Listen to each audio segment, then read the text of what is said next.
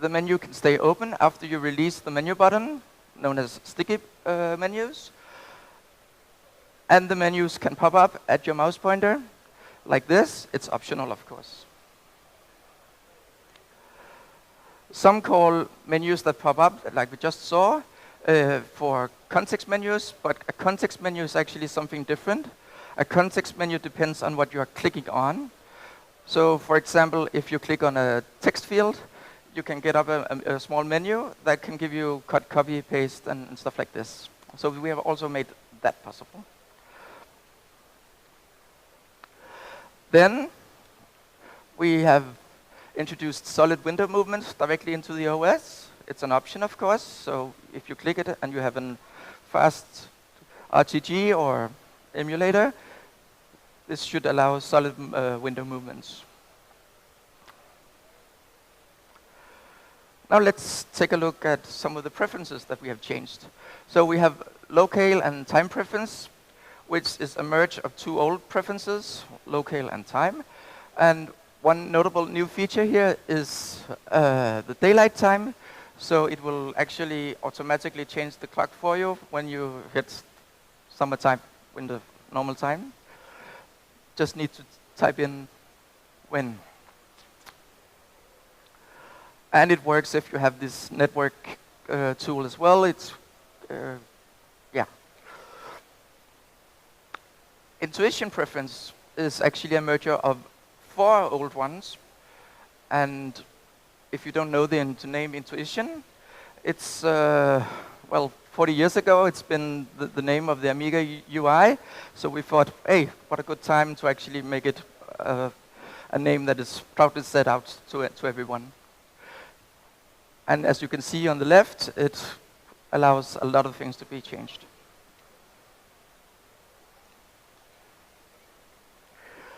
Workbench preference is also rewritten. And as you can see, it's now possible to easily configure the extra menus in Workbench. You can even specify shortcuts down here. And this includes Control, Shift, Amiga, and function keys. So you have a wide variety of ways to make shortcuts in Workbench. Also, if you see up here, title bar, this is where you configure the clock in the title bar we saw earlier. Also the title itself.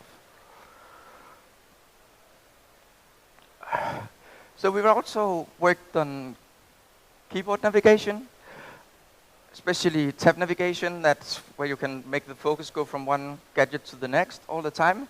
We've worked a lot on that to make it work very well. And all the newer programs in the OS actually allows this, so it's easy to use the keyboard whenever you want.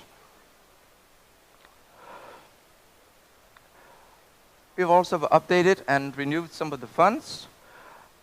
We have a new one, Helvetica Mono, which is a monospace font. So that's perfect with the new console, which needs a monospace font. And it looks similar to Helvetica. We have introduced a new Helvetica in 9-point size. It's a very small one, but sometimes you need a very small font in order for things to fit. So we have provided that as well. And the 11 and 13 points have been fine-tuned a bit. And finally, we have made a brand new, it's a third icon theme, and it's called Moonlight. And this is how it looks.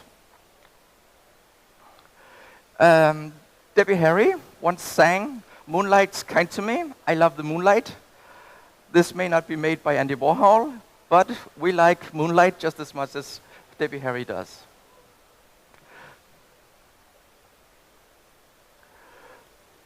So let's recap all the features. We have the Amiga guide with the headlines and the improved links. We have the screen gadgets with the clock, can be more. We have the icon assist that makes replacing icons a breeze. We have the information requester that has been refocused. We have Amiga shell, which has the scroll bars and the tabs. We have partition edit that makes partitioning super easy. We have the menu improvements, all of them. We have the solid window movement. We have new preferences that are replacing 8 of the old ones. And of course, we have a lot more that I haven't mentioned at all. So I think somewhere between 50 and 100 smaller features all over. So that was a lot of features, but we also wanted to make Amiga OS faster. And back with Amiga OS 3.2, we introduced a lot of the modern gadgets known as reaction, but the speed wasn't quite there. Well, Amiga OS 3.3 changes that. The modern gadgets are now roughly as fast as the legacy ones. For example, on a plain Amiga 500, icon edit on the 3.2 took 9 seconds to open a window. We've cut that down to 2 seconds. So from 9 seconds to 2 seconds, that is 4 times faster. So quite a lot. It's actually the best of both worlds. We have the modern GUI with the lightning fast performance of the old gadgets. Well, there you have it, Amiga OS 3.3. We've lived our dream and seen it come to life. Now it's your turn. What will you do with Amiga OS 3.3? Thank you.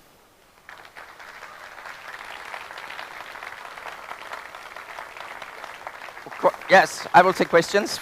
Yeah. Huh? Yes, you need new EPROMs for there will be new Kickstart, so you need new ROMs. Yes. Other questions? No? Great. Oh, yeah. When is it available? Yep, so not this year. But we are working on it. We are in the beta phase. That's why I'm presenting the features now. So we're just making sure every bug is fixed. And as soon as we're ready with that, we want to release it. So it's ready when it's ready. I don't know. First half of the year, maybe, I don't know. Last half of the year, we don't really know. But as soon as we can. Other questions? No. Net? No, there's still no network. No. Okay. Oh. Okay. Thank you then.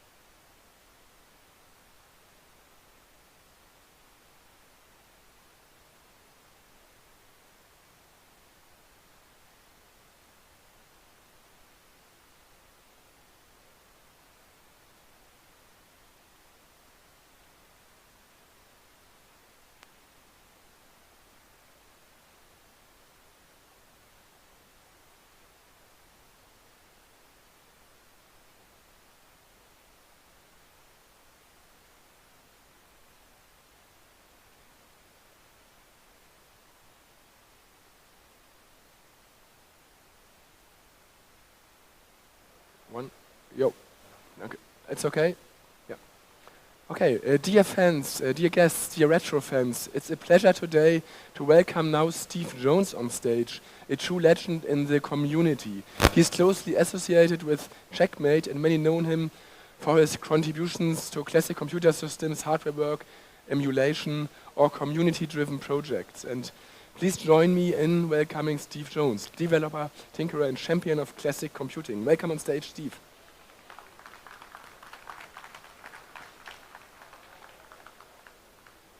Can you hear me? Oh, look at that, yeah. I suppose the legend status, let's drop that because he's sitting there. He promises he's going to heckle, which would be great. So I'm going to go through some bits that some people may already know. Some people will go, really? And then it might seem like it's a bit negative. Please don't. At the end, it gets positive. You'll understand as we go along. So obviously, I make these new monitors. There's going to be a little bit at the back about it. If it's time, I will do questions, but people know that I waffle. So if I'm waffling like I am now, tell me. Right. So thanks to RJ's company, I hide this. So I made him look a bit better looking than me and gave him a beard for some reason. So this was me during my original Amiga career. What have I got to do? So why was I thinking that? I believe I've got a disease. Okay? And I think an awful lot of people, especially developers, because we always forget the people at home that develop great products and then hope to sell it or give it away or whatever they want to do. And we all want this next one. I believed I could save the Amiga. I was naive. I was young. I honestly thought I could. Now, I'm going to show you some bits why I think and bits that some people may know. I love the German. This is going to sound like sucking up, but I mean it. This product, Germans bought this. In fact, one of the few countries that bought this product was Germany. In my home country, I think we sold about 6. Anyway, so what I'm going to, because I'll often go on, just as a plug for David's book, my story is in this book. So if you're interested, you want to read a bit more about it, or you got the book, have a look, and it explains it. So just go for that. Also, I suppose one thing I was going to do was put a timer. So if I do waffle, just have a quick look at the time. I don't want to overrun. If you have questions at the end, let me know, because I'll have a little bit at the end. So yeah, my story with AROS. How many people here know what AROS is? Can you put your hand up, please? Okay, yes, not bad, that's good. How many people use AROS? Good, well done, RJ. Yeah. Right, so my story.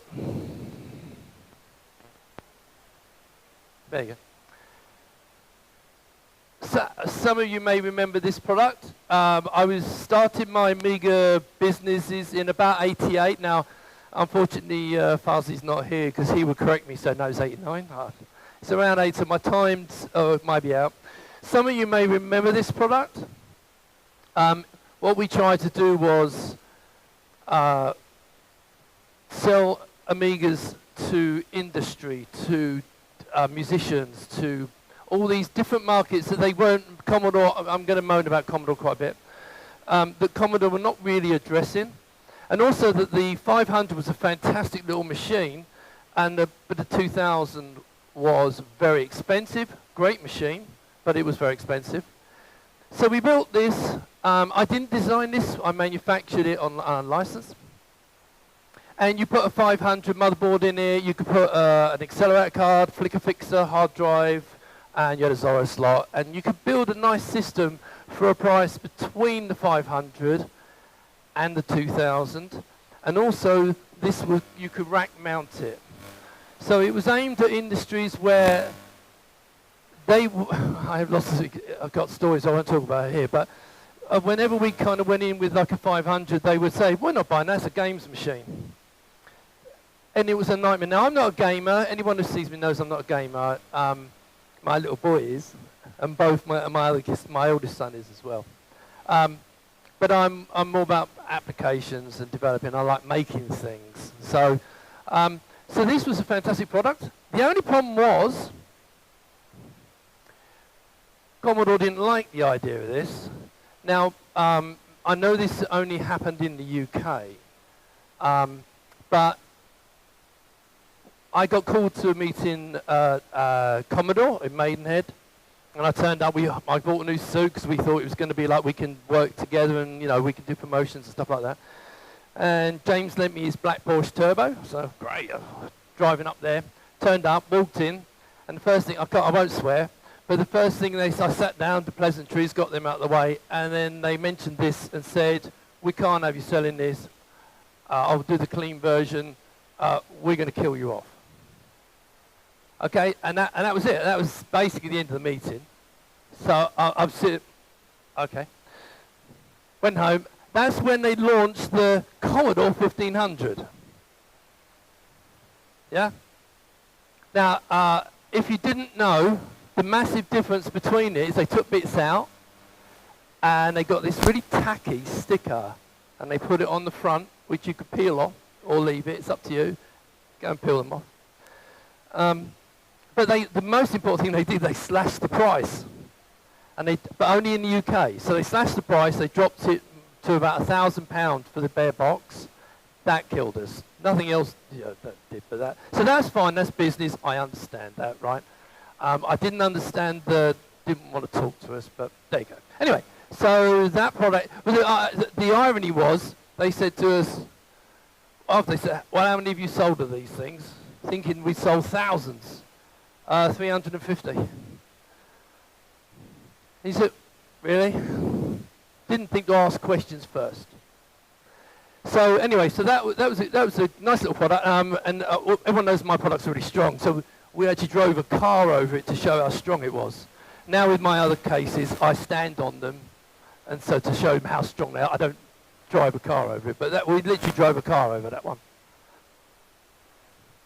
So after that, what we did, and I don't know if we were the first, because I know what Germans are like, they probably did this maybe before us, but we developed this board, and it was going in a high-Q tower, and it had the Zorro slots, it had ISA slots, it had a proper video slot, and it had a CPU slot.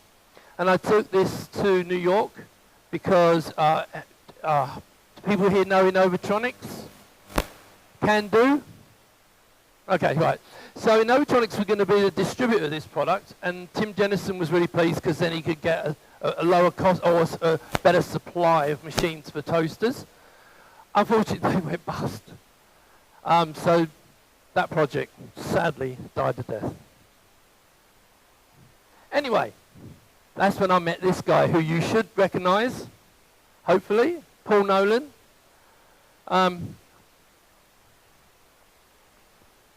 He developed Photogenics, which is an absolutely amazing product. I had this concept that I wanted to do called the Siamese system. Now, the Siamese system name is a terrible name now, but this was a long way back, so forgive me on the name. But I needed to, let me show you. Right, so this is the Siamese system. Now, someone's just bought one of these. Okay, so this was a product. You got your Amiga, and you plugged it into a PC. Now, my thinking was at the time, this is not hindsight, but people might say it's hindsight. I knew everything was going to go Intel, and everything was going to go Micro. When Windows 95 came out, that was game over. I knew that, it was going to take over. So I wanted to get our systems on to at least get there, so that over time, we can maybe port to have a faster CPU. That was my plan there. So, I developed this product. I didn't do the software, but we did the hardware. And it was basically, let's show this picture first. So you can see it was basically a switcher you put in the PC. You connected the video from the PC or the Amiga into it. And then on software that Paul wrote, it would switch, with the Amiga M, it would switch between Windows and the Amiga, backwards and forwards. But it also, when you connected it with a parallel or an Ethernet, it would share all the PC drives with the Amiga. You could use all the devices. And let's get to the next slide. Now, this is when it got really interesting. And so a lot of people, I think, know this. This thing. So this was Siamese RTG. And so what it was remote desktop or terminal services a long time before Microsoft made it. Now, I'm not sure about if VMware was out before, but I think it was the first. Now, this is the first fatal flaw here, which I'll tell. As you can see, every single screen appeared in a window on Windows. So we got all the acceleration from the Windows machine powering the Amiga. We also hooked in the AHI into the sound card on the PC. And we used the PC as sometimes like a dumb slave, but you could do both. Now, I don't show on there the Macs. I'll come to the Mac, but one of the Windows could have been the Mac emulators. That was another thing we did on it, accelerated it. This was an amazing product. Even over serial, it was as fast as most of your cards, like on a Zorro 2. Unless you're sending data, a picture, that would take a bit longer. As soon as we went to Ethernet, this thing absolutely flew. So this could have, we didn't really have it. We did have the internet because I was advertising, but we didn't really have that interconnection then. But this is, now my mistake that I made, which I didn't think of, was what I should have done is, as well as this, is done it the other way around. So because we could have made the first remote desktop client. All I was thinking about was Amiga. This is the one thing that, even though I didn't write the software, Paul's an absolute genius, and I believe he still works at Google. I'm really proud. Now, sadly, after this thing fell up in a minute, we don't talk anymore, which is quite a shame, because he moved there. So that's the product that I think was very important for this reason. I met this guy. I don't know his name, but this is Mick Tinker from England. He ran a company called Index Information, and he developed custom Amigas to go into point of sale. And we met in, I think it was Cologne, I won't say a date, mid-90s, something like that. And he opened the bag up, and he said, look what I got. And as soon as I spotted the 6840, get it out quick, because I saw the PCI slot, a 6840, custom chips. So, between us, the plan was to build this. Now, nowadays, you don't need to. You can virtual machine all this stuff. But back then, you had to do it with hardware.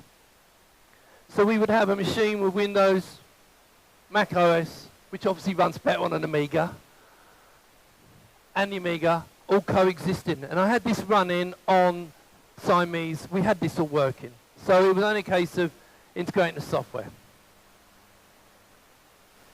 Then this happened. Gateway bought out. We got tickets sent to us. We flew to South Dakota. They took us to a nice bar with young ladies in it. I'm not sure why you do that to the first business meeting, but we went to Gateway and we had discussions, because what they wanted to do was they wanted to ship a Windows, their high-end Windows that was compatible with Mac OS at the same time. And the way you do it is you do it with Amiga software. And in my mind, because I wasn't completely stupid, I saw the Amiga being a Trojan horse. So now we come to the, I'm not a legal expert. So we had a letter of intent and a $50,000 check, which we split between the two companies and shared out. Now, I thought a letter of intent was more or less a contract, but I've since learned it's not. Anyway, we went off and started to develop it. Now, unfortunately, the sad thing is Mick never delivered the board to us. We had the software, he was waiting for it. You know, there's reasons and reasons. And it turned out that he didn't think my company was big enough to handle this. I don't know. But anyway, so at a certain point, they pulled the plug. That was it, killed that project. And basically, at that point, I'm not going to go into that. But let's just say I'm now remarried, all right, which I'll come to. So back to this guy. Yes, it was not a good few years. mainly because we stupidly, because I thought the letter of intent was a contract, I believed it was serious. We even celebrated we were going to finally done it, and we all went out. Anyway.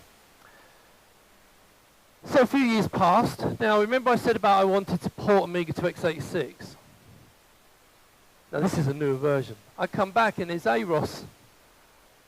And I saw this thing with AROS, and it's a complete open source, redevelopment, compatible Amiga OS 3.1 on x86, and ARM, and PowerPC, etc., etc. Right? It's an interesting point. That's the main point. So, I want to be a YouTube star. Good luck. So I started making a few little videos of AROS. So I've got a whole load of AROS videos going right from the beginning, all the way down. And I funded the high definition audio system. I funded GMA graphics drivers. I funded a few bits and pieces, partly so that we could build hardware around that, and partly so the community can get it. Thanks to Michael Schulz, who is here, absolute legend. Not everyone knows him, but you really should, because he's up there with the gods. Another guy gets no mention. I can't pronounce his name. His handle is Deadwood. Anyone who knows AROS will know who Deadwood is. But Christoph, I'm not going to pronounce his surname, I'll get it wrong. And a load of others who do tons of work on AROS to make it what it is. And what it is basically is Intel-based with OpenGL, really powerful 3D engine, the beginnings of multi-core support. It's got everything in it. It's just absolutely, and you can go in and play with it, do what you like, etc., etc. So I think AROS is the business. Anyway, so I did them over a few years. Then I met,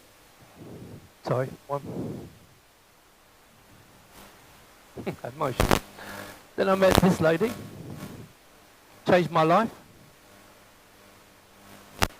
So, and, oh, hang on, no, sorry. I hope they're ready for this. This little lad came along. Sound. No sound. Where's the sound? You need the sound for this. Because this lot will like this. We got sound? Oh, really? Okay, so basically what he's shouting out in his 2-year-old voice is, Amiga, yay! Where's the sound? Okay, it might be me. Okay, so come over and see me. He's literally like that. He's, and I didn't train him honest. No. Yeah, I mean, I can hear it here. I can hear it here. That's a shame, because I thought everyone would love that. Oh, well, if we can get it, we'll play it back later on. Yeah, I've got the sound on. It's coming out here. Look. Yeah, no, yeah, okay. Maximum. Don't worry about it. Don't worry about it. It's a shame, because I thought everyone would like that.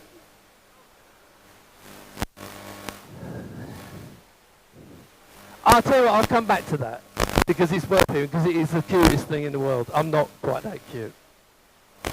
Right, so.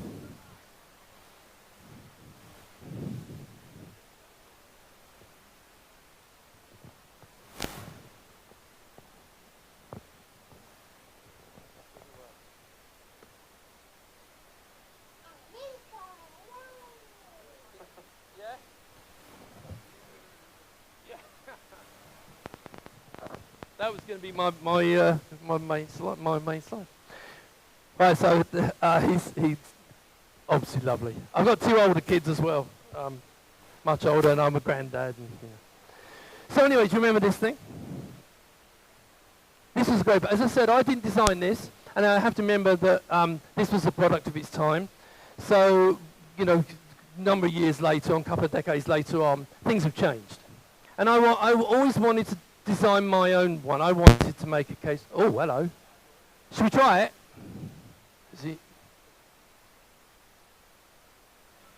No, don't worry. It's all right, don't worry. So I always actually wanted to design my own case. You know, we all do. Now, I base it on my favourite computer in the world, and it was based on the 3000. The idea of this was, because everything's changed, I wanted to make it look better. Not the other one was ugly, but I wanted to make it look better. But of course, I wanted to be able to support Amiga. I put an Amiga 500 in it, put a 1200, 600, mini ITX, micro ATX. All these machines you could put in there. We had graphics cards. I built a VR rig out of it, and it can handle most things. I also did a mini, just to do a small one, but that was mini ITX only. Now, I probably shouldn't put this word up here because I'm not allowed to use it. This logo, the idea of this was, I developed with a gentleman called Dimitri, who wrote Amy Berry. And we worked together to create this hybrid between Linux and Amiga. The idea was that your emulator would run full screen. Linux would be underneath it. It was only an option. It wasn't like the final solution, anything like that. It was just so that it would be a good solution to use. And between us, we got the whole, well, he wrote it all. I always say we.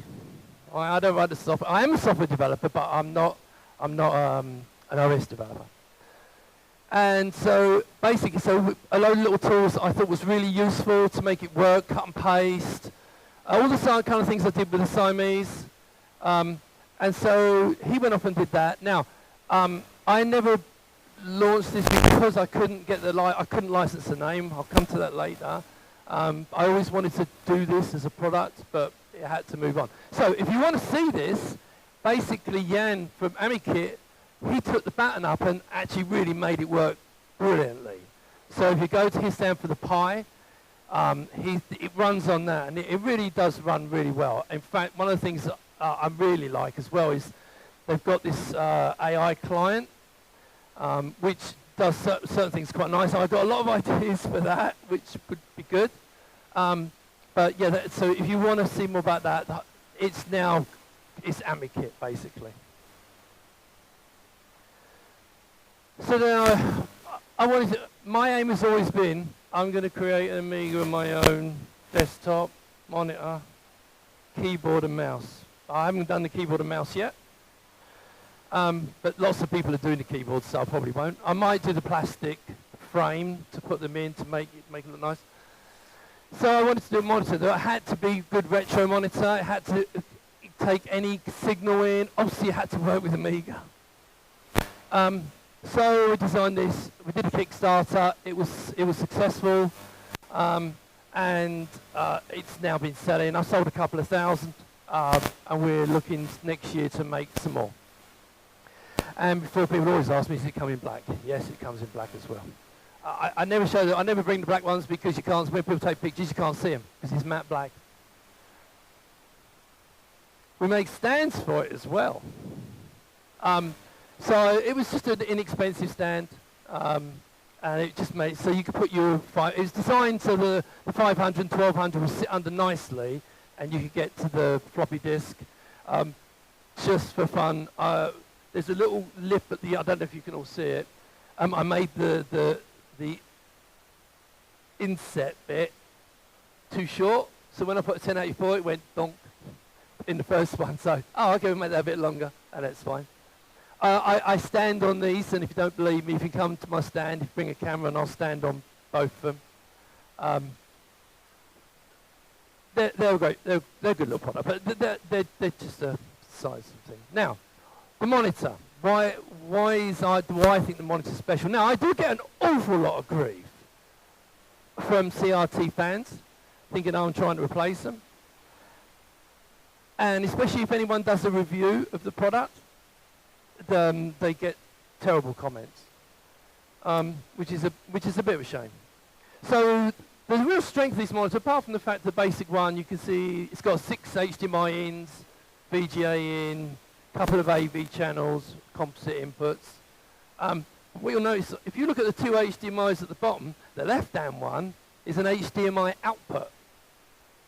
So whatever's on the screen, you can plug into a streaming device or record, etc., etc., no matter what you plug into it. So you can now if you can, I assume you can all see the slots. So the slots were the idea then were expansion.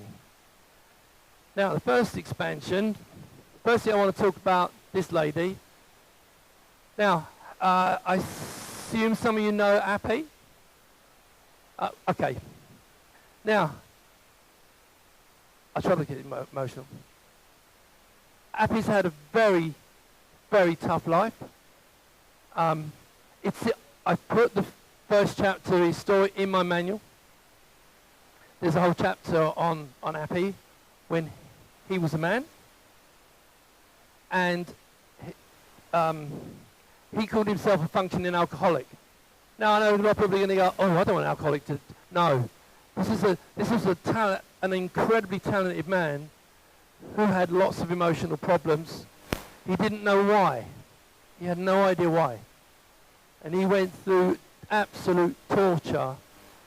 The Monitor project, I like to think, gave him something to aspire to, and also he developed, this product would not be anything like it is. It was going to be a couple of boards, oh, I'm running time, a couple of boards, etc., and with cables connected. He came up with the backplane. I like my boards black, and he said, no, don't do the black, we can't see it. No, tough, it's got to look good. So she transitioned. I didn't mention the fact he nearly died. Because of his alcoholism, his liver gave up. He was in hospital for a month. We thought we were going to lose him. Now, I know this sounds callous. This is not meant to be callous. He'd finished everything before. Okay? So once that he didn't have that stress of not finishing it. So sorry. I'm still struggling with this. Okay, forgive me if I... So she's come along, she's now transitioned, and over the last 2 or 3 months, it's changed. Happy, it lives up to her nickname. She's now reworking well, so wait for the stuff we're going to make soon. Anyway, so here's the scaler. So you plug that in, it gives you SCART, component, S-video, it gives you, basically RF, it gives you every input you can think of. We have a Mr. fitting kit, so you can put a Mr. in. And we have a Pi fitting kit. I'm stepping through now a bit quicker because I can see the time. We also have this thing which I'm working on. I want to make, most of you I may not know what Pandora is. Pandora is an arcade board with an ARM CPU, so you can turn it into an arcade machine. Hopefully going to do that. I'd like to sell it for like 100 quid, you know, nice cheap board. But this is my favourite. This is the, right, this is my favourite. So this is based on Minimig, redesigned by Appy. I call it is trademarked to Amiga because I can't use Amiga. And this is the one where that's basically an Amiga 500 Plus with ECS, some RAM. Unless you do that. And you put a PyStorm on it. Yeah? Now, the reason you haven't seen much of this is because I've been waiting for Claude to do Frame Thrower. And I found out he's finished the ECS version. So they're going to have that on there. So this thing is going to be a beast. And we will brand the monitor Amiga. Okay? So that's coming soon. Yeah, video capture. Remember there's you can output. Bag. That. Right, the future. I've got about a minute. Right, so my message here, one little message, right? Remember what I said about I believed I could save the Amiga? I think all these developers out there think they can individually save the Amiga. We can't. We have to work together. If everyone works together, share stuff, don't be precious about your bits. We have to get together and work together. Otherwise, we ain't going nowhere. Like although to be fair, the community has kept this thing alive and expanded and done more than anyone else ever could have. And we're not doing them justice. So, you all know I'm a big AROS fan. So I'm going to make this little pledge. Anyone in the AROS community that wants to work, I have got a little bit of money now, not a lot, I'm not rich, you know. I've got a little bit of money, so if you want to develop things, I want to port. Also want to look at potentially risk 5 and decide what's going to be a good way to go and then improve everything. Just keep improving everything and make AROS hopefully what it should be. One more thing. I'd like to call, I've been talking to the powers that be for years about this, but I want AROS to be able to use Amiga Research Operating System. That's what I want. Now, as I said, I've been doing this privately. I'm sick of doing it privately. AROS deserves that name. It's not affecting anyone else. Anyway. Anyway, while I'm waiting for all that, I'm going to go and play my motorbikes. All right, any questions? We ain't got much time. Thank you. Don't you get me going.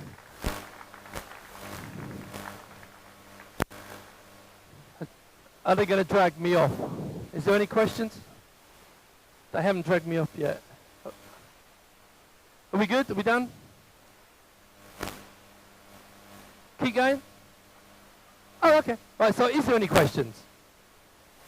No one's going to be brave enough to... See, this is why I should have called Fancy. He would have asked me a question. Why did you say that date? You know you're wrong. Right, if no one's going to ask a question, then I will call it a day. Okay. No, no. Anyone? Going once? Come on. You must have one, RJ. Ah, they're all too shy. You don't want no one here to tell me that's not on a CRT, no? Okay. Oh, I just want to make one young lad, while I'm still on, one young lad. He was here yesterday. I don't know if he's here today. Lovely little lad. He came to the last show. And he came to my monitor and he said, I want you to know I can't buy your monitor. I said, what? Okay. He said, why? It's garbage. Okay. Why is it garbage?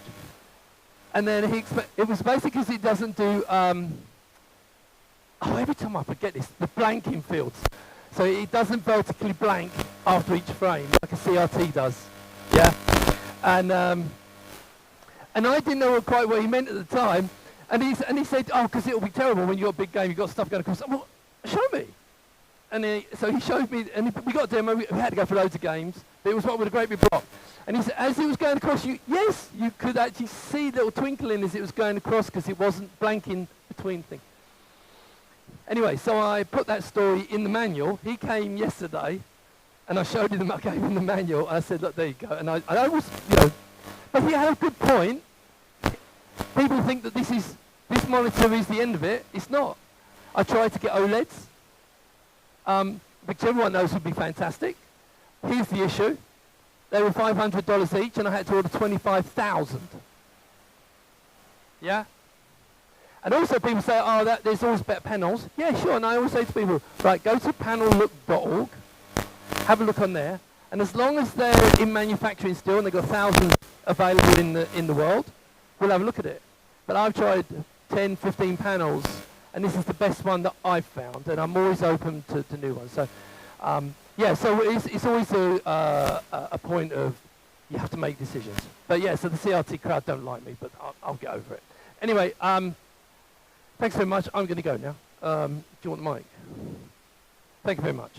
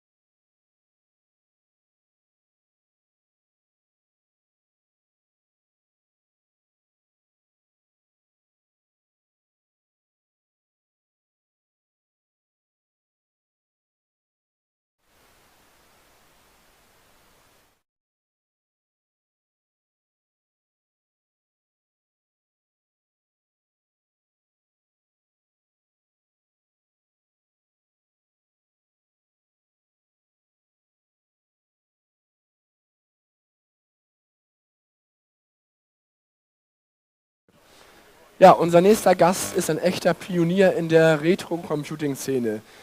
Ja, Jens Schönfeld, Gründer von Individual Computers, besser bekannt als Alcom. Und er ist verantwortlich für legendäre Projekte wie C64 Reloaded, ACA-Beschleunigerkarten für den Amiga, die P96-Grafikkartentreiber und viele weitere Innovationen, die unsere Klassiker schneller, moderner und langlebiger machen. Und seit Jahrzehnten steht er für Qualität, Präzision und Leidenschaft für Commodore- und Amiga-Systeme. Bitte begrüßt mit einem kräftigen Applaus Jens Schönfeld. Hallo. Hallo Jens. Du hast Individual Computers 1994 gegründet. Was hat dich damals dazu bewogen, Hardware für diese Retro-Dinger zu entwickeln, nach 30 Jahren? Ich habe ja 1994 die Firma gegründet, richtig. Allerdings bin ich da ja noch nicht mit eigenen Produkten auf dem Markt gewesen. Ich habe damals eine Auftragsarbeit gemacht für ein Spieleentwicklerteam, was auf dem Amiga was gemacht hat. Die haben halt gesagt, naja, wie bezahlen wir dich denn? Kannst du uns eine Rechnung schreiben? Ja, dann habe ich mich informiert, wie geht denn das überhaupt? Und dann hieß es, ja, Sie müssen ein Gewerbe anmelden. Na, und das habe ich dann einfach nie abgemeldet. Na gut, das hat dann ja ganz schön lange funktioniert. Und diese Retro-Geschichte ist ja eine Art Nischenbranche und es geht da ja nicht nur ums Geld und eher an den Spaß an der Sache, an Herausforderungen. Warum motivierst du dich immer wieder, so viel Zeit und Energie in diese klassischen Computer zu stecken? Also anfangs ist es so gewesen, dass ich Produkte entwickelt habe, die ich im Wesentlichen für mich selbst haben wollte. Das habe ich parallel einfach zum Studium gemacht und mir fehlte halt eine ISDN-Karte für den Amiga. Mir fehlte ein serieller Port und das allererste Projekt das war schon so ein bisschen spieleorientiert. Die Graffiti-Grafikkarte, vielleicht erinnerst du dich daran, das war wirklich das allererste kommerzielle Projekt, was rausgekommen ist. Und da hatte ich einfach die Motivation, ich möchte, dass mein Amiga ein bisschen mehr kann. Und die ganze Architektur, so wie der Amiga gebaut ist, offene Systemarchitektur hieß es damals immer, die hat das einfach möglich gemacht. Und das ist bis heute so, dass man über diese Mechanismen Funktionalitäten hinzufügen kann, die sich bei der Geburt des Amiga wahrscheinlich niemand gedacht hat. Ja, das heißt, du bist sozusagen ein Problemlöser von Dingen, die damals nicht gelöst werden konnten. Ja, wahrscheinlich wäre es damals schon möglich gewesen, wenn man etwas tiefer in die Tasche gegriffen hätte. Der Amiga ist ja immer auch ein System gewesen, was sich wirklich jedermann leisten kann. Ich meine, natürlich ist ein Amiga 500, ich glaube, der hatte einen Einführungspreis von 1300 Mark oder so, ja.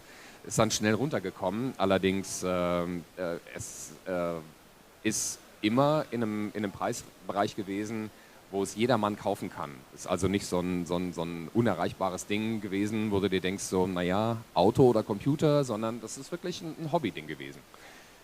Wieso warst du überhaupt in der Lage, technisch sowas hinzubekommen? Woher hattest du die Skills? Ich bin Autodidakt. Ich habe mich immer für irgendwelche Techniksachen interessiert. Ich habe als Kind viel mit Fischertechnik und Elektronikzeug gemacht und habe mir das selbst beigebracht. Und ich habe dann später Elektrotechnik studiert. Ich muss dazu sagen, ohne Abschluss. Also ich darf mich technisch noch nicht mal Ingenieur nennen, obwohl ich Ingenieurdinge mache. Das kümmert aber glücklicherweise niemanden. Und die Lösungen, die ich mache, die sind offensichtlich auch technisch so, dass sie am Markt standhalten. Und dass auch die Technikabteilung einer Produkthaftpflichtversicherung sagt, ist in Ordnung, da geben wir unser Siegel für. Ja, eines der bekanntesten Projekte von dir am Anfang war das C64 Reloaded, diese neue Mainboard-Geschichte. Das ist kein kleines Projekt. Was für technische Herausforderungen gab es da, von der Idee bis zur Fertigstellung? Der erste C64 Reloaded ist im Prinzip wirklich ein Nachbau des originalen Mainboards gewesen. Da habe ich so gut wie keine Änderungen gemacht. Insofern ist da nur überschaubare Arbeit drin gewesen. Im C64 Reloaded MK2 ist sehr viel mehr Arbeit gewesen, weil ich vollständig von den Stückzahlen überrannt worden bin, die da möglich gewesen wären. Der C64 Reloaded MK1 hat wirklich Schwächen unseres Shop-Systems gezeigt. Das war nicht in der Lage, so viele Bestellungen anzunehmen. Deswegen mussten wir das so in kleinen Wellen machen damals. Und diese Stückzahlen, die da möglich waren, die haben mich dann dazu gezwungen, moderne Bauteile einzusetzen. Wie gesagt, der MK1 war nur ein Nachbau des Originalschaltplans mit einigen Änderungen, die Chip-Bugs lösen. Jetzt geht ein bisschen tief, das jetzt zu erklären. Der VSC-Bug, VST, ich habe es noch nicht mal im Kopf, wie es heißt. Und der MK2, den haben wir dann in größeren Stückzahlen hergestellt und da war das Problem, dass wir allein die Speicheranbindung anders machen müssen. Und das waren dann schon ein paar Monate mehr Arbeit. Die technische Herausforderung an der Stelle ist immer noch vergleichsweise gering. Wenn ich fürchte, dass deine nächste Frage der Amiga Reloaded ist, beziehungsweise A1200 Reloaded. Da ist die Herausforderung halt wesentlich größer. Ja, nimmst du die Fragen ja weg, dann kannst du gleich weitermachen. Was waren da denn zum Beispiel die Probleme? Keine unlösbaren Probleme, sondern es ist einfach die schiere Masse an Entwicklung, die da zu machen ist. Und was ich dann angekündigt hatte, vor 10 Jahren mittlerweile, das ist alles lösbar. Allerdings, wenn ich das alles nur in einem Mainboard gelöst hätte, dann hätte das viele Jahre gedauert und hätte wahrscheinlich zum Konkurs der Firma geführt. Und deswegen haben wir diese Entwicklungen relativ kleinschrittig gemacht. Dazu gehört natürlich ein HDMI-Ausgang. Das haben wir entwickelt in Form von Indivision AGA MK3. Und weil das Ziel sollte ja sein, dass so ein A1200 Reloaded eben nicht irgendwo im Man Cave, im Dungeon steht, sondern im Wohnzimmer. Und im Wohnzimmer steht heutzutage ein HDMI-Fernseher. Und über HDMI kommt eben nicht nur Bild, sondern auch Ton. Das war schon ein großer Brocken Entwicklung. Und wenn ich nur das nehme, das habe ich in ein Produkt gepackt, in Indivision AGA MK3, was sich sehr gut verkauft, schon seit einigen Jahren. Und das wirft dann auch schon Geld ab und finanziert weitere Entwicklung für andere Dinge. Netzwerk soll drauf, das eigentliche Netzteil, die Stromversorgung, hatte ich damals angekündigt, wird ein einfacher 12-Volt-Stecker. Und da haben wir dann weitergemacht mit einer Netzteilentwicklung für die alten Rechner, die dann allerdings wirklich alles anspricht, alle Eventualitäten abdeckt, die da passieren können. Und auch das gibt es als Produkt, die CA-PSU. Und so geht das dann weiter. All diese Features, die ich angekündigt habe, die habe ich erstmal als einzelne Produkte entwickelt, damit sie für sich gesehen ein bisschen Geld abwerfen können, damit ein bisschen was von der Entwicklung reinkommt. Und so machen wir weiter. Und der A1200 Reloaded ist nicht weit davon entfernt, dass wir ernsthaft damit beginnen können, wirklich Boards zu bauen und in die Phase zu gehen, wo wir dann sagen, so ist das jetzt das Ding, was wir in Masse verkaufen können. Innovative Produkte wie zum Beispiel das Turbo Chamäleon und ähnliche Sachen basieren auf FPGA-Technik. Wie bewertest du die Bedeutung von FPGA-Technik im Retro-Bereich? Sehr hoch, denn wir haben die Commodore Legacy ist ja, dass sie ihre eigenen Chips herstellen konnten, dass sie ihre eigene Chipfab hatten und dass die Ingenieure sehr eng miteinander vernetzt waren. Das ist ein Level an Vernetzung, was heutzutage sehr ungewöhnlich ist in Firmen. Es gibt es bei den ganz Großen, bei Nvidia und bei Tesla, da sprechen tatsächlich die eigentlichen Entwickler, die Chip-Entwickler mit denen, die dann später die Chips benutzen. Das ist allerdings ungewöhnlich gewesen damals. Und bei Commodore ist es wirklich so gewesen, dass jemand, der den Chip entwickelt hat, später auch mit einem Programmierer reden konnte und umgekehrt. Und deswegen haben diese Chips nicht nur so eine Magie, sondern eben auch eine Funktionalität, die für damals wirklich was Besonderes war. Das ging weit über das hinaus, was man glaubte, was möglich ist. Jetzt ist es aber so, dass die Chips, die damals entwickelt worden sind, die sind nicht mehr herzustellen auf heutigen Maschinen. Und die einzige Möglichkeit, wie wir die Funktionalität Zyklus für Zyklus nachbilden können, ist ein FPGA. Und viele meiner Produkte sind eben FPGA-basiert. Ich habe gerade von Indivision AGA MK3 geredet, da ist ein dicker FPGA drauf. Die neue große Turbokarte, die 40er, 60er Turbokarte, da ist ein FPGA drauf. Auch der kleine Flickerfixer, Indivision ECS V4, den wir jetzt hier sogar mit RTG-Grafik zeigen, ebenfalls ein FPGA drauf. Das heißt, es ist nicht auf das Chamäleon beschränkt. Viele Dinge, die du produzierst, werden ja in Kleinstserien entwickelt, teilweise nur ein paar hundert Stück. Wie kannst du sicherstellen, dass sich so eine Entwicklung, wie erwähnt, für eigentlich eine Nischenszene sich überhaupt lohnt? Ist das nicht immer ein sehr hohes wirtschaftliches Risiko? Ja, das ist es. Und wir haben gerade die Steuererklärungen 23 und 24 abgegeben. Das waren mal wieder Verlustjahre. Also Leute, kauft ein paar mehr ICOM-Produkte.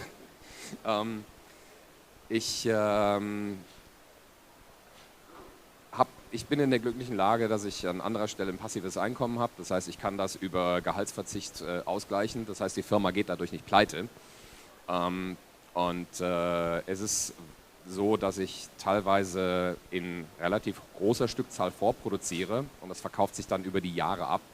Und das ist leider wirklich über die letzten 20 Jahre komplett nicht vorhersehbar gewesen. Manchmal ist es so, dass ich vollkommen überrannt werde von Bestellungen. Manchmal ist es so, dass ich mir denke so, die Gummiwoche fängt irgendwie schon Mitte des Monats an. Kennst du den Begriff Gummiwoche? Ja, das zieht sich vielleicht müssen wir es erklären. Ich weiß nicht, vielleicht ist das was Lokales. Die Gummiwoche zieht sich wie Gummi. Das ist die letzte Woche des Monats, wenn am Ende des Geldes noch so viel Monat übrig ist. Ja, es gibt ja viele rechtliche Dinge auch zu beachten. Markenrechte, Lizenzen für Software, viele Dinge. Und du musst ja auch bei einigen Sachen Lizenzen verlängern, darauf achten, dass du es weiter nutzen kannst. Wie ist das im Augenblick da? Ich meine, Commodore ist inzwischen ja auch wieder verkauft worden. Die Geschichte dürfte bekannt sein. Wie ist diese ganze rechtliche Geschichte für dich zu bewerten? Ist das eher ein Hindernis? Ist das alles geklärt? Siehst du da Probleme in der Zukunft? Wie ist da dein Überblick? Da haben wir im Prinzip zwei große Bereiche. Da gibt es eben den 8-Bit-Bereich, den Commodore 64-Teil. Der ist meiner Meinung nach geklärt. Da gibt es zwar jemanden, der behauptet, der besitzt das, aber der kann es nicht belegen und kommt mit neuen Geschichten, wo er es denn dann mal gekauft hat. Und wenn man dann ein bisschen tiefer gräbt, dann weiß man ja, derjenige, der das angeblich verkauft hat, der hatte es selber nicht. Insofern ist mit diesem ganzen Gehampel, was es da gab, ist damit belegt, im C64-Bereich das Kernel, Basic und das Character-ROM, das ist im Public Domain. Da gibt es niemanden, der da noch Rechte dran hat oder irgendwas dran nachweisen kann.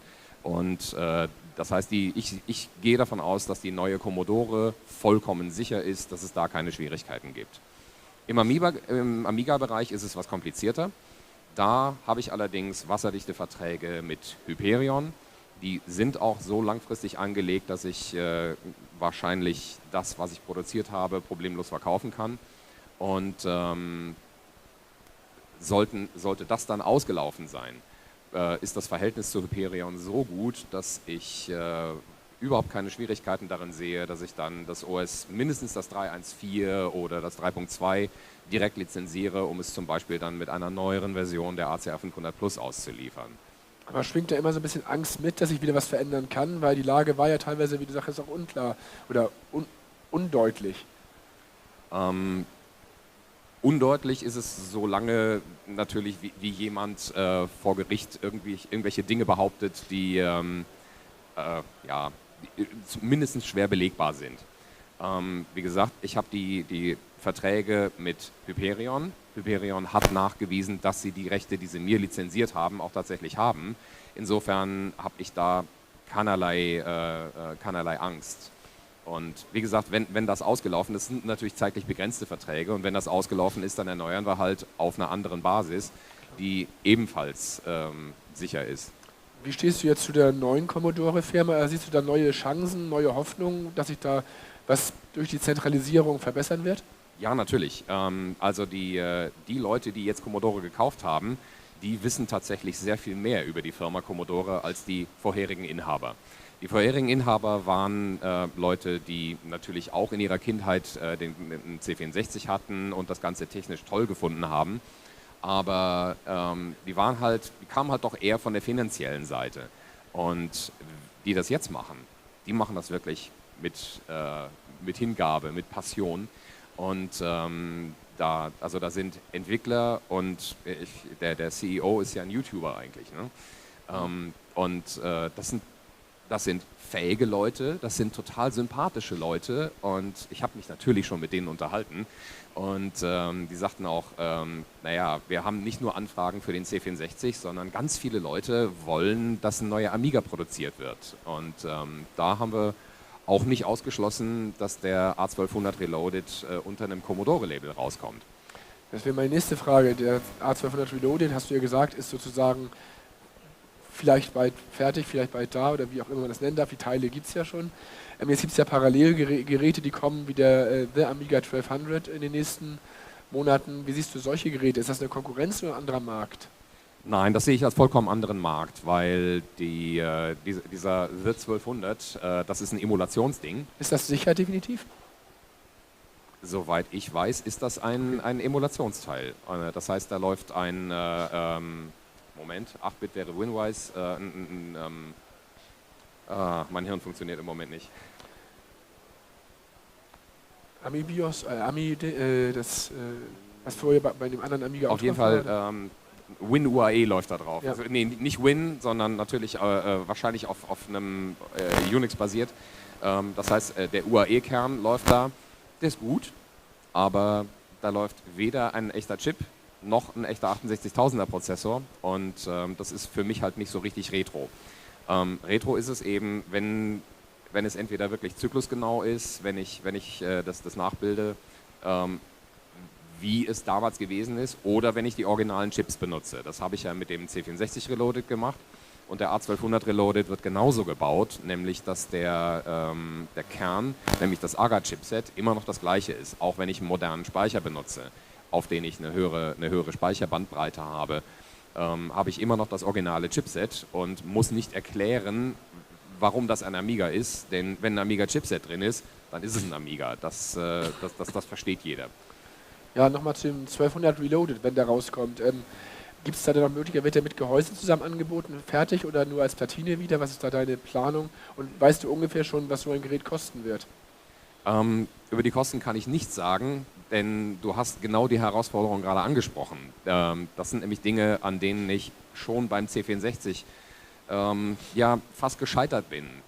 Ich habe zwar das C64-Gehäuse, ich habe ja die originalen Spritzgussformen kaufen können, die Commodore damals für den C64C benutzt hat.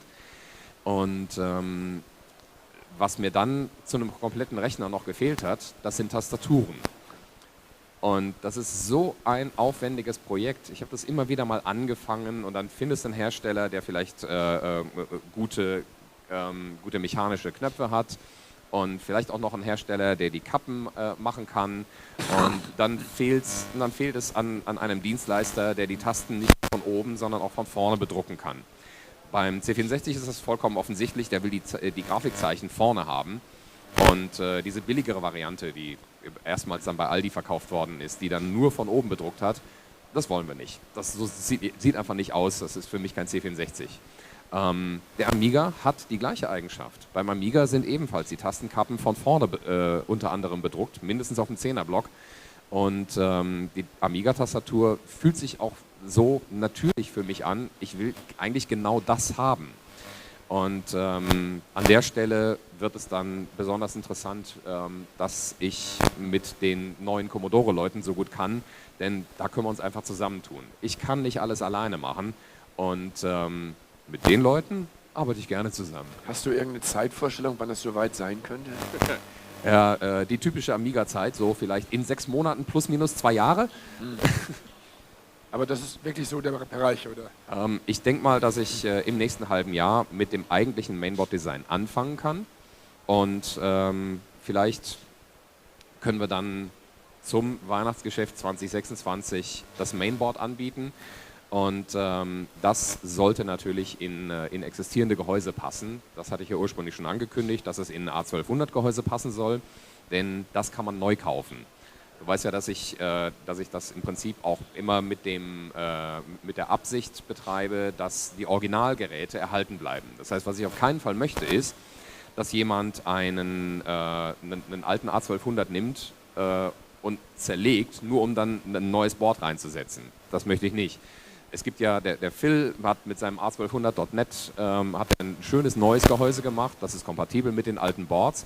Da kann ich dann sagen, ist in Ordnung, da können wir so ein Board reinmachen, kein Problem. Und wenn es dann an größere Stückzahlen geht, dann würde ich allerdings schon sagen, dass ich einen anderen Formfaktor mache, ein Mini-ITX oder sowas, was halt heutzutage in Massen verfügbaren Gehäusen da ist und was dann auch einen Formfaktor hat, der ins Wohnzimmer passt. Ja. Das ist das wichtigste Projekt jetzt für dich für die nächsten Monate oder hast du schon wieder weitere Sachen im Kopf oder in der Planung, die auch noch kommen sollen oder kommen müssen, nach deiner Meinung? Ich habe im Moment wieder eine Auftragsarbeit angenommen, das heißt, Amiga-Sachen schlafen noch ein bisschen. Wir arbeiten weiter an der 1240, 1260, wir arbeiten weiter an den Flickerfixern. Das nächste Projekt, was gerade in Produktion gegangen ist, ist die Stromversorgung, das Netzteil für den C64, beziehungsweise auch für die 1541.2. Aber ja, das wichtigste Projekt an der Front ist auf jeden Fall der A1200 Reloaded. Was wir allerdings weitermachen werden, ist die RTG-Grafik, die wir für Indivision ECS V4 entwickelt haben. Haben wir, glaube ich, noch nicht so viel drüber gesprochen. Was ich jetzt gerade am Stand zeige, das ist ein Amiga 500. Da ist ein Flickerfixer Indivision ECS V4 drin. Der hat allerdings zusätzlich zu der Funktionalität Flickerfixer noch das Attribut Grafikkarte bekommen. RTG steht für Retargetable Graphics. Das heißt, ich kann auf einem Amiga 500 mit diesem sehr preiswerten Ding, knapp über 130 €, kann ich eine Workbench in 1280 x 1024 Pixeln bei 16 Millionen Farben zeigen. Nein, nicht 16 Millionen, entschuldige, 16 Bit sind 65.000 Farben. Und den Kern, den benutzen wir natürlich auch, also da ist ein Blitter drin, das fühlt sich richtig schnell an. Und den Kern benutzen wir auch für das RTG-Modul, das für die 1240, 1260 kommt, was dann natürlich nochmal wesentlich schneller ist, weil einfach der Speicherzugriff von der schnellen Turbokarte zur Grafikkarte wesentlich schneller ist.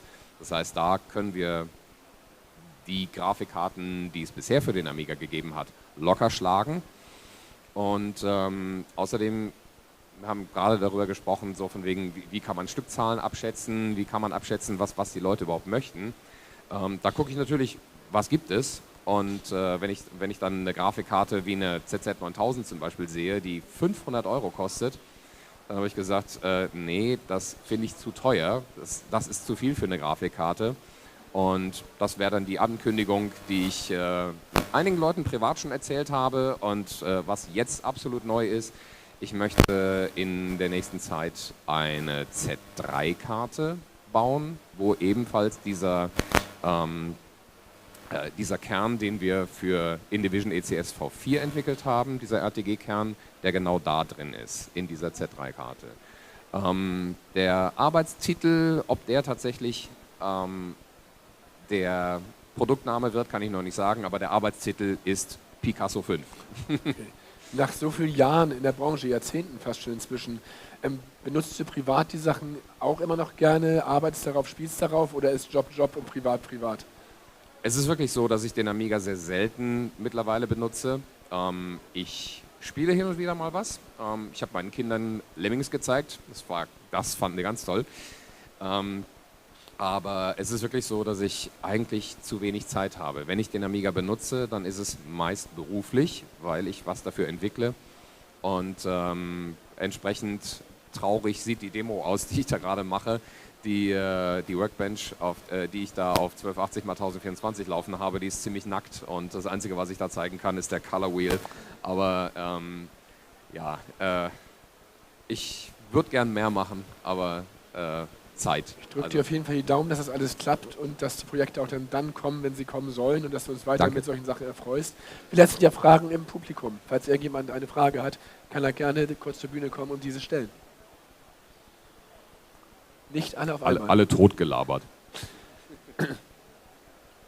Seid ihr wunschlos glücklich?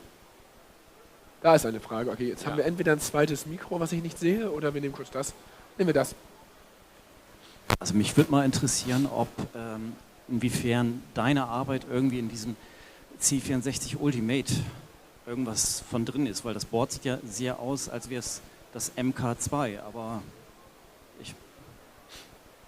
Nein, der C64 Ultimate, der ist wirklich vom Gideon Schweitzer. Von mir ist da gar keine Technik drin. Ich weiß allerdings, dass ich es beeinflusst habe. Als ich nämlich die Spezifikationen vom C64 Reloaded MK2 veröffentlicht habe, mit den 2 SID-Sockeln, haben sich seine Spezifikationen auch verändert. Dann hat er den zweiten SID-Sockel auch mit aufgenommen. Und ich glaube, in einer späteren Version hat er auch das Feature aufgenommen, dass die Chips automatisch erkannt werden.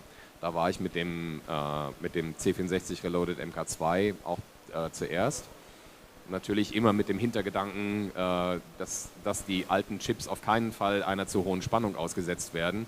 Ich möchte nicht wissen, wie viele SIDs oder VIC-Chips gestorben sind, weil die Jumperstellung auf dem MK1 falsch gewesen sind. Deswegen, der MK2 ist komplett jumperlos. Und auch dieses Jumperlos, das hat der Gideon übernommen. Gideon ist ein guter Entwickler, aber also ich habe auch keine Probleme damit, wenn jemand diese Ideen übernimmt, weil das Ziel ist ja nicht alles meins, sondern das Ziel ist, dass unsere alten Geräte, die alten Chips, dass sie erhalten bleiben. Deswegen finde ich das sehr gut, dass er diese Ideen übernommen hat. Weitere Fragen von euch? Wir schauen mal. Ja, wenn keiner mehr Fragen hat, dann bedanken wir uns bei Jens mit einem kräftigen Applaus und wie gesagt, hoffen, dass alle Wünsche in Erfüllung gehen. Vielen Dank. Danke.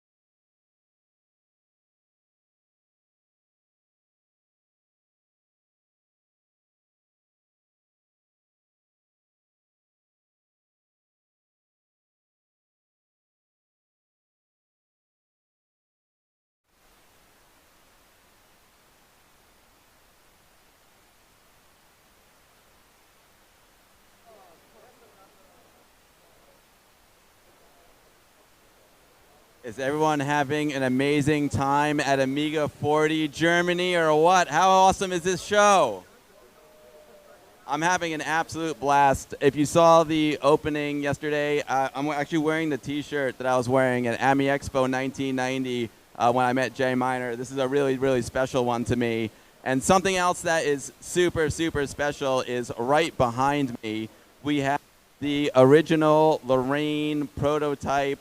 We've got the breadboards that Mr. Dale Luck brought all the way over from California. It's the first time they've ever been in Europe. These are absolute treasures.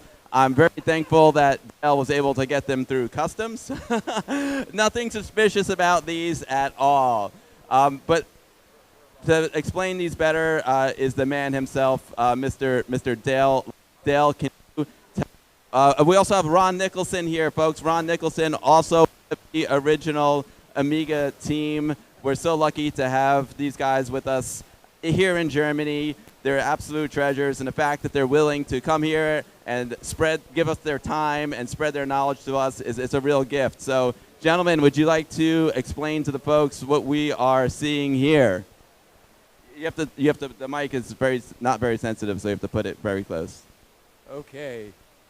What you're seeing here is how we originally developed the hardware necessary to actually build the Amiga, and more importantly to demonstrate it at CES to prove we could do it, right? And so back then, 40 years ago, there were no tools, CAD tools, where we could do design rule checking or simulation or anything like that. So the only way we could prove that we knew what we were doing was to build something that worked just like the 3 custom chips.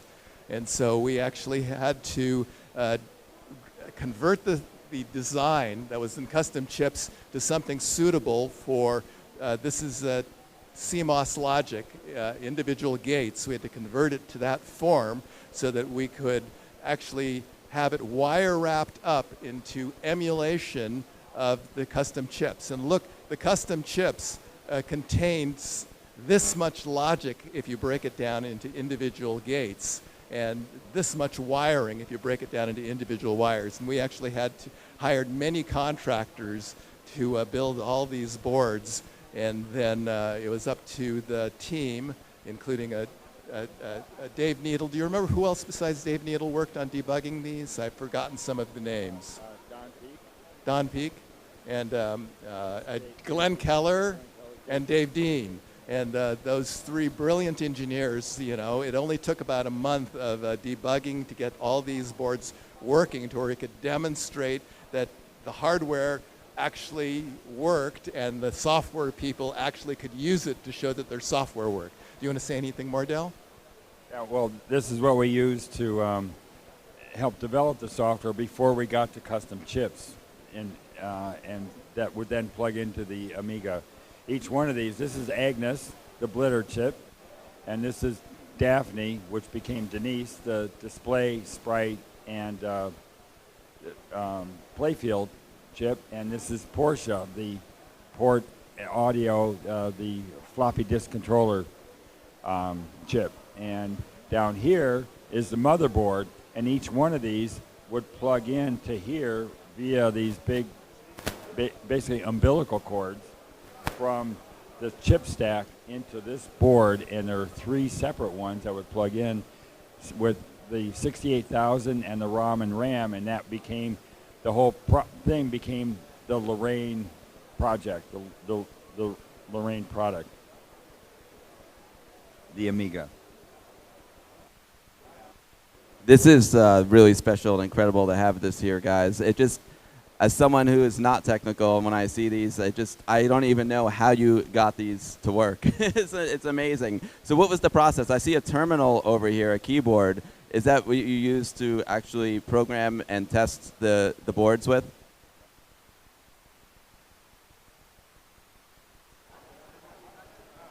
This keyboard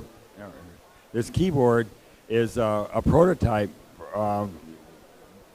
for the Amiga keyboard. If you can see, there's one key on there that has the Amiga at that time part of the logo. So this is all done before Commodore bought Amiga. We merged with Commodore, and so what we're trying to show is all the stuff that was done in '83 and the early part of '84 to show what was the historical sequence of events that brought the Amiga 1000 to us. Now, I've seen some classic photos of boxes with smiley faces on them on the airplane. Is this what was inside those boxes? Yes, yeah. One of these was inside those. I think there were 3 boxes, each with a smiley face that had a bought ticket on an airplane, and those went to the January Consumer Electronics Show. Now, these look very complicated, lots of intricate parts and intricate wiring. Did you ever have an issue when you were traveling with them to a show to get them working again once to the show? Well, there's some stories. There was at one time when we're in the lab, and I noticed that something was broke. I could see on the display that this thing was generating, that the system had become broken, and I asked Dave Needle, let's take a look at it, and he figured out that it was some interface chips that had probably gotten a static discharge and were broken. To replace those, and we got it back working again. On the way to the Consumer Electronics Show, the first time we set it up, when we powered it up, I noticed that's the same problem I think I saw back then. Fortunately, we brought along spare chips, and Dave Needle was able to quickly replace those chips again, and we got it back up and running. The executives were amazed that we could figure out what the problem was so fast. They didn't know that we'd actually seen that problem before, like a week earlier, and so knew what we had to fix right away. And I'm so glad that we had that problem a week earlier and spent like 3 or 4 hours to try to figure it out. Back then, we didn't have to figure it out again. Definitely some Amiga magic happening there. Now, I'm just a layperson like this. Curious, how do you go from these large boards down to the actual custom chips? Like, what's the process of making these into an actual Amiga 1000? Well, actually, it was the other way. We started with the chip design, and then to prove the chip design worked, we sort of rewrote the schematics in the form of ICs. It sort of needed to prove that we knew what we were doing before we spent the money for fabricating the custom chips. Now, the custom chips themselves, nowadays you have CAD tools that create all the masks needed to make a custom chip. Back then, all of them chips were designed in colored pencil on rubylith paper, gate by gate, poly by poly, metal by metal, and it was all drawn out. And the engineers had to get on these large printouts, which covered almost half the floor of the office, and crawl around to check to make sure all the colored pencil drawings were correct so the chips would work. It's amazing, guys. Unfortunately, we have less than a minute left of this little segment, but I appreciate you both very much for bringing these treasures here to Germany. I know all of the attendees are having a blast. This is definitely a highlight of the show, and yeah, thank you guys so much. Appreciate the effort here. And if anyone hasn't seen this yet, as you enter, the boards are on the left after you come through the entry in the main hall. You don't want to miss this exhibit. It's a possibly a once-in-a-lifetime experience to get to see these boards. So thank you guys so very much. Yeah, thank you so much for having us here. It's been incredible this weekend. Thank you all for watching, and I'm excited to see what's next on the stage.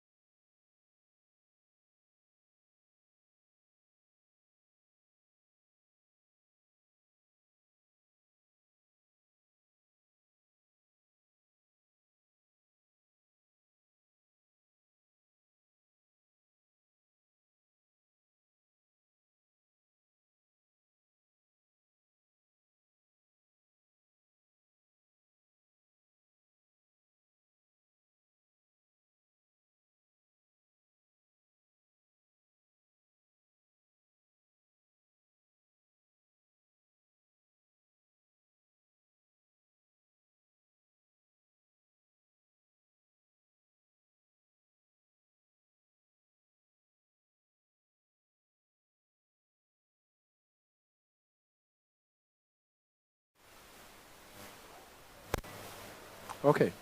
Yeah, now it's time to get truly technical. Please welcome two people who have brought the Amiga experience straight into the 21st century. Claude Schwartz and Michael Schulz from the PyStorm team. With the PyStorm project, they've bridged classic Amiga hardware and modern Raspberry Pi power, delivering more performance, more flexibility, and above all, a bright future for our beloved machines. They represent innovation, openness, and true community spirit.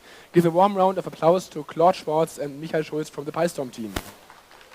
Tot zuerst.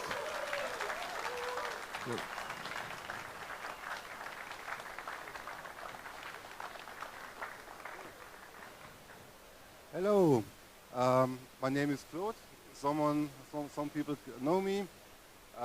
Today I want to present my current developments. I will start with a native video pass-through device called FrameThrower, because it throws frames, and it's specially made for the PyStorm, and also present some other stuff I'm tinkering at my lab. Okay, let's show. Yeah, looking good. Okay, this is what I'm working right now. A FrameThrower, then a proof of concept, FPGA, PyStorm hybrid thing, and a remote GPU for OpenGL rendering and maybe more for not only PyStorm but general classic Amigas. Okay. I'm start with the FrameThrower. The goal of the FrameThrower is getting the native video from the Amiga, where you usually have to use a second monitor or monitor switch, into the camera port of the Pi itself. That way you have a seamless switching between native and RTG video modes. And yeah. I killed a joke, okay. Okay. The challenge is the camera port is a quite modern interface. It's fast, very fast. You have to do this with 600 megabits, 1 gigabit, and so on. It's a complicated protocol, for me at least, and it's strange voltage levels. So my first thought was I take an FPGA. FPGAs are quite good for this, but FPGAs have a problem. They are nice when they work. You get in FPGA hell. You do debugging for weeks and nothing works, and it gets frustrating. Okay, this is, I made some screenshots about the camera protocol. It's quite a lot of things you have to obey, like voltage levels and protocol stuff and escape modes and on. And it's quite a lot. Okay. Oh, okay, I'm not really prepared. Okay, so it's good for FPGA, but I got in the so-called FPGA hell and stuck completely in development. But then Raspberry Pi presented a new microcontroller. It's a quite interesting microcontroller called RP2350 or something. And this microcontroller has very interesting hardware units. It reminds me quite a lot on the Amiga itself. A lot of DMA units, and it's simple, it's a nice chip. So I took this chip. It costs only $1.50. It has 2 ARM cores. It's plenty of memory built in. It has so-called PIO state machines. That's a little bit like a CPLD or FPGA, and it's ultra cheap. So I like this. Okay. That's the chip itself. And I did some tricks to sample the video of the Amiga in, convert it into the camera protocol, and yeah, I will show it. So, the Amiga video, I grabbed this video signals directly from the Denise or from the LISA chip digitally, send it into the processor with the PIO units, then doing some hand-coded assembly and stuff, and convert these video signals in real time to a 600 megabits per second video stream and send it over to the Pi. On the Pi, EMU68 runs. And we wrote a bare metal driver for the camera interface, and the camera interface then copies this directly with DMA without CPU involvement into the HDMI port. So it's ultra low level lag, ultra low lag, no buffering. It's almost direct. Okay. Then I prototyped some hardware. A little, no, the resolution is too low. It's just a handful of parts. It's the chip, it's some capacitors, some voltage regulators, and fits all on a small PCB. The PCB, like in all PyStone projects, is open source. I will put it probably next week on GitHub, so everyone can download the files and send it off to a Chinese company called JLC PCB, and they solder the stuff for you, and yeah, you can order it. Oh, crap, okay. This is how it currently looks like in Amiga 500. The current development, I focus only on Amiga 500, Amiga 2000, and CDTV and stuff, where the video chip is in a DIL package. I hope till end of this year, over Christmas time, I find time to do this as well for AGA. I have a prototype, an alpha version on my stand, on our stand, and yeah. Okay, that's the frame throw. Release probably next week. On our stand is some demo units, and I can explain in detail also, if interesting for you. Okay. This is native video directly captured from Lisa. Captured then again from the Pi with an HDMI grabber. It's I would say pixel perfect. It's integer scaling, but you can also do smooth scaling to up to 4K resolution if you want. It has a built-in flicker fixer, so you can use interlaced modes up to high res, not super high res. Super high res is better done with other products like InDivision. Yeah. And it's currently still a little bit rough on the software side, but it looks great in scrolling and yeah. I already, yeah, that's the timeline. OCS, ECS is ready now. AGA, I start next week, hopefully. And for existing scan doublers, flicker fixes, for example, if an InDivision or one of the great warp scan doublers, we have also something in the pipeline. On AliExpress or eBay, quite cheap HDMI to camera protocol converter boards.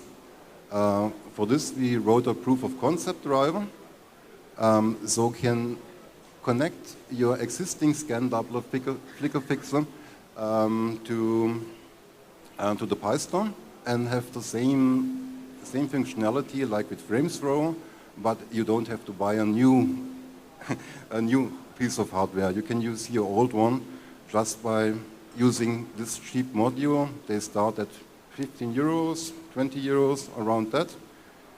And yeah, it works. It's dpaint on RT3, so native in a window on RT3. Okay, that's about the FrameThrow. Thank you.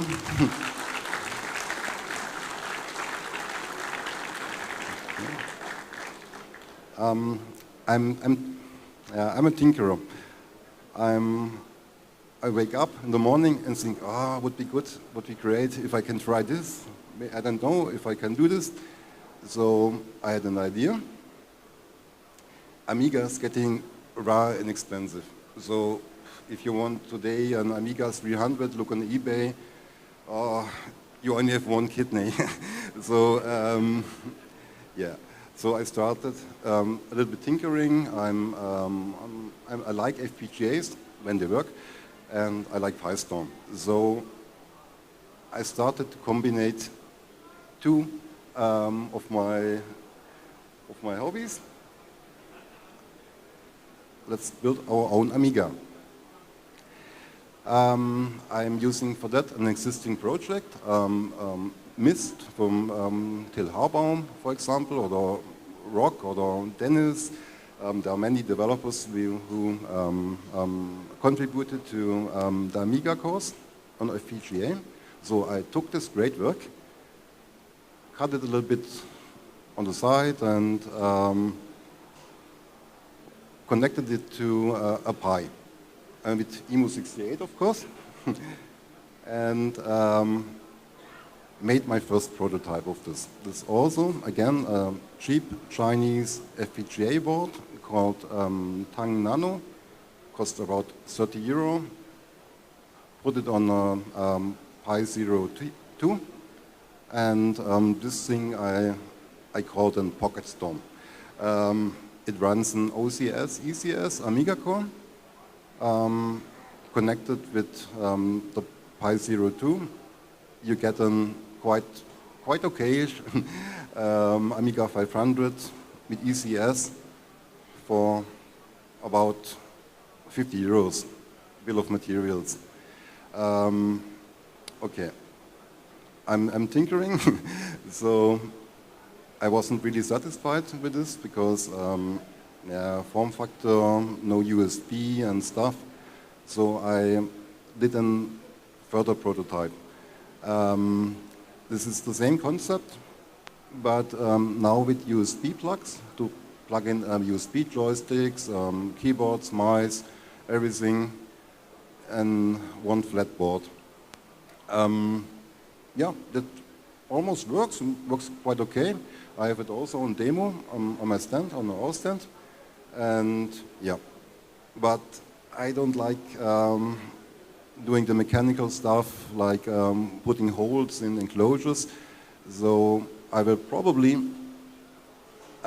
change the form factor, make a mini ITX board out of this. So you basically have one flat board, one small size, cheap to produce, and put directly a so-called compute module 4 on it. That's our preferred Raspberry at the moment. It's fast, it's cheap. You can overclock it like crazy, like almost 3 gigahertz if you want. And yeah, I started with a PCB layout. It's ITX with 2 DB9 to connect the real joysticks. It's important for me. USB, HDMI, Ethernet, and so on and so on. This is currently on my bench. I'm tinkering it. Maybe in 1 year or 2 years I can present something which will work. Okay. I think last project. Amiga, classic Amiga, lacks quite a lot of graphic power. So in today's standards, there's OpenGL 1.x and Warp 3D as native AP, and getting GPUs or 3D acceleration for it is difficult. We have currently, as a side project, not our project, but Steffen Häuser and Gideon, maybe some know him, developing a native 3D driver for the GPU on Python. I'm doing similar something, but a little bit different, because I want to extend this probably to a Zorro card in the future, to plug into a regular Amiga, and have also some sort of acceleration. Okay, the trick is relatively easy. You take a GPU, toss it in your Amiga, and download the drivers. Oh, crap. No Amiga drivers. Okay. Therefore, I think, it's hanging, sorry. Therefore, I did another approach. Currently only OpenGL, but it starts to work. I take a normal Amiga. Then have the original OpenGL headers on the Amiga. I can link against them, or I can compile my stuff with them, and serialize the OpenGL commands and send them off to a different computer, a Raspberry Pi, or also my E9 at home, and this computer does the remote rendering. So I can use OpenGL 3, OpenGL ES4 for my Amiga 500 Python at the moment, and render stuff, and can bring it then later maybe back with the camera protocol directly into the Python, or make a whole graphic card for Zorro. Let's see. Yeah, some text stuff is not so interesting. But here is in action. I'm completely stuck at programming. So I managed to make an OpenGL cube moving. The application is running on the Amiga, and the screen is connected to a Raspberry Pi, which runs the remote OpenGL render. Yeah. And yeah, this is it. I'm a little bit over time. I have to give Michael, because Michael has really interesting stuff. And yeah. Okay. Good. Thank you.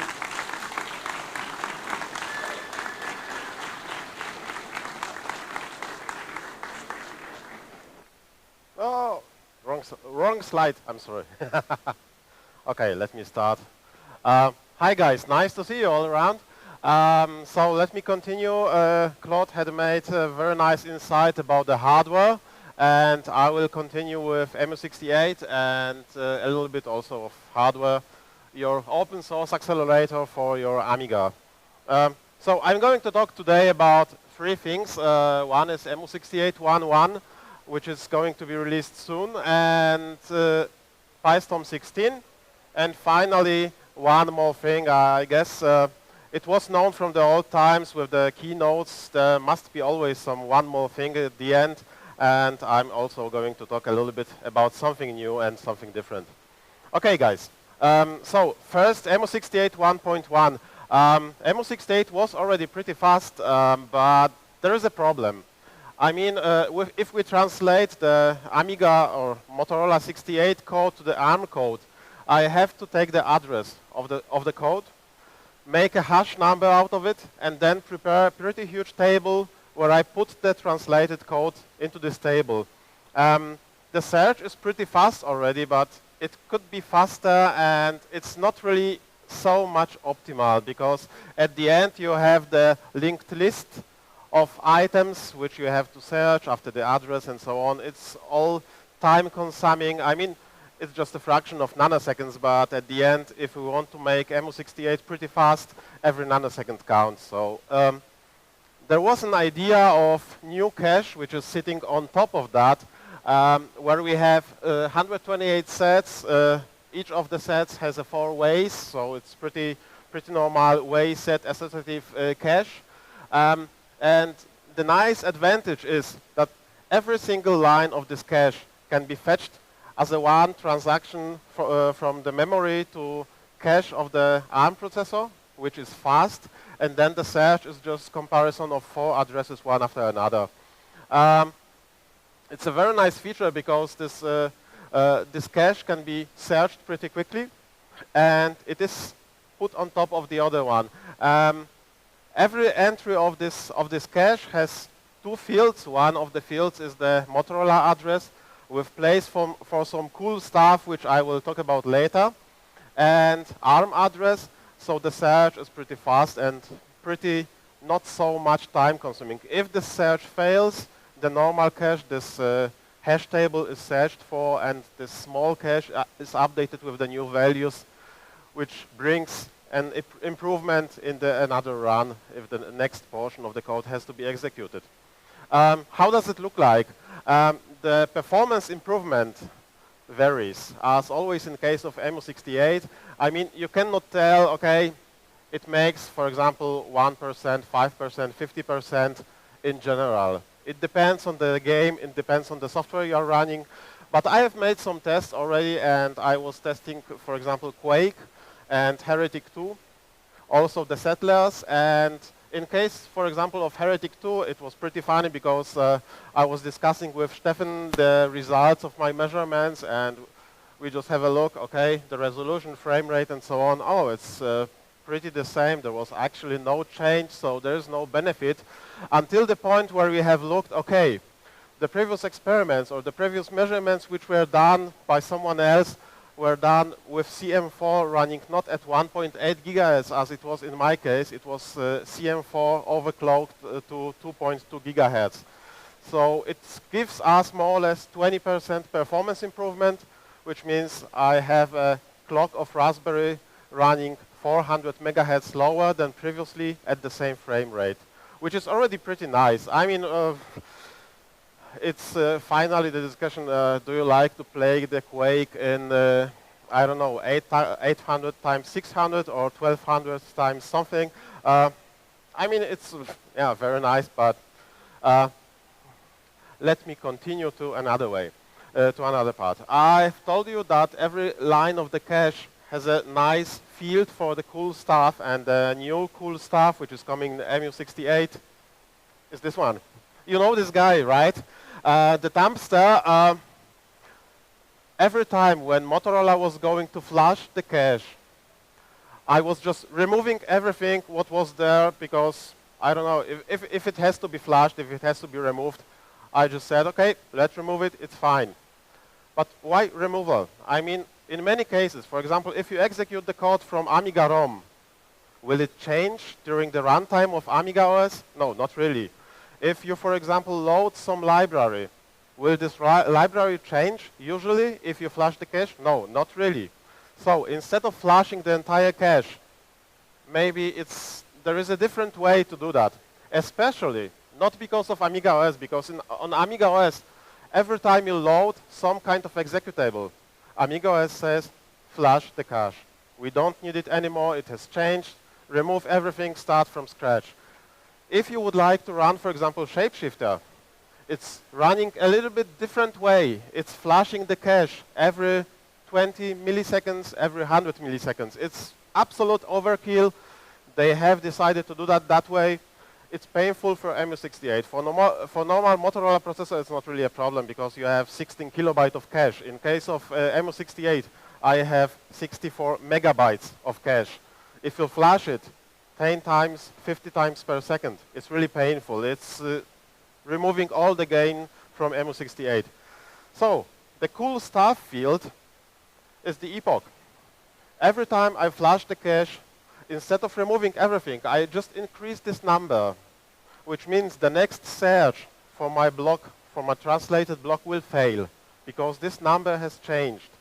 But then I look again for the cache, looking for the block without this number, ignoring the number completely. I can verify if the code has changed. I'm calculating the checksum. If it's the same, fine, we recover it, we update the fields, it's done. If it has changed for some reason, because, for example, the executable was loaded, it's removed, just like that. Two advantages. One, I don't have to recompile every time, which gives me a speed boost. The second one, if I flush the cache, no matter how full it is, it's just a single operation, increase the number. Not for every item in the cache, one number, which means the speed boost is doubled, so to say. What does it mean for us? For example, with MO68, the new version which will appear, I hope, I don't know, maybe 1-2 weeks from now on, the workbench is booting faster, something like maybe 2 times faster. macOS is starting now in seconds. What has took previously something like 1 minute to boot macOS 8 point something, for example, is now happening in 10 to 15, 20 seconds maybe. So the speed improvement is really huge, and this is something I really like. Okay, that's MO68 1.1. Yeah, thanks.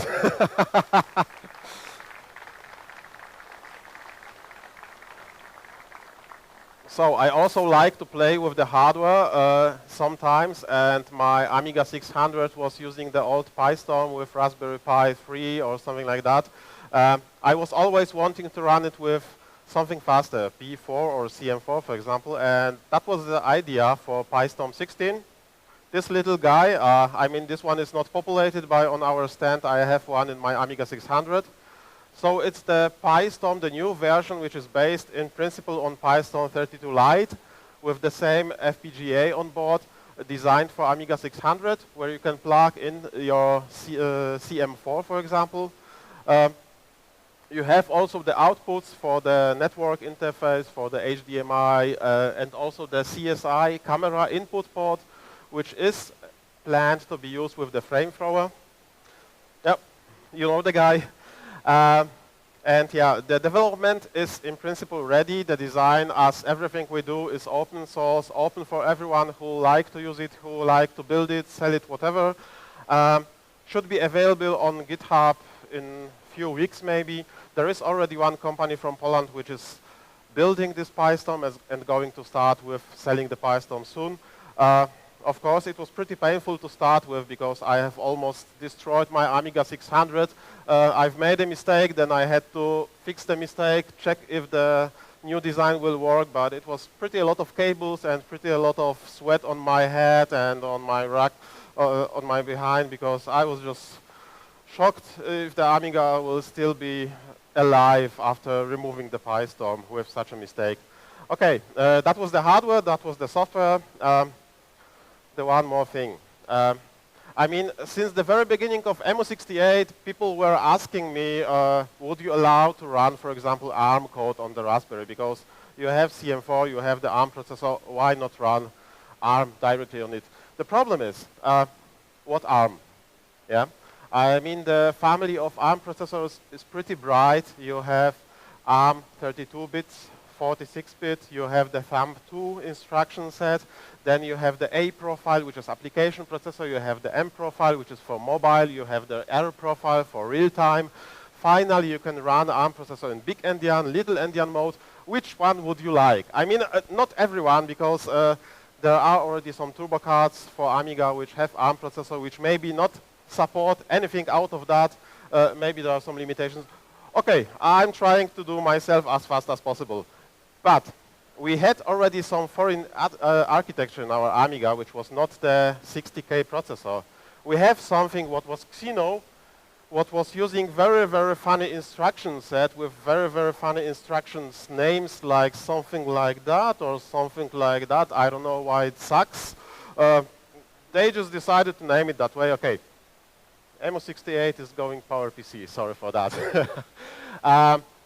There are a few advantages. I mean, the PowerPC alone is a RISC processor, which means the translation is much easier. The translation is straightforward. The instruction set is pretty similar. In most cases, it's one-to-one translation. Every single PowerPC instruction is every single ARM instruction. An example here, you have the code, which is already a little bit reduced because some of them were abundant. You see on the left side the PowerPC instructions, on the right side instructions translated by emu68 already. As you may see, the compiler has decided to unroll the loop 4 times. emu68 is repeating this procedure even more to gain the speed. Almost ready. Yeah, so what's the actual status of PowerPC for emu68? It's more or less 95% ready, the integer part. I'm missing, I don't know, something like 3 or 4 instructions. FPU is not yet started. It's planned for the future. Altivec is not going to be implemented because it gives another set of 32 registers, which are pretty huge. I don't have the space on the ARM processor for that. PowerPC library, which is going to be compatible with Warp OS, is work in the progress. It's already partially working. I've started on that. Interrupts are working. The PowerPC processor can communicate with Motorola processor and the other direction also.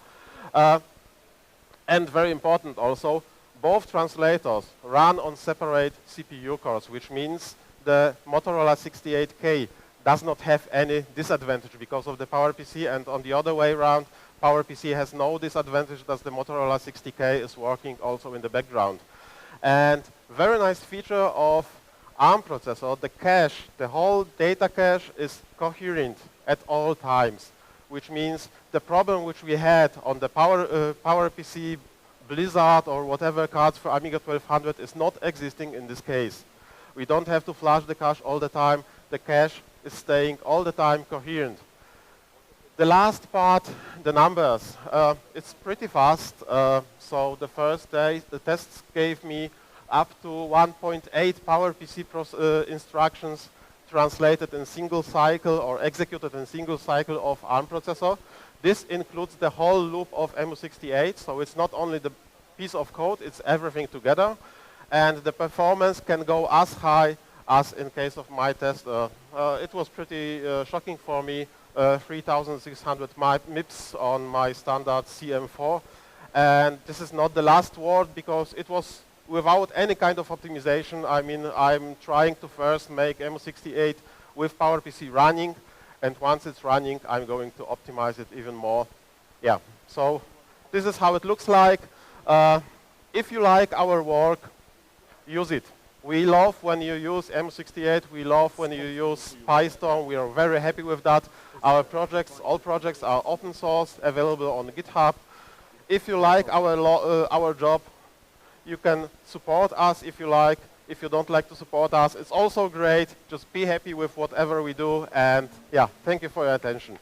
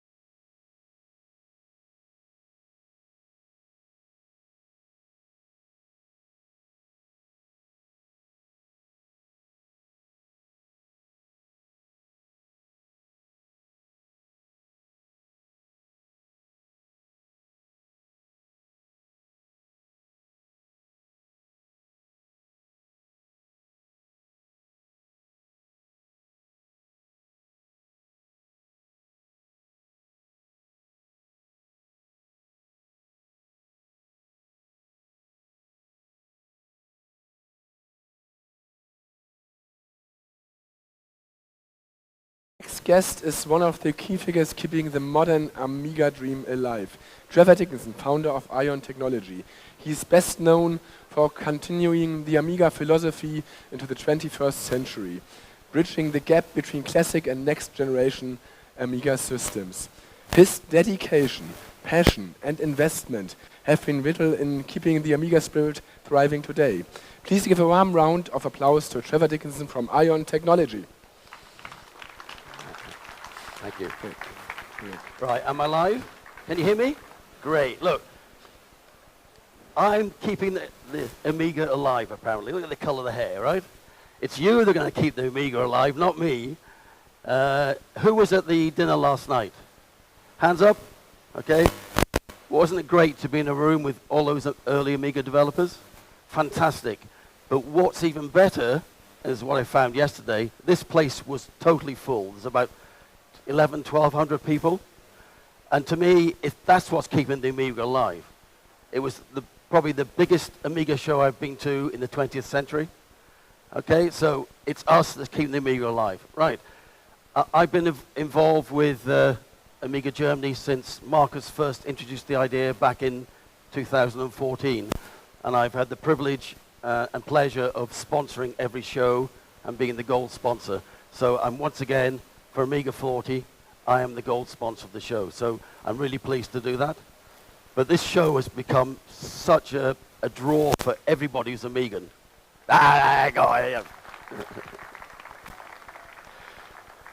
Now, you probably wonder about my funny accent. First of all, I'm jet lagged. I came across from New Zealand. I arrived on Friday afternoon. I think I had 2 hours sleep on Friday night, and I had 3 hours sleep last night, not because I was drinking, which is unusual. I usually do drink, right? But it's because I woke up. So I woke up and I thought, I know, I'll work on my presentation a bit more. So anyway, so is there any mistakes? Remember, I did this about 4 in the morning, okay? And we've lost it again. Yeah. Oh. Okay. Now, back in 2015, when I was so much younger, there's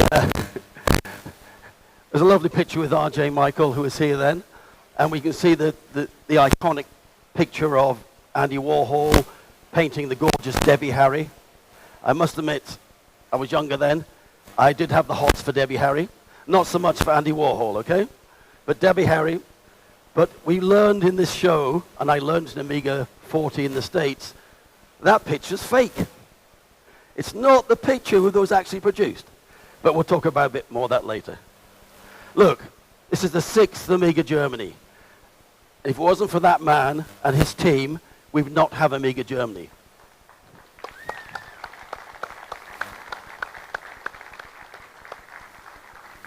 Now, that was 10 years ago, so that little girl now is probably, and since Marcus is very tall, she's probably taller than me, right? Look, if you don't know who I am pretty crazy. At the set patch party, I got speaking to another Amigan, and I said, "What do you do?" He said, "I'm a psychiatrist." I said, "You're in the right place." Anyway, that's my Amiga collection. Commodore and Amiga collection there. I have a separate building, and there's about 200 machines in there. People always think I'm quite sensible until they see that, okay? I am an Amiga enthusiast first and foremost. I am the founder of Aeon Technology. I'm actually a small shareholder in Hyperion Entertainment, and I'm a shareholder in Amiga Kit. So if you've got any Amiga companies you want to be a shareholder in, come and see me, okay? I also write for Amiga Future magazine, and I've been doing that since about, 2008. And I've written about 60 or 70 articles about classic Amigas, about next generation, about all the companies that helped make Amiga successful, and what happened to them after Commodore went bust. And it's a fascinating story, at least I think so anyway. So if we should also congratulate Andreas at Amiga Future. This has got to be the longest running mass circulation Amiga magazine in the world, both in English and German. So for Andreas. And again, it's someone like Andreas that keeps the Amiga alive.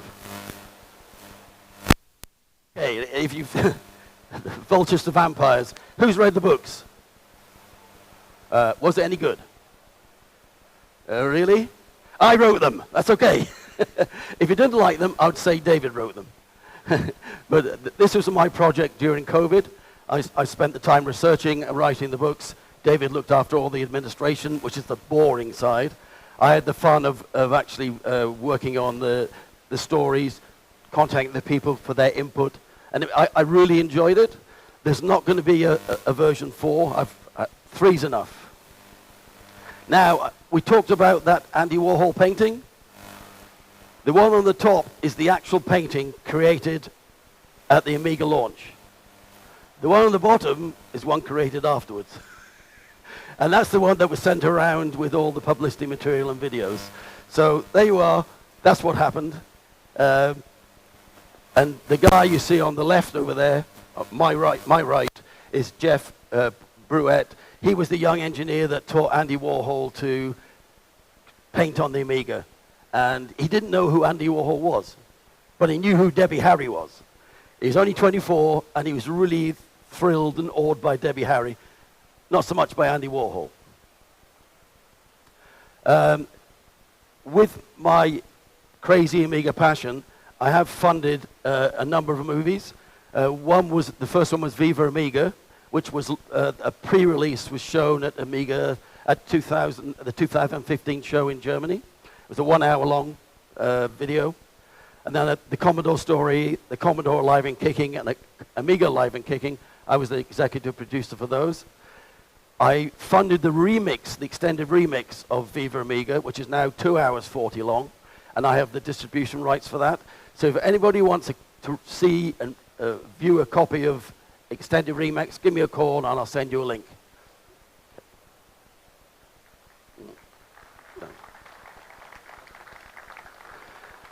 Now, in the Amiga world, we're all crazy, and there's so many people doing some fantastic things, hardware, software, and most people give their time free, and they work really hard to keep the Amiga alive. As I said, it's the people, it's the community that keeps the Amiga alive, but it does take some money occasionally, and I've funded all of these Aeon products from the X1000 back in 2000 and started in 2010. Delivered at the start of 2012, and that's where my partnership with Matthew Lehman from Amiga Kit came from. He became the distributor for the X1000. The X5000 20 was actually released in 2017, although the project started in 2014. And the same with the X5040, the quad-core version, that was released in 2019. We're almost out of 5040s, the 2040s, sorry, the X5040s. There's about a dozen left, maybe not so much as that. So if you haven't got an X5000, now's the time to get one. Our latest model is the A1222 Plus. That actually came out last year. It was delayed by years because of COVID and shortages and all sorts of problems. But I was determined to get it out, and so we got that one out as well. So you can see both machines running on the Aeon stand. Aeon's not just about software, hardware, it's also about software, and we've put a lot of money, time, and effort into creating improvements for OS4. That includes our enhancer software, our standalone V54 software, which requires an OS4 license, graphics cards, video acceleration drivers, you name it, we've produced it. It all takes money, and we believe in paying developers. Even though they are on Amiga rates, it's the money, the cost still racks up. So I guess the top model is the X5000 20 and 40. There we see two pictures of OS4 running on the X5000 40 and MorphOS running on X5 and 40. Both OS4 and MorphOS support that machine, and it's a really nice machine. At the moment, it's probably the most powerful next generation PowerPC Amiga out there. In Enhancer, we spend a lot of time and money enhancing the experience for our customers. So in the Enhancer with version 2.3, we were going to release it, but there's a new version of OS 4 just come out, update 3. OS 4.1, final edition, update 3. I think I got it right? So it's better to let that get out first and then make sure ours is compatible with it, since it's the underlying operating system. If you are one of our customers, you know that we have an AMI store for software, drivers, productivity tools, you name it, games. It was originally developed for the PowerPC, but we always thought there'd be a 68K version. That is now about to be released. Matthew's over there. You can ask him all about it. Put your hand up, Matthew.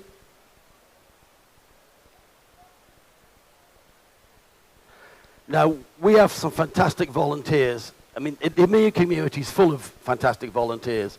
Christian Zagotsky is a machine. He's a Linux machine.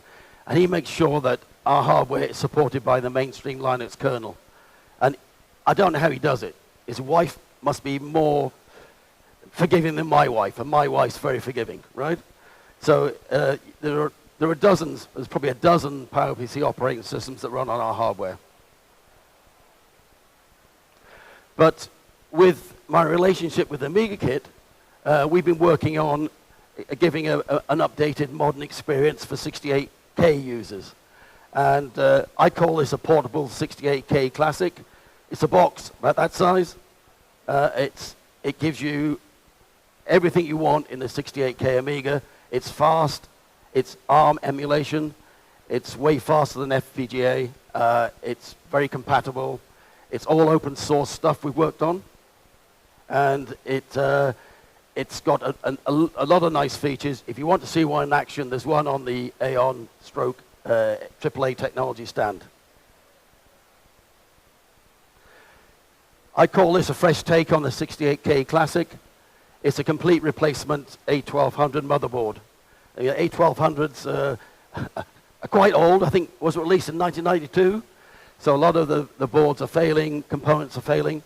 This was to give A1200 users a replacement motherboard, which gives you what you need for an Amiga side, but gives you a lot of more modern capabilities. So you've got your usual audio ports, video port, serial port, 2 DB9 ports if you want the extra side, and 2 internal USB, 2 external USB, Wi-Fi, Bluetooth, Ethernet. So you've got a real modern classic Amiga running special software developed by Amiga Kit and an operating workbench an operating system called AmiBench. I was going to call it Workbench for a second, AmiBench. But for me, I don't know about you, but the browser has become an operating system. And we all need a browser to operate now, whether it's banking, whether it's Facebook, social media, whether it's ChatGPT, whether it's checking on the football scores. My team won on Saturday. I was pleased. You need to be able to get online. And one of the things that Amiga Kit have really worked on is making a browser for classic Amigas. It's a native 68K app running on top of a Chromium-based engine. And it's incredibly fast. I'm quite surprised, actually. It's really good. And so this is just me looking at a couple of websites, ChatGPT. Don't know what else is there. Or probably our, the Amiga 40 website. Showing me, of course. Had to show me. But we talk about PowerPC. We talk about enhanced classics. I'm still personally a lover of PowerPC hardware. So I was really pleased to work with, or to deal with David Kuhlman, who started a PowerPC project with Harold Canning. And unbelievably together, I didn't think they'd do it, but they did. They created a new motherboard called the Mirari. Now, I'm not going to say anything more about that because they're going to be on the next presentation after me, and they'll tell you all about it. Already, we've got Linux running on the Mirari, running well. obviously our help from people like Christian Zagotsky's making all that work. But MorphOS is running on it really well, and I think there's about 5 or 6 MorphOS Merari systems running on the MorphOS stand. So go and take a look. It's really impressive.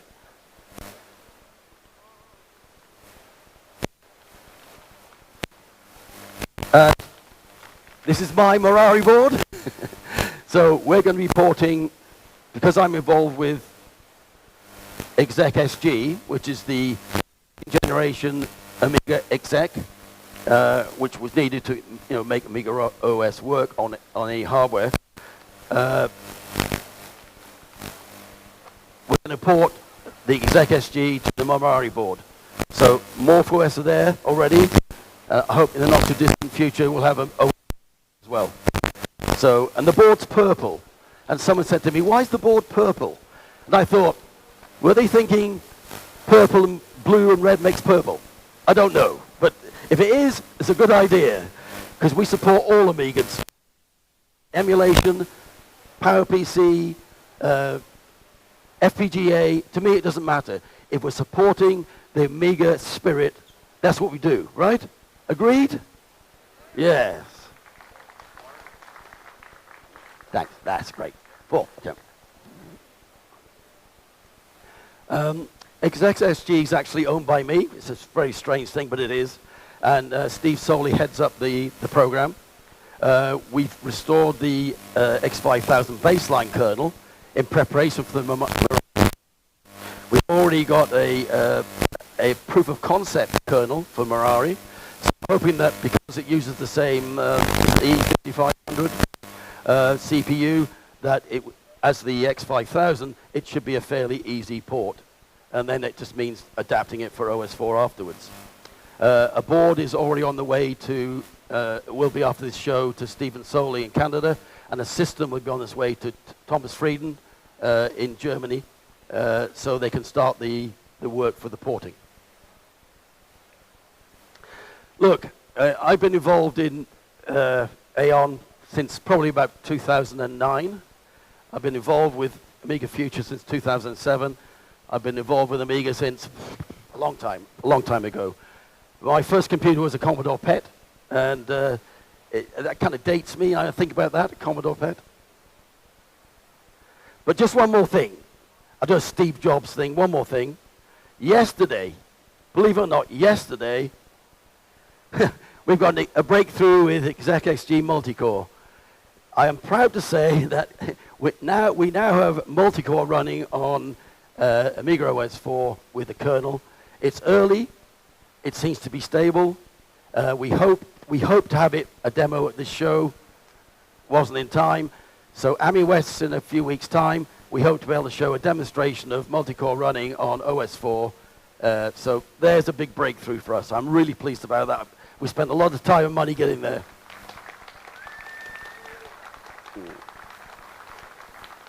The email from Steve Soley says, it seems stable. I can compile programs with it. The compositing engine's enabled and working. I can even play Twickler's X Spencer Warp 3D Nova game. So the second core is running but idle at the moment. So a little bit of work to do, but it's up and running. So I was so relieved. It kind of reminds me when we first released the X1000. The day we were going to launch it, the day before, OS 4 never booted on it ever. Never. So I'm going to this show in Bletchley Park in England and expecting to turn up with metal that didn't work, which is typical of next generation Amigas generally, right? So I turn up, the two Frieden brothers that come over from Germany, through the Channel Tunnel, trains, taxis, an hour late. They had the boards and the hardware. They put it in the case I had. They powered it up, and it worked. They got it working an hour before they left Germany, and they've been working on it for several months. So to me, that was a real moment of, this is not quite that sort of moment, but it's, for me it is, because I've spent so much money to get here, so yes. But what I said was earlier, the Amiga's not about the hardware and the software, it's about you lot. Without you lot being here today, no need for what we're doing, right? Without your effort and your support, and you know, sometimes putting your hand in your pocket, there would be no Amiga. And I said last night, I apologize for those who were there last night at the dinner. Ron Nicholson, one of the early Amiga developers, said to me, look, I work for Apple, I work for Amiga. Apple is a multi-trillion-dollar company. And they create a show like this, they get 1,000 people. Commodore no longer exists, and we're a $0 trillion company as a group. We get over 1,000 people turn up at a show for a company that's been dead since 1994. So really, it's up to you lot, right? You should be clapping yourselves. We're not dead yet. And that's it.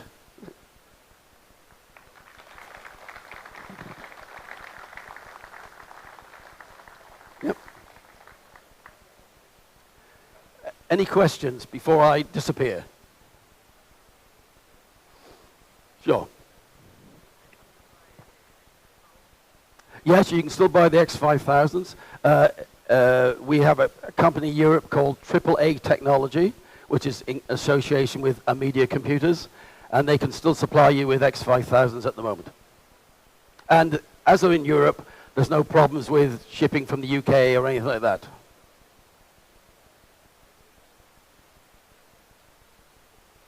One more question?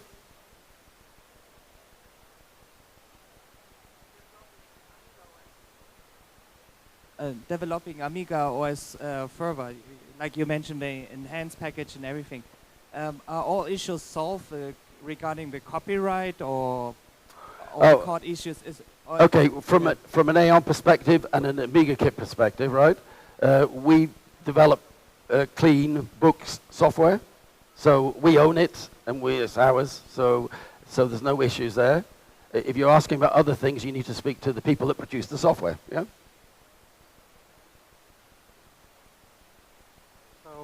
A quick question. How do I find your email to ask for that link to the Viva Amiga remix? Oh, right. Okay. Come and see me afterwards. I'll give you my email address. Yep.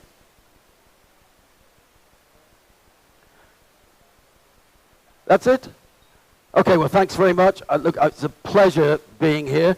Yesterday, I couldn't believe how many people were in. It was so hot. And I was on my feet I was jet lagged, it didn't help. I was on my feet for about 10 hours, and I realized when I sat down at 6 o'clock, oh my God, sitting down felt so good. Thanks very much. Okay? Thank you.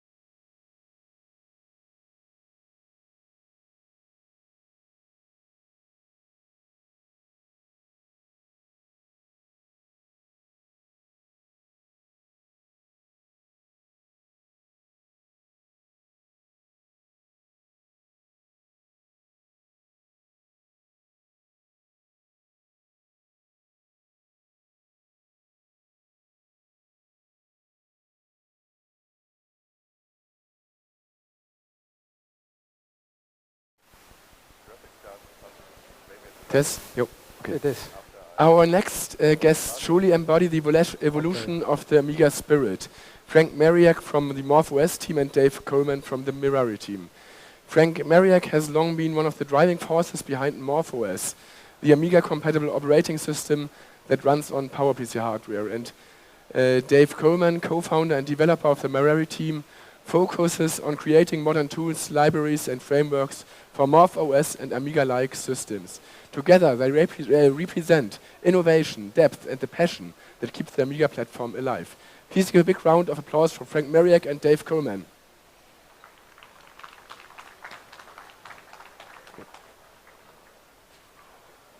Welcome. Welcome, everybody. Thank you for joining, and I'm trying to take you to the journey we have been to with the creation of the Mirari mainboard. Probably everybody has seen this picture online somewhere. It suddenly popped up, and let's introduce the team, because the team at the moment is me, and it's Harold Canning. Me, Dave Skateman-Coolman, maybe you know me from creating an X5000-like Frankenstein machine with multiple graphics cards, so I could run Linux, MorphOS, and Amiga OS on my X5000. Because I thought that would be fun, so I tried, and I succeeded. And Trevor picked it up, and he wrote a soapbox article regarding this. So if you know me, it's probably because of the dual graphics. And besides that, I also test all the Linux kernels that Christian Sigotsky is porting to keep the whole Linux spirit alive. The other team member is Harold. Harold Canning is an electronics design engineer who knows how to build hardware for the industrial and automotive industry, is very well known with the PowerPC architecture, and for me, he's a wizard. We met through the X5000. Me and Harold both have the X5000. I bought one in 2017. I liked the machine, and on a certain point of time, I got an email, and it was like, "Hi Dave, I see you have an X5000, I've seen you on the forum, how do you like the machine?" And eventually he bought one, and that's actually the link between me and Harold. We both had the X5000, and we were having fun with the machine.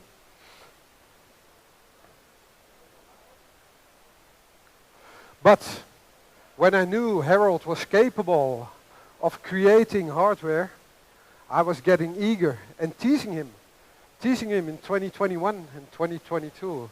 "Harold, could you please create a mainboard, an entry-level mainboard, because the Tabor back then was not yet released, and it took a while," and I was like, "Why not? Eh? Maybe we can try." And so I start bashing him until a certain point in May 2024, Harold told me, "Dave, I'm looking at KiCad. KiCad is an open source platform where I can design PCBs, and I need a project." I said, "You need a project? How about an entry-level PowerPC mainboard for the masses?" And he was like, "Well, we could do that, but if we want to make it affordable, if we want to make it payable for everyone, we have to walk the China route." The China routes are companies like PCBWay, JLC PCB, because if we outsource stuff like this in the EU, labor, bill of materials, it will just become too expensive. So we chose JLC PCB as eventually the manufacturer of the board that Harold was drawing. And like said, he started in May 2024. And then December 2024, the first package arrived. Harold designed an 8-layer PCB with a BGA processor on top, NVMe slots, USB 3, and I was like, wow, sounds like a miracle. It sounds like a miracle. It was amazing. It was more than amazing. So I was back then thinking about how to name this board or project or whatever. And I stumbled upon Mirari. Mirari stands for being amazed, or it's amazing, or a miracle. So the question, where did the name came from? That's where the name came from. Because I think if someone can go to his attic, work his ass off, and eventually design a mainboard from scratch, and a year later we have the mainboard in our hands, I think it's a miracle. So that's why we came up with the name Mirari. My background is not that much regarding electronics, not at all. If I would have had that board being shipped to me, I would probably take the ATX power cable and plugged it in. And I probably would have burned the board or something. So Harold said, no, no, no, no. We need to do a white smoke test. You need to check every component, if it's running and if it's not burning or if the soldering is good. I went, okay. So eventually we had 5 Mirari boards.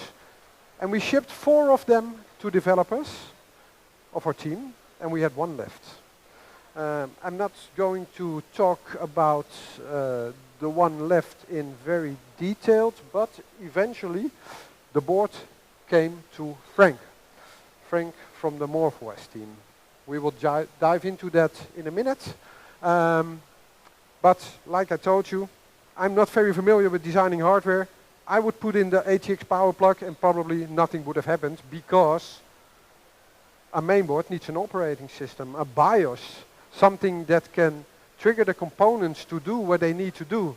And in the X5000, the U-boot version they are using was a 2018 version. Harold was like, I want something newer. I want something more up to date. We want NVMe support. We want USB 3. So we landed with the 2024 version of U-boot. And of course, that was a bit tricky. They stripped out some things because the PowerPC stuff is becoming a little bit obsolete on certain software platforms. For example, if you take a look at this, we had no output because there was no VESA driver enabled, and we did some hacking and trickery stuff, and eventually we had a U-boot, a working U-boot, and with a working U-boot, we thought it's all fine. It wasn't that simple because, yeah, we had some problems as well. We had a clock chip that was not functional in the beginning. We had to solder it off and put it back on the proto. We had some resistors that were missing, so some slots were not recognized. But I think that all belongs to designing a prototype mainboard.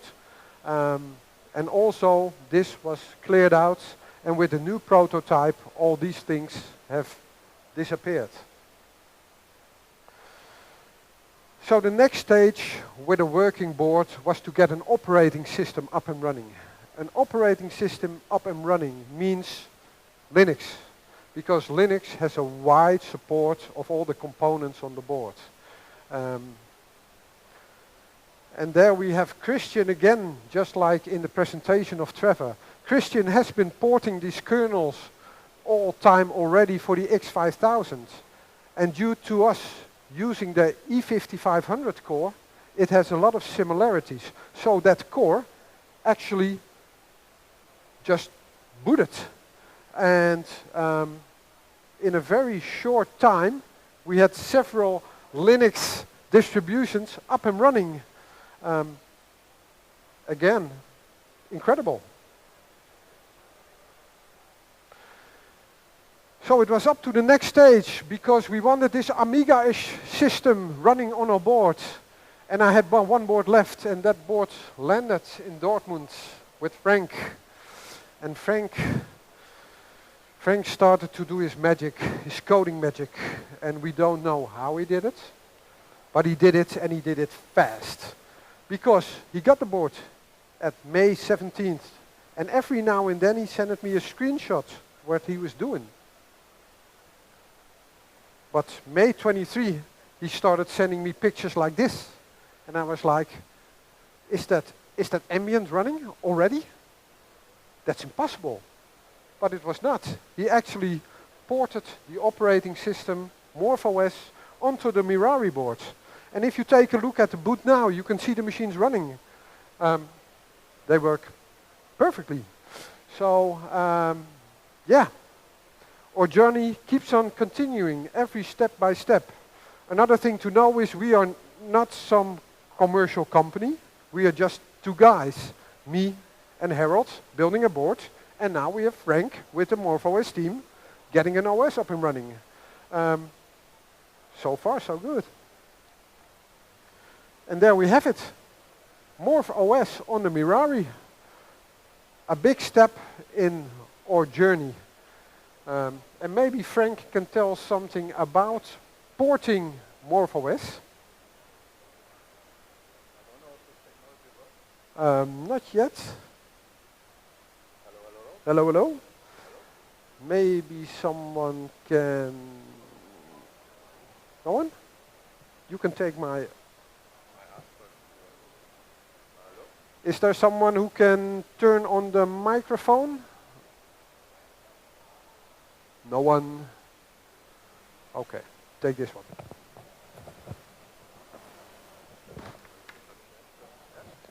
Testing, testing.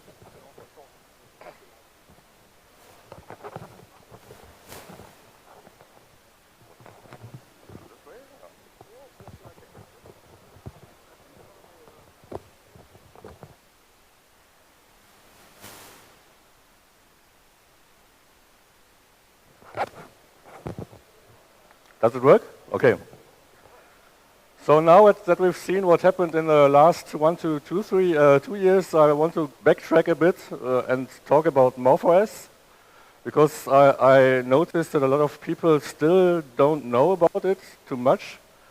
They know the name, they know it's somehow affiliated to Amiga OS or Amiga, but don't know much of the history. MorphOS has a rich history in Amiga actually, because the people who started it started with Amiga OS. Myself, I started with an Amiga 1000 maybe around 1987 and had a lot of fun with it and got into programming and into Amiga OS and did a lot of things with it. Time went by. We were in the 90s, and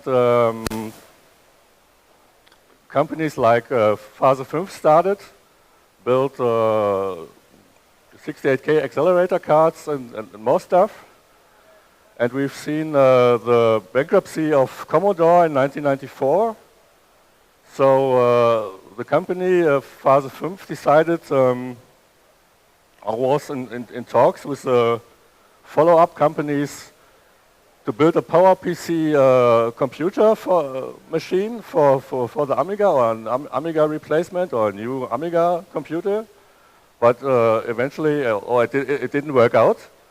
So versucht decided to build another accelerator card with a PowerPC processor on it as a sort of co-processor. And that was the birth of the power-up system. The cards were released in 1997 as Cyberstorm PPC and Cyberstorm Blizzard PPC with a 6840 and 6860 accelerator or processor, including some 603 PowerPC and 604. And now we tried to make use of the PowerPC. So we invented some power-up kernel to run PowerPC code on the on the PowerPC alongside the 68K processor. So we still required the Amiga OS, but tried to make use of the PowerPC on this card.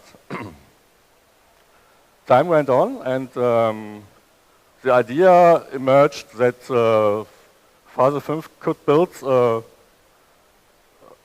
machine, a complete machine, which replaces or which doesn't need any kind of Amiga OS or Amiga, which was the A box around end of the 90s. I hope you forgive me if I'm not correct on the dates, because I'm talking freely now. But actually, the project started, and Phase 5 went bankrupt about 2000. So the project didn't become anything, or was never released.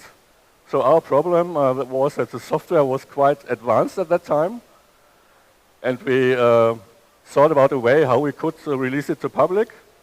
So we decided in about August of 2000 to release a version of Morpheus 0.1 for the existing PowerPC board or the existing Power-Up boards.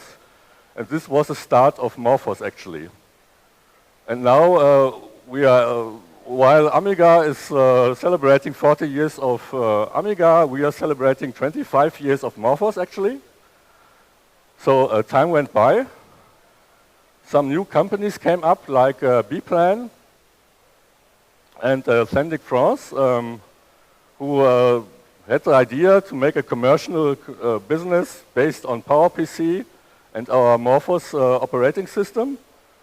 So they talked to us, Ralf Schmidt and me, how we could get along with the project, or how we could more people involved. There were already some more people involved before, but they tried to organize it a bit,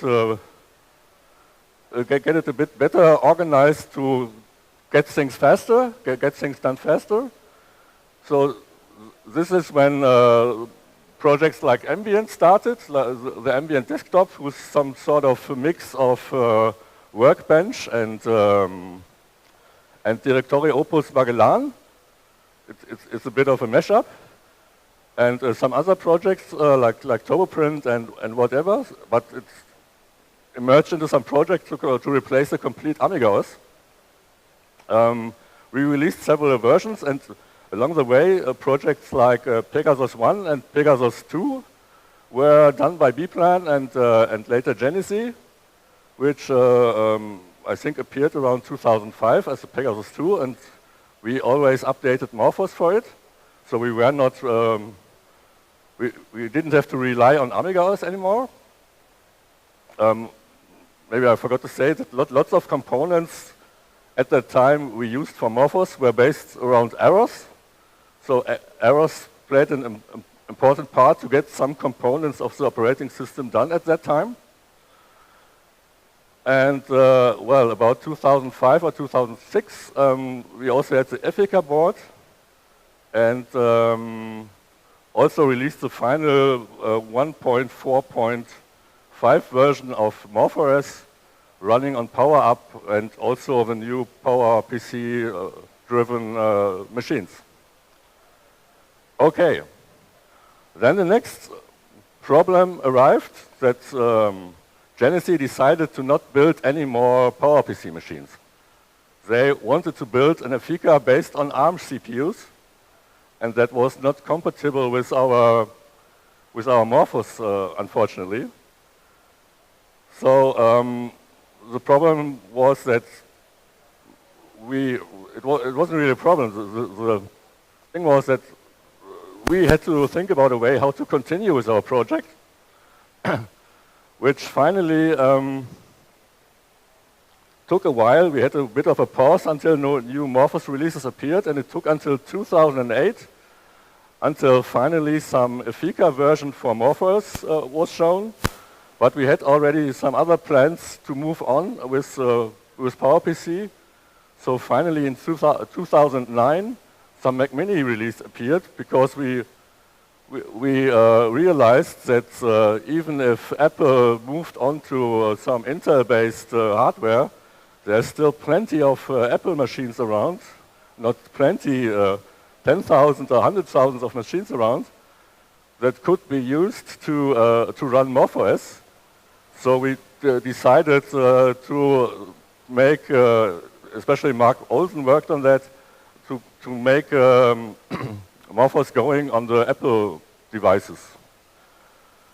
This was continued, it was released in 2009, I think, after the actual 2.0 release. It was like 2.4 when the Mac Mini support was officially released. And later on, PowerBook was supported in 2012. I need to mention that all this, any release after 2.0 was not related to any company anymore. It was basically driven by the developers who did the whole project, because we got the okay from the original companies that we could do whatever we want with the operating system. So we were basically free with it and could do whatever we wanted. And did I mention 2012? In 2012 was another milestone, which was the PowerBook, the first time when we were able to run Morphos on some laptop or on some movable device. Some more updates followed, and about 2015, A-Cube approached us with their SEM460 if we could support their hardware. Later on, we also got contacted by Aeon with their X5000, so we did a Morphos port for the machine and released it in 2018. And to wrap things up, we finally ended today or in May 2025, and I got in contact with Dave. I never heard about this project before. It was totally surprising that some two people from the Netherlands tried to get a board done based on PowerPC, and it sounded totally appealing to me and interesting. So we talked about it, and I asked Dave basically, is there any way board? He told me, yeah, we have 5 boards, there's 1 left. And I basically said, yeah, send it over and I'll have a look. Because I knew it was compatible, somewhat compatible or similar to the E5500 thing we also already did for the X5000. And so I started the porting, and that's basically how we got here.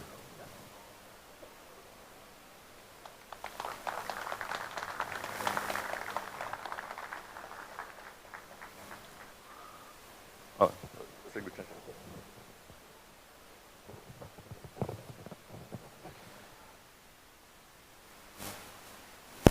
Hello? Yeah. Thanks, Frank. That was quite a history line. MorphOS on our booth, because I'm also an Amigan, many do not know that MorphOS, for example, is supporting dual monitors. You can, at the moment, click an application, say jump to a specific screen, and the application will open on a specific screen, which is, I think, something worth mentioning. Having dual screens, Wayfarer, the browser, on the left side, and the applications you're working on the right side. So yeah, and this is all in the new 3.20 version, I think. Yes? Okay. Still needs to be released. Not released yet. 1 slide more? Yeah? A little teaser. Yes, Frank told me 5 minutes left. Okay. It's a bit of an outlook. We all know the situation with graphics drivers. Graphics drivers are very complex, and MorphOS is still relying on a lot of older graphics cards. But work has started. Work has started on the RX line of graphics cards. And we already have a 2D driver running. So hopefully in the near future we can also benefit of the RX line of graphics cards to be more compatible and pave the way to the future. I think that's, yeah. Thanks to Mirari. Mirari is just a piece of hardware. Any piece of hardware without an operating system can do nothing. So we all need each other on this. Yeah, that's about it.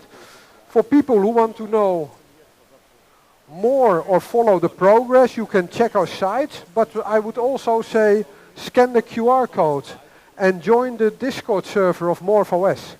So me and Harold are very active there. Frank and the rest of the team is also very active. You have short lines. You can ask us the stuff you like. We're there. We're not a huge company. We're just a few Amigans trying to make something work. And anyone can go over to the table and just ask anything you like. That's it for now. Yes.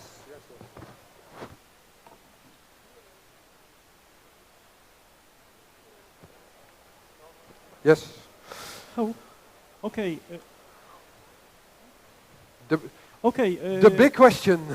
Also, ich werde auf Deutsch sprechen. Also, die PowerPC-Prozessoren werden, ich habe so gehört, nur bis 2035 hergestellt. Und was weiter? After 2035? 2035. Exactly. What's next after 2035? With Mirari. I don't know. I have no idea. We are still happy that there is a vendor like NXP having a lifespan that long because they stretched the lifespan of the T1024 processor and also the T2081 because they were obsolete in the first place, but they extended the life cycle with another 10 years if I recall correct. So yeah, what happens after 2035? I don't know. We create something new. Okay. Yes? Yeah. Yeah? Yes, it is. Hello. Hello. I was wondering if you're going to release also a Mirari board with the faster CPU, with the Ultivac CPU.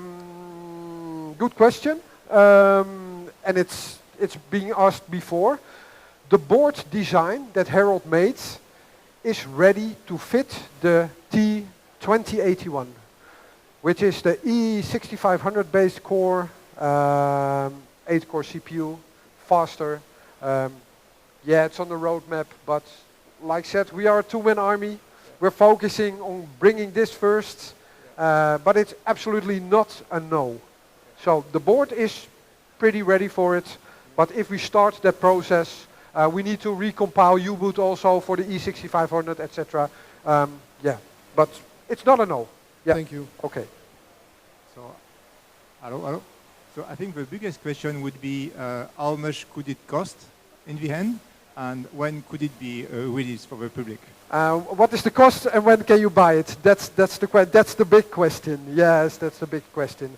An honest question is that we are aiming for a price somewhere between 500 and 600 euros.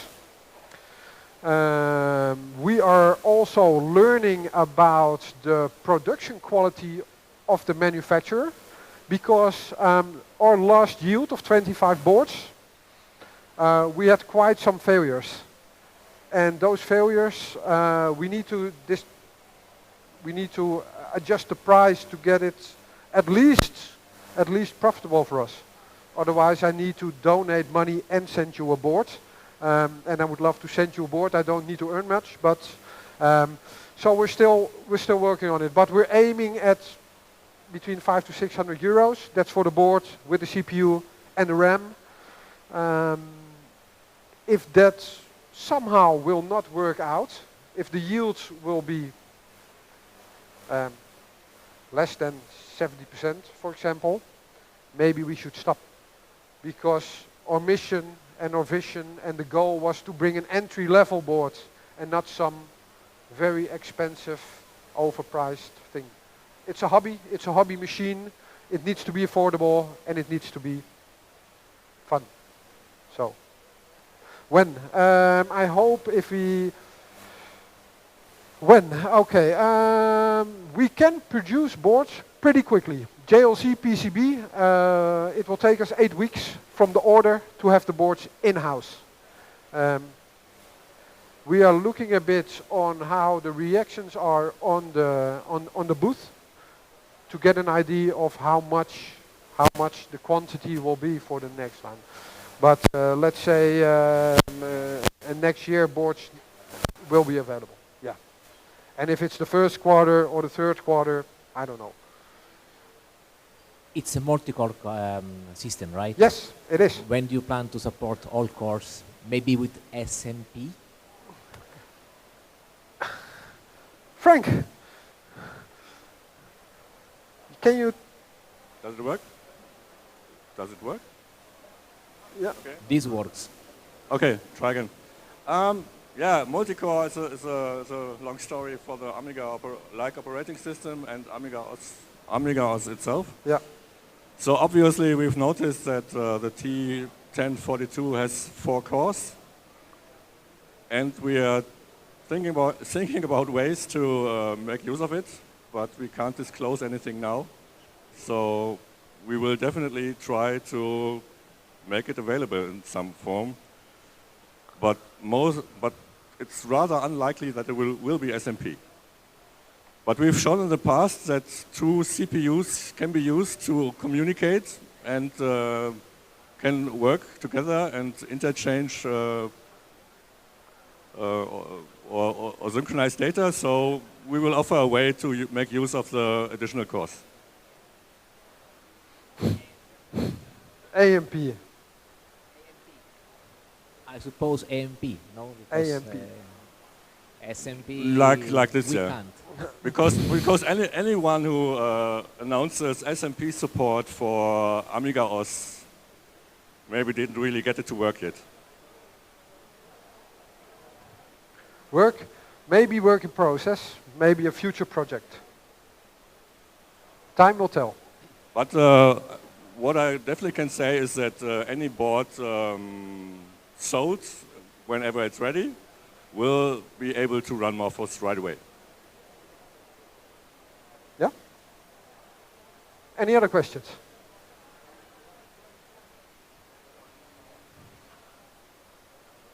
No one? Okay.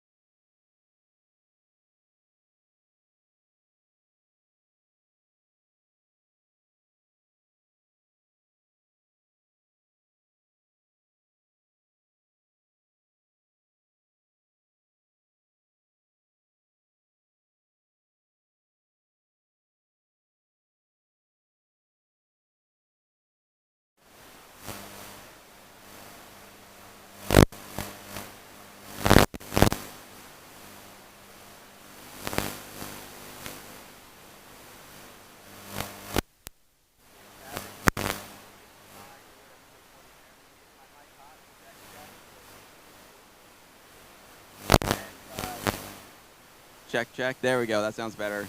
Yeah, I hope everyone's having an amazing time here at Amiga 40 Germany. It is just an unbelievable event. There are so many incredible people walking around, so many projects. The community is thriving. And I'm here with Raven Lourdes, and this is an incredible outfit. Who are you cosplaying today?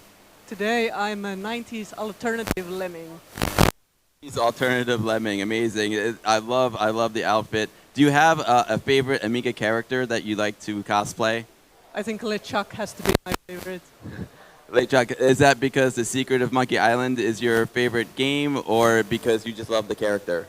I just love being LeChuck. I can be all mischievous and growl at people and walk like a zombie. It's just so much fun. When I look at many of the costumes, I'm just absolutely blown away by the amount of work and talent and that it takes to put something like this together. Like, where do you start when you have an idea for a costume? First, for references, so I check out the sprites, box art, that kind of thing, and then I start planning how do I put that together, what kind of parts are involved, and how do I make it. How long does it take to make an amazing costume like this, or LeChuck? This one was very fast. This was only 50 hours, but LeChuck, for instance, that was, I believe, 350 hours. The one from yesterday was 980 hours. Wow, that is an incredible amount of effort and dedication, but it's worth it because you look amazing. Have you been getting a lot of great feedback? Everyone wants to take your picture here. Yeah. Yeah, it's been lots of fun. The Amiga crowd is the best, really. I couldn't agree more. And you to the event, it's so nice to see like a character walking around. It's great for photo ops, and it's a real pleasure to have you here. Speaking of the Amiga community, we're going to walk around for a couple minutes and check out some of these bits. You can join me if you want, or we're going to walk around. I mean, I can't help but notice this one. This one is really special to me because that is actually my turntable. That is a turntable that my dad rescued from the trash, and we turned it into some Amiga wallpaper. And it's here at this amazing exhibit. I see vacuum tubes on amplifiers. I see LED lights going crazy. My man Jan, what is going on here at your exhibit? Yeah, it's awesome as always. I really love it. It's the greatest event in a couple of years. And yeah, it's all of my stuff. I try to show as many things as possible, and Sunday fun day. Today certainly is a Sunday fun day. Is there anything here in particular you'd like to show us? I'm really curious. Is that a headphone amplifier that you have there, or just a speaker amplifier? Yeah, this 4000 is having the new Amigos sound card. There's an optical out, and I'm running it into this hybrid amp, and then you can have 250 ohms headphones and listen to lossless audio on native 68K Amiga and enjoy audio fools Amiga. It's absolutely incredible. Amigos is definitely like one of the highlights of this show, and it just shows the spirit of the Amiga community. Like the fact that someone could dream up a card like this and actually produce it in 2025, getting what is it? Is it 32-bit audio, if I'm not mistaken, or 24-bit audio out of the Amiga? It's stunning, and I love how you hooked it up to that tube amp. What else do we have going on? I love the little 9-inch Sony monitor. That's beautiful. That's a nice touch as well. It looks like you have a Mister hooked up to it. Yeah, it's running a Mister because Mister has a nice RGB output, and I ran out of Amigas. Pulled out the Mister. You ran out of Amigas, oh boy. I think I know where you can get one. Yeah. I have a new car and it fits a lot inside, so I'm very happy. But of course, yeah, Mister is a nice platform for enjoying multiple systems and also Amiga. And but besides that, you see, I have also original hardware, and I'm kind of into resto modding Amiga, so getting everything out you can do today with old hardware and new hardware mixed. So I'm a fan of every system like PyStorm or native 68K. It's all fine for me. I really love it, and I really love to tinker with it.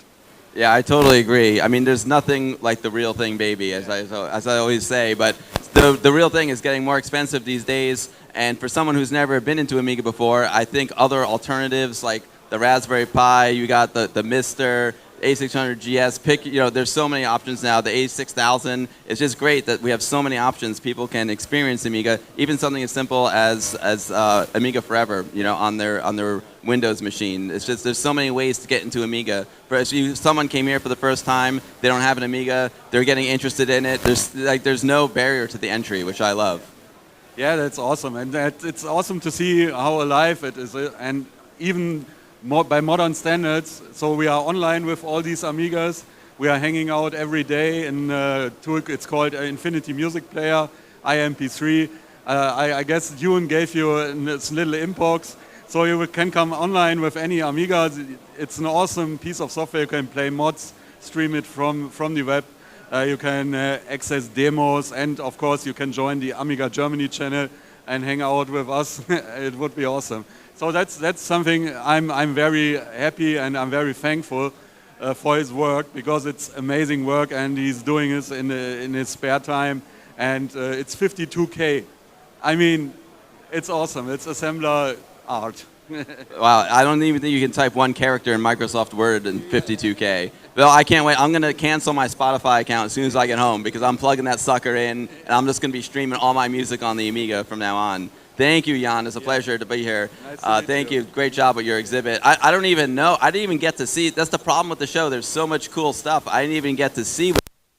I see some sort of virtual reality glasses. This is unbelievable. Is this yours? Yes. Oh, Mine. Can you tell us what the incredible? Yeah, I mean, the idea is to educate people and remind people of VR was a very important and pivotal role which we played in creating virtual reality, basically industrial consumer systems in the early days in the 90s.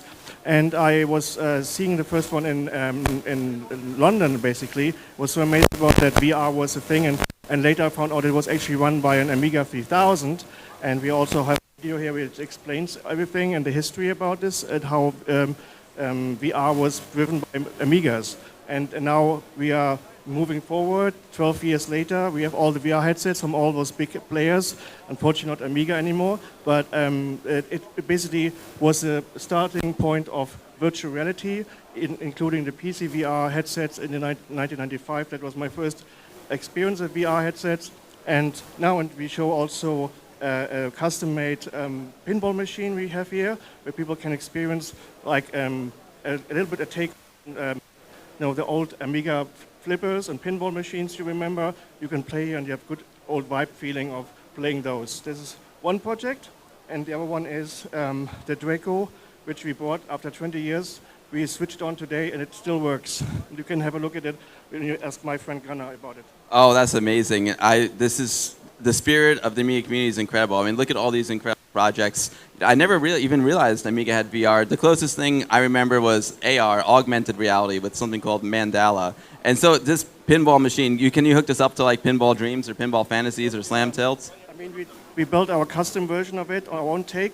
But yeah, I mean, there were some people who actually recreated Pinball Dreams tables from the Amiga in 3D.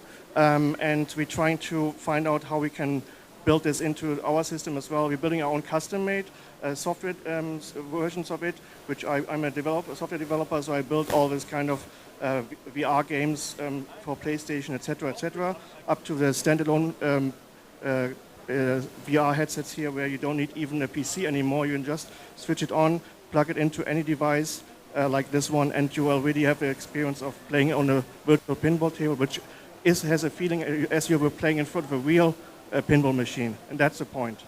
That's incredible. I got to come back and give this a try. What's your name? Richard. Richard. Great work. Okay, let's keep moving on here. We still have some more time. Oh, the Draco. The Draco is a classic box. I see it's a video editing system, if I'm not mistaken. And so how amazing is it that you just bought this, you turned it on, and it still works? That's the spirit of Amiga, right? Yeah, that was the question for the last day and today. If this machine would run after 19 years being not used, today we had the courage to try it, and it works. Amazing. So what's inside of it? There's an Amiga inside of that, and it's a video editing system, right? Sort of like a video flyer situation. This is not an Amiga inside. It's based on the Amiga OS, but this machine was built by Macro System, and it was after the Amiga get bankrupt, and so they had to build a computer or a machine on their own without the Amiga chips. And so they built this Draco system for non-linear video editing. And they had a special OS, the Draco OS, which is Amiga OS, of course. And it still works after 19 years.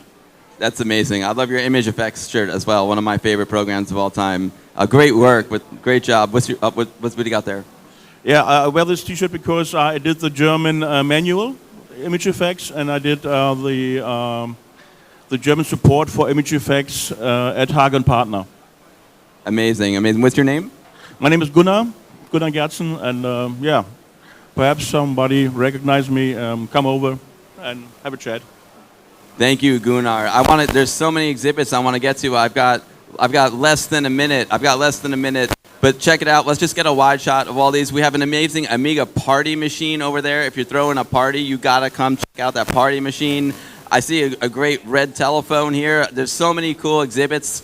The creativity in the Amiga community is second to none. All these projects, to me, this is the spirit of the Amiga community right here. Like everyone who takes the Amiga does something really cool with it, modifies it. I see an Amiga in a suitcase over there. I don't even know what's going on, but I love how people can express their creativity in, whether it's programming a new game, making a new piece of software, or actually making something physical with your Amiga, a party station, a suitcase, a virtual reality setup. It's unbelievable. I say that this is a golden age of Amiga right now, and better time to be an Amiga user and an Amiga fan, and I'm just having an amazing time here at Amiga 40 Germany, and I hope all of you are as well. Enjoy the rest of the show. Thank you very much. You're welcome.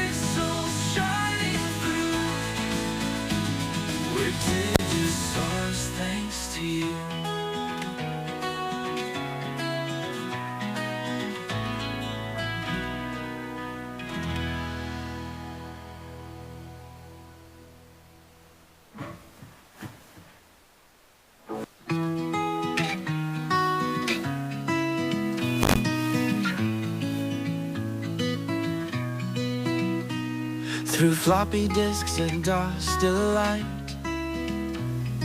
the retro magic shines so bright.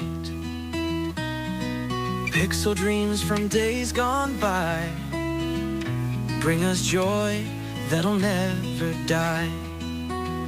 We're the Digisters, keeping it real, sharing retro love with timeless zeal. Friends who cherish the past, let's make sure the memories last. We're the Digisters, keeping it real, sharing retro love with timeless zeal. To our friends who cherish the past, let's make sure the memories last. Amiga, Atari, C64, these classics we'll always adore.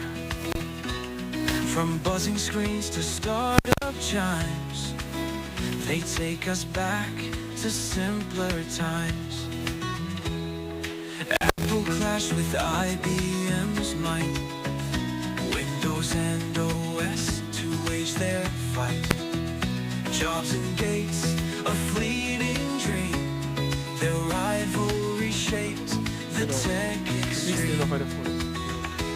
In Germany, 2 battles were fought. Phobos and Escom, rivals who sought. TV stations embrace the theme, with computer show and computer club on the screen. And thanks to those who build museums with care and host great shows for us to share. You bring the past to life anew and inspire what we love to do.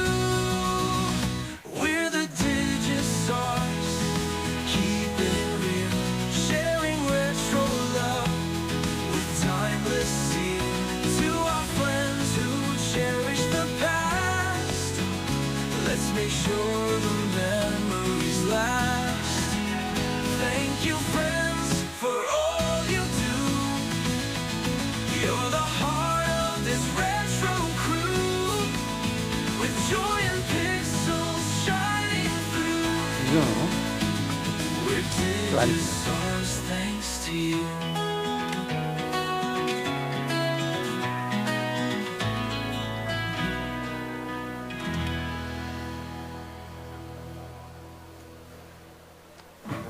Ja, jetzt wird es nostalgisch und hoffentlich auch wieder richtig spannend. Die Zeitreise durch die Amiga-Geschichte geht weiter mit einem Menschen, der wie kaum ein anderer für Leidenschaft, Wissen und Begeisterung rund um Computer bekannt ist. Christian Spanek, der Digisaurier, Moderator und der große Erzähler der Technikgeschichten. Er blickt zurück auf die goldene Ära der alten Zeiten und wird auch heute wieder viele Anekdoten und sein Wissen und viel Spaß in dieses Gespräch bringen. Und vielleicht hat er auch noch Gäste, wir gucken mal. Weiter geht's mit der Zeitreise und Christian Spanek, herzlich willkommen. Danke dir. Danke, Patrick, danke. Ja, jetzt weiß ich, was ich tun muss und wir starten. Ton.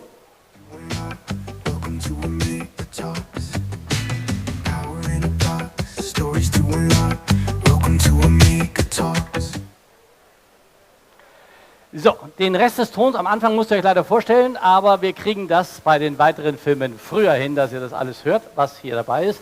Erstmal herzlich willkommen, vorgestellt wurde ich schon gerade. Vielen Dank für die lobenden Worte. Ich werde versuchen, denen halbwegs gerecht zu werden. Das klappt manchmal.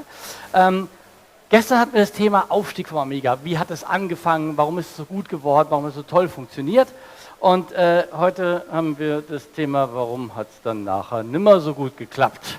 Da gab es ja auch das eine oder andere Problem. Wir hatten heute Morgen schon einen Talk mit den Kollegen, die damals bei ESCOM dabei waren, als ich versucht habe, zu beleben. Da habe ich auch wieder viele neue Dinge gelernt, war sehr spannend. Aber wir sind heute jetzt sozusagen in den 90ern unterwegs. Das heißt also so Anfang der 90er, wo es noch halbwegs lief und dann schwieriger wurde. Wir werden aber auch über die Demoszene reden. Aber zuerst habe ich eine relativ komplexe Botschaft für euch. Und die erzählt am besten der Hannes. Der sollte früher mit mir auch viele Computerbücher geschrieben hat, der Hannes Rückheimer, der erzählt die am besten selbst. Liebe Amiga-Gemeinde, ich wäre so gerne bei euch gewesen, aber mich hat's erwischt. Ich liege hier mit einer heftigen Erkältung da nieder. Ich wünsche euch eine tolle Amiga 40, bin im Gedanken bei euch und es tut mir leid, dass ich es leider nicht persönlich schaffe. Ich habe dem Hannes genötigt, 2 Dinge zu tun. Erst habe ich gesagt, du machst bitte eine Botschaft. Ich kann den Leuten nicht einfach nur sagen, bist nicht da, ist jetzt Pech. Und das Zweite, ich habe gesagt, und du musst zu Hause den Stream gucken. Insofern, Hannes, alles Gute, gute Besserung für dich, auch hier vom Publikum. Ihr dürft ihm mal kurz einen Applaus schicken, freut er sich. Jetzt ein wichtiger Hinweis. Im hinteren Teil dieser Sendung machen wir ein kleines Rätsel. Es gibt Gummipunkte zu gewinnen, das ist ganz toll. Mehr können wir uns nicht leisten, weil die Sau ist ein ehrenamtliches Projekt. Aber achtet mal auf die Einspielfilme. Ich werde dazu am Ende oder gegen Ende eine Frage stellen. Nur, dass ihr schon mal vorgewarnt seid. Dann müsst ihr etwas rausfinden, aber ich verrate noch nicht was. So, jetzt erstmal kurz zu sagen, was ist Digisaurier? Die schlechte Nachricht, wir machen nicht nur Amiga. Digisaurier hat im Prinzip mehrere Säulen. Das eine ist Computergeschichte. Wir reden mit Leuten wie ehemaligen Microsoft-Chefs, Leuten von Willy Sönk und von Lotus. Wir reden aber auch viel mit Amiga-Leuten, weil Amiga halt nun mal auch mein Herzenscomputer ist, aber dennoch machen wir auch andere Dinge. Das heißt, wir sprechen mit Zeitzeugen, wir versuchen möglichst viele zu kriegen, wir wollen diese Geschichte ein Stück weit dokumentieren und festhalten, weil wenn sie mal weg ist, dann kriegen wir sie auch nicht wieder. Und das ist das, was wir bei Digisaurier wollen. Das ist ein Teil. Der zweite Teil ist, und da gilt eigentlich dasselbe, wir wollen es mit Humor und verständlich machen. Bei der Historie ist es so, es muss für Jüngere verständlich sein. Die müssen verstehen, wovon wir reden, weil wenn du sagst, ja, wir hatten ein Modem, gibt es den einen oder anderen, der sagt, was hattet ihr? Also insofern muss man da ein bisschen aufpassen. Der zweite Teil, den wir machen, die zweite Säule, ist das Erklären. Wir machen Beiträge, ihr könnt es hier auf der Webseite sehen, wo wir versuchen, in der Art, wie wir früher Anwenderkurs gemacht haben, unsere Bücher geschrieben haben, mit Humor, mit Bildern und verständlich und mit Ruhe zu erklären, wie geht irgendwas, wie kriege ich diese kostenlosen Updates für das Windows 10 auf meinem alten PC. Solche Dinge vernünftig erklärt, mit ein bisschen Spaß, ist die zweite Säule. Das dritte ist für uns das Thema Einsortieren und Einordnen. Was heißt, wenn plötzlich überall eine KI-Zusammenfassung kommt, anstatt irgendwie ein Google-Suchergebnis. Wir kennen die Suchergebnisse, jetzt kommt eine KI-Zusammenfassung. Was heißt das für uns? Oder was passiert eigentlich, wenn ein chinesischer Investor Mediamarkt kauft? Was wird das für uns bedeuten? Über solche Themen reden wir auch. Also ihr seht, das sind die drei großen Bereiche, in denen sich die Digisaurier bewegen. Wenn ihr Lust habt, dann könnt ihr den QR-Code oder den QR-Code scannen, dann könnt ihr euch beim Newsletter anmelden, ist natürlich kostenlos. Und wir freuen uns, wenn ihr bei uns vorbeiguckt. Dann gibt es natürlich noch einen Tipp, und zwar, wir haben T-Shirts und Tassen mitgebracht, nicht sehr viele, muss ich ganz ehrlich sagen, weil wir gerade erst angefangen haben. Und ich habe gestern von jemandem gehört, eure Tassen sind echt viel zu billig. Ich sage euch das jetzt mal so, ich glaube, wir haben noch 8 Stück da. Also die Tassen scheinen relativ günstig zu sein. Wenn ihr also ein hübsches Digisaurier-Logo auf eurer Kaffeetasse haben wollt, ist jetzt die Gelegenheit, dieses zu tun, oder T-Shirts oder Kappen oder was auch immer ihr gerne möchtet. So, grundsätzlich versuchen wir möglichst alle Inhalte in mehreren Varianten zur Verfügung zu stellen, als Text, als Podcast und als Video, immer der Form angepasst, sodass man, wenn man sagt, ich habe gar keine Zeit zum Lesen, den Podcast hören kann, oder wenn man sagt, ich will lieber gucken, das Video gucken kann. Das sind die Digisaurier und wie gesagt, wir freuen uns, wenn ihr Lust habt, uns zu besuchen. Jetzt kommt ein schwieriger Moment für alle Jüngeren unter uns. Also das ist der Jüngste, glaube ich, den ich da gerade sehe irgendwie. Solltest du dich jemals fragen, warum dein Papa so ist, wie dein Papa ist, das hat Gründe. Er wird sie dir nicht verraten, du wirst ja auch nicht in den Fotos im Familienalbum sehen, genau. Aber Papa hat Gründe, warum er so ist, und Mama hat auch Gründe, warum sie so ist. Und ich will dir zeigen, warum, und euch allen auch. Wir gehen in die 90er Jahre. Was hat uns geprägt? Was war das, was uns ausgemacht hat damals? Was hat uns gefrustet? Was hat uns gefreut? Und das wollen wir uns jetzt anschauen. Wisst ihr noch? Die frühen 90er. Irgendwie war alles anders geworden. 1990 ging Formel 1 für immer vom Bildschirm. Stattdessen kam MTV und 1993 dann Viva. Musikfernsehen rund um die Uhr.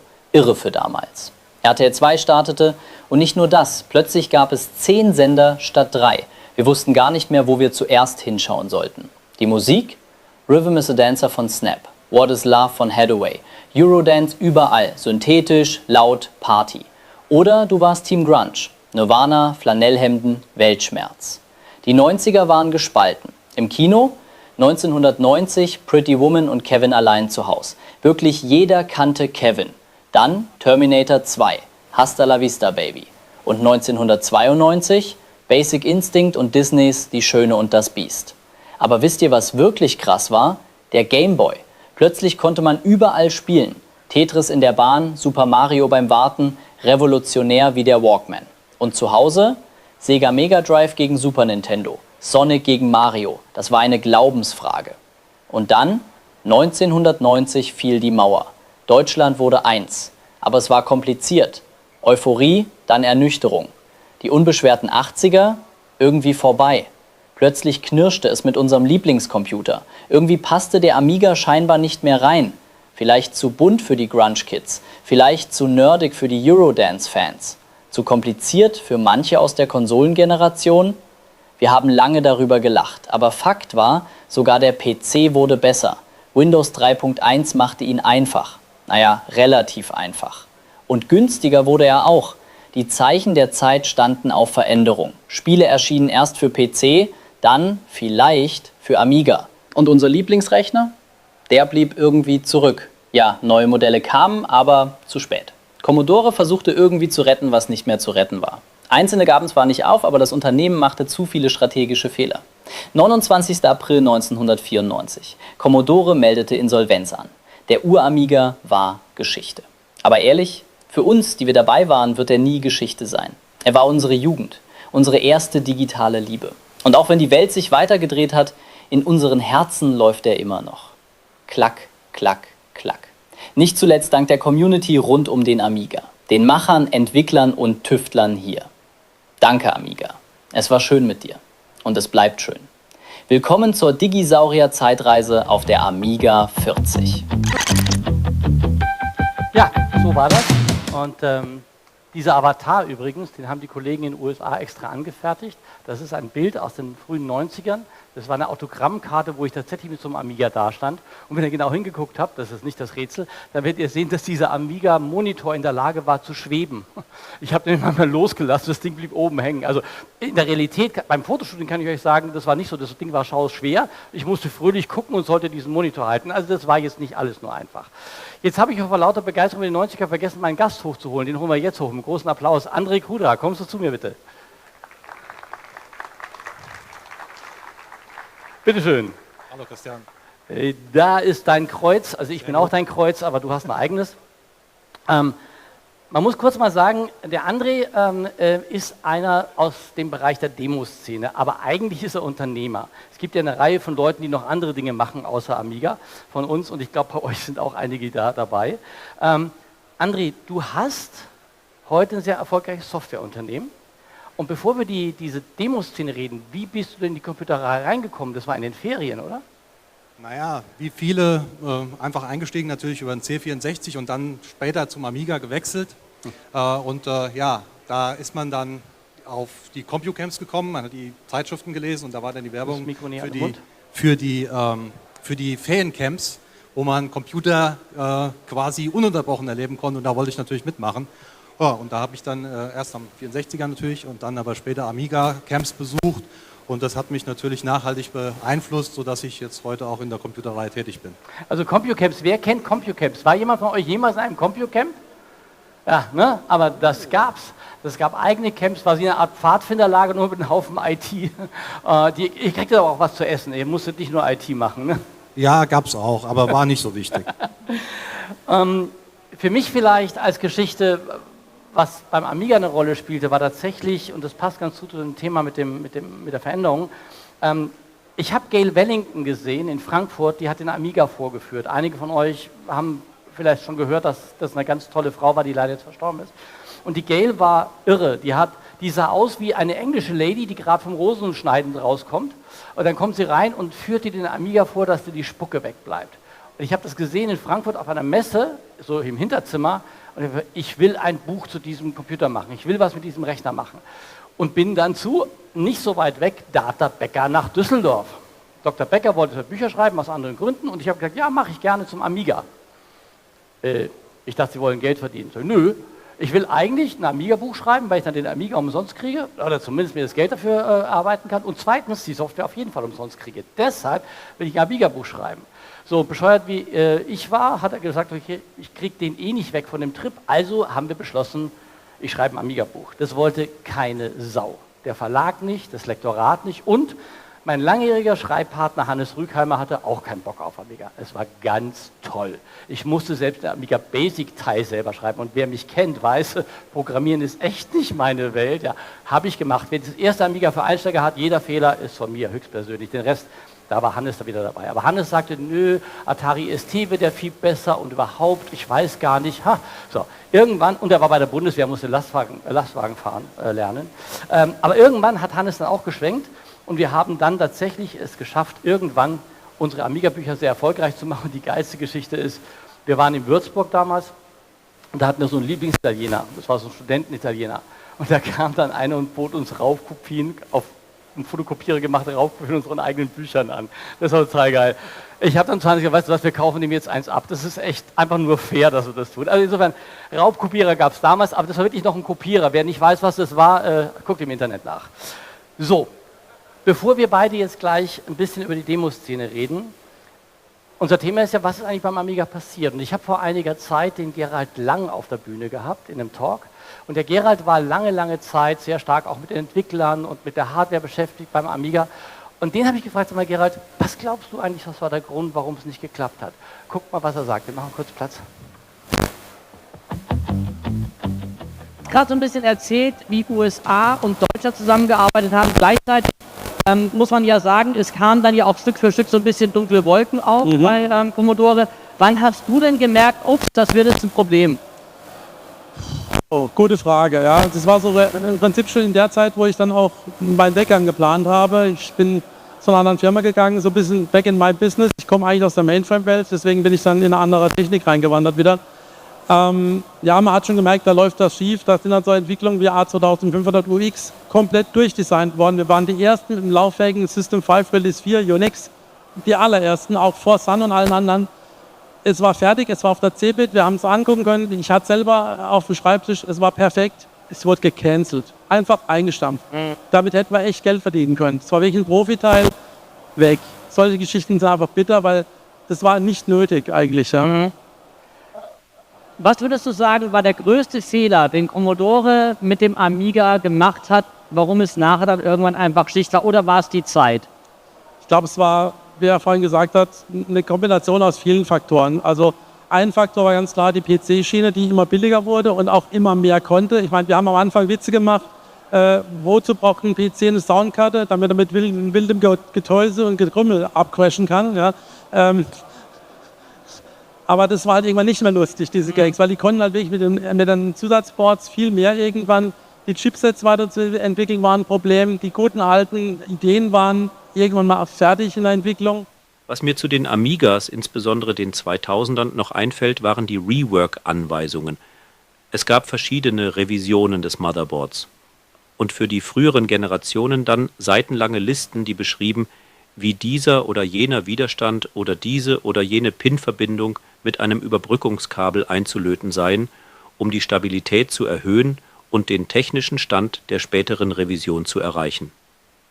Manches davon war auch die Voraussetzung, um spätere Chip-Versionen wie den Big Agnus oder die ECS Denise auf älteren Boards nutzen zu können. Das kam alles definitiv aus Braunschweig. Die Frage war dann für mich bzw. uns, wer diese Lötanweisungen ausführen könnte.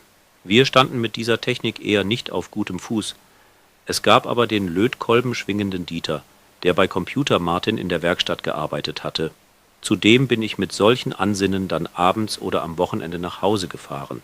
Und er hat sie freundlich, hilfreich und erfreulicherweise auch immer erfolgreich umgesetzt. Es gab dann ECS-Chipsatz, es gab dann AA, AAA. Das kam nie auf den Markt, das ging dann vorher in die Pleite.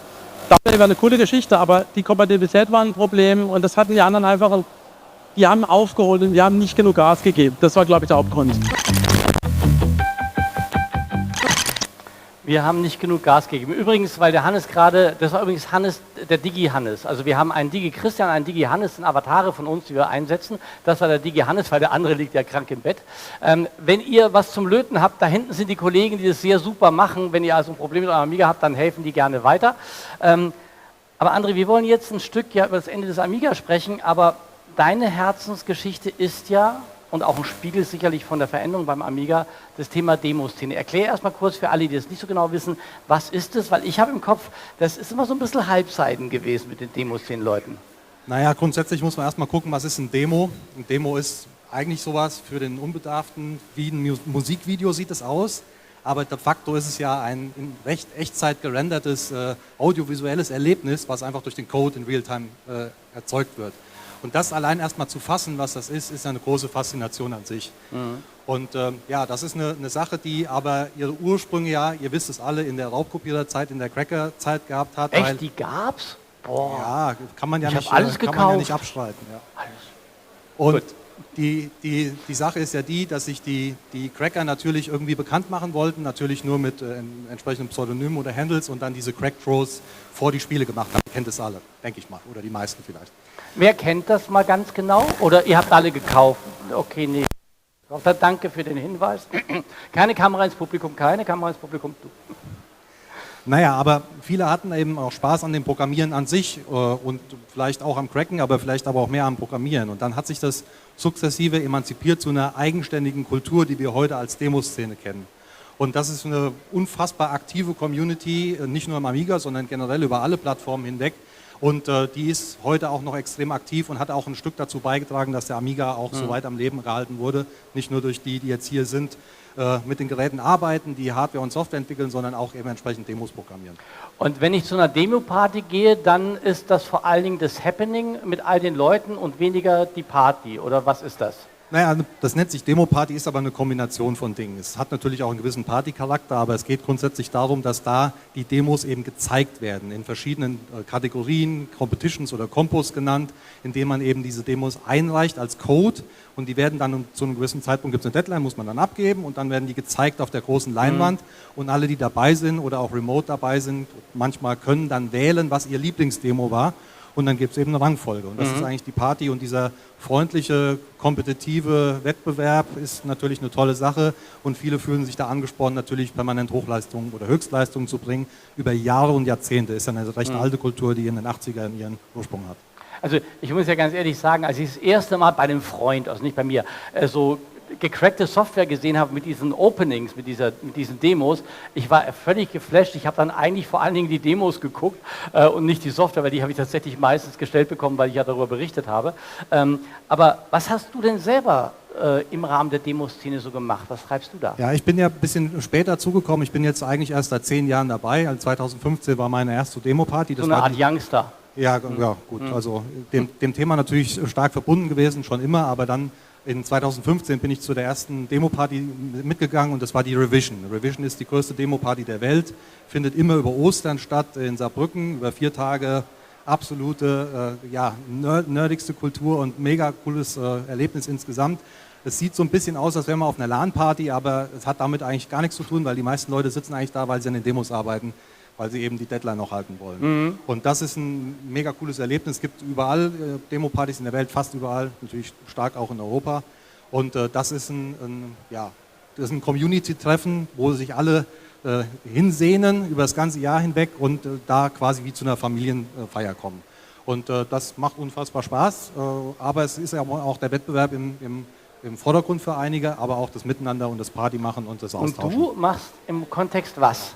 Also ich bin seit 2015, wie gesagt, aktiv. In 2019 kamen ein paar gute Leute auf die Idee, dass die Demoszene ja sowas wie eine sehr ureigene, geborene digitale Kultur ist, die man vielleicht auch mal zu irgendwelchen offiziellen Weihen bringen könnte, wenn man das so formulieren kann. Und dann wurde das Projekt Art of Coding gestartet und in dem habe ich mich viel engagiert. Was macht das Projekt?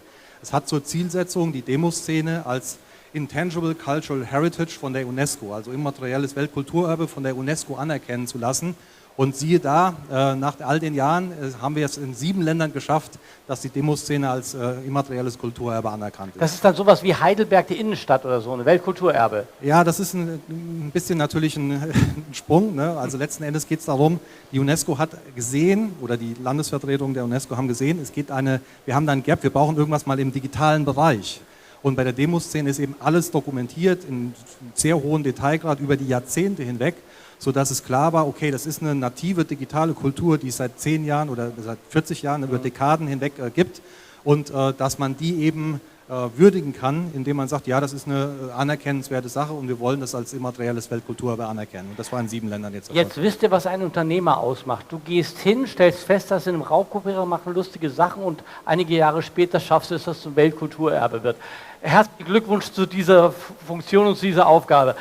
Großen Applaus für euch und für die Demoszene. Ich bin nur Mithelfer gewesen. Das ist ein Community-Thema. Also das geht nur dadurch, dass die Community habt euch echt gekümmert, also muss man arbeitet. sagen. So, jetzt kommen wir zu deinen schlaflosen Nächten, die du gestern und heute hattest.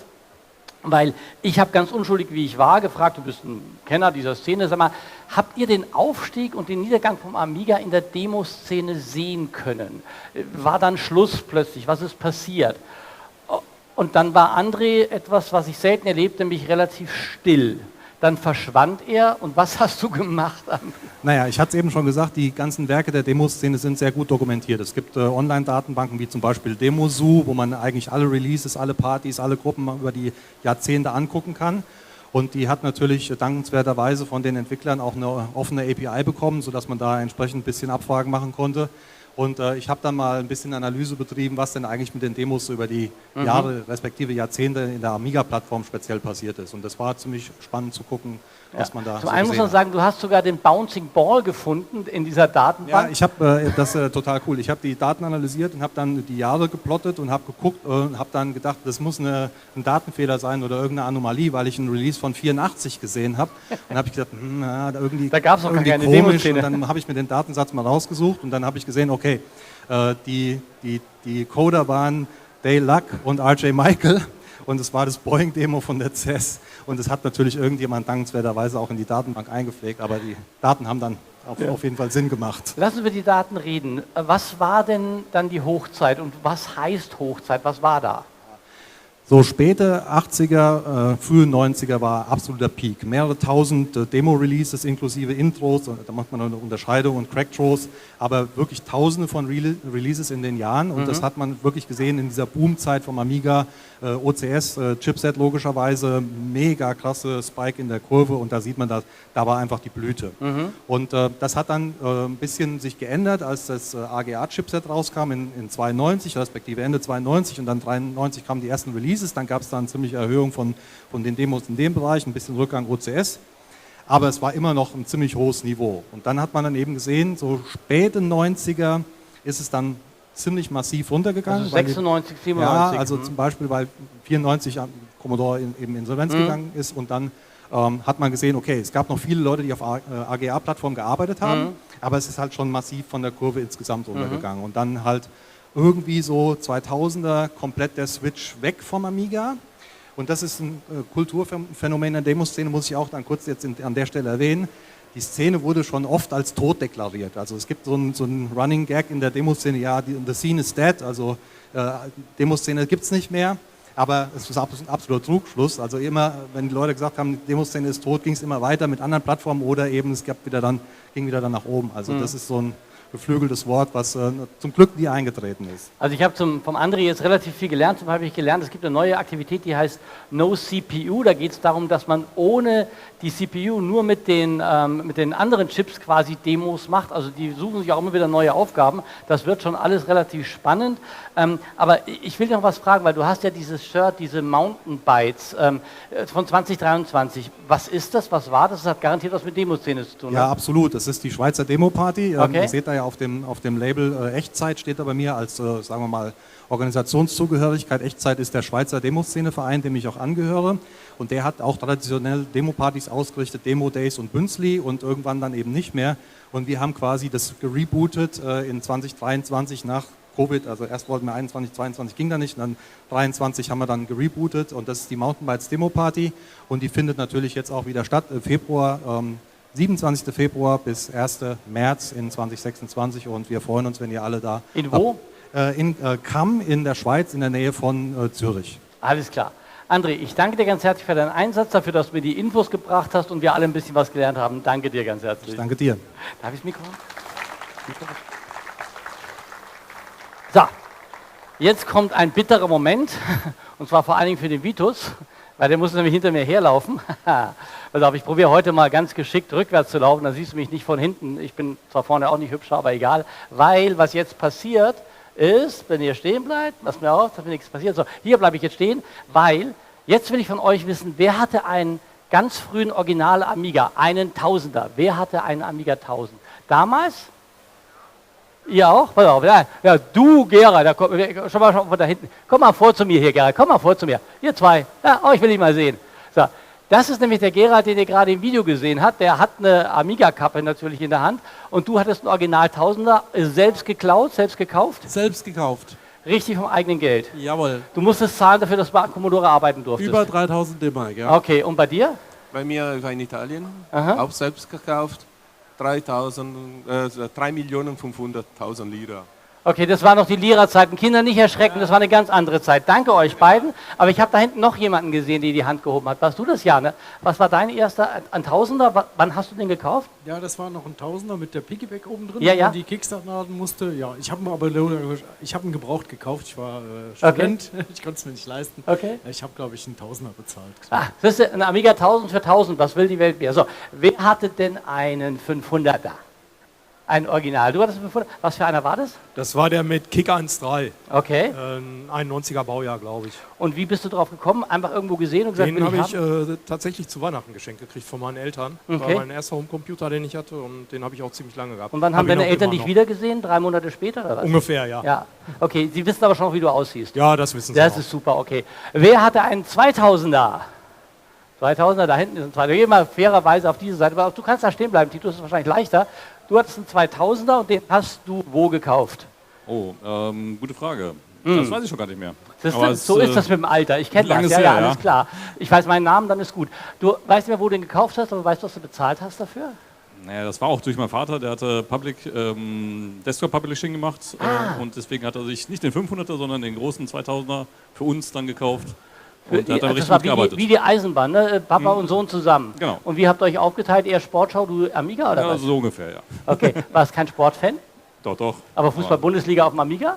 Ja, das noch nicht, nein. Hast du programmiert? Was hast du gemacht? Nein, ich habe nicht programmiert. Ich habe auch ein bisschen Textverarbeitung gemacht damit und alle gespielt natürlich. Viel. Productivity und Spiele. Was war dein Lieblingsspiel? Populous. Ah, gut. Bei mir ich habe ja wenig gespielt, bei mir war das tatsächlich Marble Madness. So. Wer von euch hat nie einen Amiga besessen? Ihr traut euch ruhig. Okay, alle. Dann danke ich euch für eure kleinen Geschichten rund um den Amiga. Und Vitus, dir danke ich dafür, dass du hinter mir hergelaufen bist. Das ist selten in meinem Alter, dass mir noch jemand hinterherläuft. Aber das war sehr schön. Jetzt kommen wir zu dem kleinen Rätsel, von dem ich gesagt habe. Wir haben euch heute mehrfach etwas gezeigt, was es so nicht gibt. So ähnlich ja, aber so nicht. Vom Amiga in den Einspielfilmen. Wer hat aufgepasst und gesehen, was das war? Ich habe gewusst, dass keiner gewinnt. Ich hätte auch 5 Tassen vergeben können, aber egal. Ihr habt gesehen mehrfach einen Monitor. Klingelt es jetzt? Okay, ich zeige ihn euch. Es hat keiner rausgefunden, macht nichts. Wir gucken mal. Das ist der Monitor, den wir euch gezeigt haben. Da ist ein Dinosaurier-Logo drauf. Das gab es nie, weil zu dem Zeitpunkt wusste Commodore gar nicht, dass es uns geben wird. Und ich wusste auch nicht. Dann seht ihr hier, der Knopf ist anders, weil wir haben ein zweites Bild für euch. Das ist der Original 1084, ein legendärer Monitor. Und da seht ihr, der sieht dann schon einiges anders aus. Jetzt habe ich mir natürlich stundenlang Gedanken gemacht, das Design entwickelt, wie kann ich den leicht fälschen. Und weil ich grafisch nicht sehr begabt bin, bin ich zu ChatGPT gegangen und habe gesagt, machen wir mal den Monitor. Und das kommt dabei raus, weil, was man wissen muss, ChatGPT darf den gar nicht exakt nachbilden. Aus Rechtgründen. Das bedeutet, wann immer ihr ein Bild reingebt, kriegt ihr irgendwas zurück. Aber es ist immer ein bisschen anders als Original, teilweise ein bisschen sehr. Hier hatten wir ziemlich viel Glück, aber das ist sozusagen die Auflösung unseres Rätsels. So, jetzt haben wir nicht mehr lange, wenn ich es richtig sehe, genau, weil wir nachher noch gleich zur Verlosung kommen werden. Da muss irgendwo der Markus zumindest in der Nähe sein, hoffe ich doch zumindest. Da drüben, alles klar, Markus ist schon mal da. Ich möchte trotzdem noch ein kleines Fazit ziehen. Die Gründe, warum der Amiga nicht überlebt hat, sind nicht nur das Management. Ich habe gestern mit Dale Luck ein langes Interview geführt und er sagte, ich habe ihn gefragt, was hättet ihr anders machen können? Und er sagte zu mir, wir hätten offener sein sollen. Wir hätten mehr darüber nachdenken können, dass andere was für den Amiga machen, damit er frisches Blut kriegt, andere Ideen noch kriegt. Und wir hatten das Problem, dass wir nicht so ganz genau wussten, für wen machen wir den eigentlich gerade. Für die Spieleleute, die wollten möglichst direkten Zugriff auf die Chips und nichts dazwischen. Oder für die anderen Leute, die eben nicht eine Konsole haben wollten, sondern die wirklich sagen wollten, ich brauche halt auch einen Druckertreiber, ich brauche andere Dinge und so weiter. Und da dazwischen, sagt er, konnten wir uns nicht so richtig entscheiden. Und darum gab es verschiedene Konzepte. Beispielsweise gibt es eine Variante von dem, ich sage jetzt mal Amiga 2000, die in den USA entwickelt wurde. Und diese Version war schicker, Aber Dale hat gesagt, aber die Braunschweiger haben das schon ziemlich gut gemacht und darum hat Braunschweig letztendlich dann diesen Bereich gemacht. Also es wurde viel richtig gemacht, es wurde auch viel falsch gemacht. Es war nicht nur Management. Und gleichzeitig, das sagt auch der Dale, kamen natürlich die Konsolen. Da kriegten die Spieleprogrammierer den Zugriff. Und da gab es keine Tastatur, das brauchten die alles nicht, es kamen die Konsolen. Der Amiga kam von links unter Druck und dann kam auch noch von rechts unter Druck, weil da war halt der PC. Ja, ich weiß. Es ist irgendwie teilweise echt eine üble Kiste gewesen damals. Und ich habe auch keinen Spaß damit gehabt. Ich habe ewig lang einen Sidecar neben meinem Amiga gehabt, damit ich irgendwie Texte kompatibel machen konnte. Wir wollten unsere Amiga-Bücher mit dem Amiga schreiben. Es war für uns nicht sinnvoll machbar, weil es nicht verarbeitbar war, weil es nicht kompatibel war. Also haben wir halt Sidecar genommen. Und damit waren wir sozusagen am Tropf von Microsoft, IBM und Co., ob wir wollten oder nicht, nur damit wir kompatibel waren, damit die Bücher überarbeitet werden konnten und lektoriert werden konnten. Der PC mit seiner Erweiterbarkeit und Windows war sicherlich ein Teil des Endes vom Amiga. Aber bei allem, was da kam, bei all dem Druck, wie ist der berühmte Satz, du hast da ein Shirt, ne? Back to the past, habe ich gesehen. Ich denke jetzt gerade an eine meiner Lieblingskinoserien und ich rede von Star Wars. Und ich kann euch sagen, die Macht war stark in diesem jungen Computer. Und weil das so war, darum seid ihr jetzt hier. Weil da was war, was über diese Hardware hinausging. Eine Idee, eine Faszination, eine Idee, die 80er, die 90er, die 2000er überlebt hat, bis heute aktiv ist. Und wenn ihr nicht wärt, gäbe es diese Idee nicht. Und darum bitte ich euch jetzt um einen ganz großen Applaus für euch selbst und für alle, die das hier machen, was hier passiert ist. Weil ohne euch gäbe es das nicht. Euer Applaus, der muss donnern. Hört ihr uns da drüben? Gut.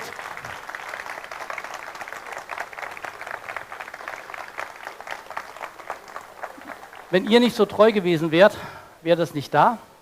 Ich für meinen Teil muss mich bedanken bei meinem treuen Team. Ohne Dirk, der da in der Ecke sitzt, ganz still und leise, und ohne die Barbara, die irgendwo mit der Kamera rumsäuft, da wäre das hier nicht möglich gewesen. Sie haben mich sehr unterstützt, ohne sie hätte ich es nicht geschafft. Euer Applaus, danke für eure Arbeit und euer Engagement. Wir haben den Vitus, die Alicia, den Gabriel, der vor 3 Tagen noch nicht wusste, dass er da hinten Ton machen wird. Lauter liebe Menschen, den Patrick, der heute die Anmoderation gemacht hat, lauter Menschen drumherum, inklusive dem Marco und seinem Team, ohne die es das auch nicht geben würde. Und die haben jetzt einen ganz besonders lauten Applaus verdient, dass man es bis nach draußen hört.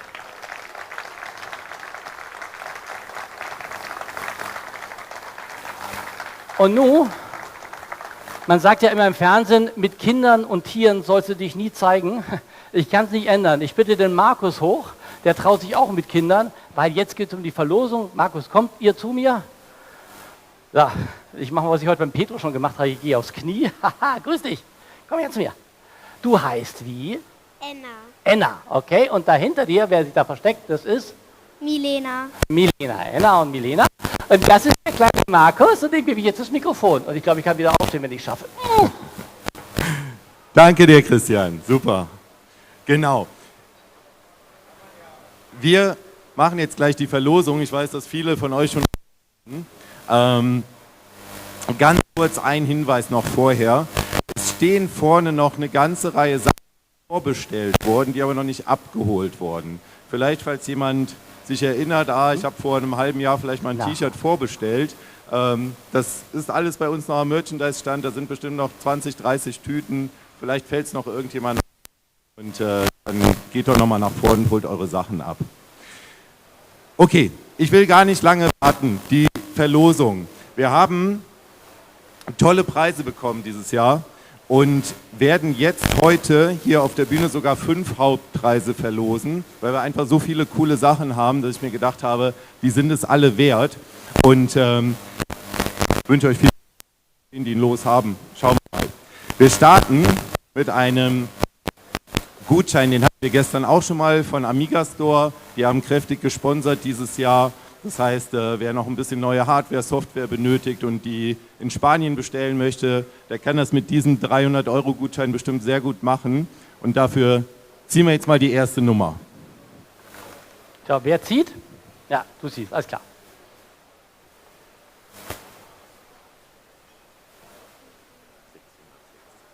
606. 606. 606. 606 ist die Zahl. Die 606 wird zu uns gerufen. Die 606 nicht da ist. 606. 606. 606. Ah, ja. Ja. Hat er gewonnen oder geht er nur zur Toilette? Wollen wir erst mal zwischendrin was machen und warten oder wollen wir direkt neu ziehen? Wie machst du das? Ah, wir warten noch einen Moment. Wir warten noch einen Moment, ja. Genau. Bin auch hier aufs Klo. Genau. Also 606, falls jemand seine Lose nochmal prüfen Mal mag. die 606. Ich lege ihn erstmal beiseite und dann machen wir weiter mit dem nächsten Preis. Genau. Ich habe die 606 noch hier in treuen Händen. Und zwar geht's weiter mit der Siedler 2 Collectors Box. Ich weiß nicht, wer es mitbekommen hat. Also als die Siedler 2 angekündigt wurde, war die Collectors Box relativ schnell ausverkauft. Wir haben noch eine ergattern können für die Verlosung, beziehungsweise der Gewinner bekommt sie dann zugeschickt. Und genau, da ziehen wir jetzt mal die zweite Nummer für. Wir suchen immer noch die 606. Wenn sie sich meldet, 606, just join us on the stage. 176. 176. Oh, der Tobias hat gewonnen. Die 176. Die Collectors Box. Applaus. Super, perfekt. Ja, kann ich mir geben? Da. Die Fertigen ins Töpfchen, die Guten ins Kröpfchen. War es umgedreht? Ich weiß es nicht mehr genau. Okay. The Perfekt. Next. Gut. Dann der dritte Preis von iComp, ein AGA MK3 Flickerfixer. Auch dieser, wie ihr seht, habe ich leider nicht hier, weil auch der Jens nicht damit gerechnet hat, dass so viele von euch hier vor Ort sind und einkaufen werden. Also auch den bekommt ihr dann zugeschickt, aber wir ziehen jetzt erstmal die Nummer. Ja. Erkläre ich gleich. 402. 402. 402. Ah, schon wieder hier vorne. Super. Ja, die vorderen, nicht nur vorne, sondern gleich dabei. Einmal die Nummer. Nummer zeigen, Ausweis. Führerschein. Super. Auch du gleich zum Jens vorne und dann. So, zu der Super, 606. herzlichen Glückwunsch. Genau, herzlichen Glückwunsch. Zu der 606 gibt es was zu sagen. Die 606 ist los, weil der musste zum Flughafen, aber er war clever. Er hat seine 606 da hinten, von dem man weiß, der kann nicht flüchten, weil er mitorganisiert. Wir wissen, wer er ist, wir haben ihn, die 606, kriegt ihren Applaus und ihr müsst sehr laut applaudieren, weil der ist ja schon am Flughafen.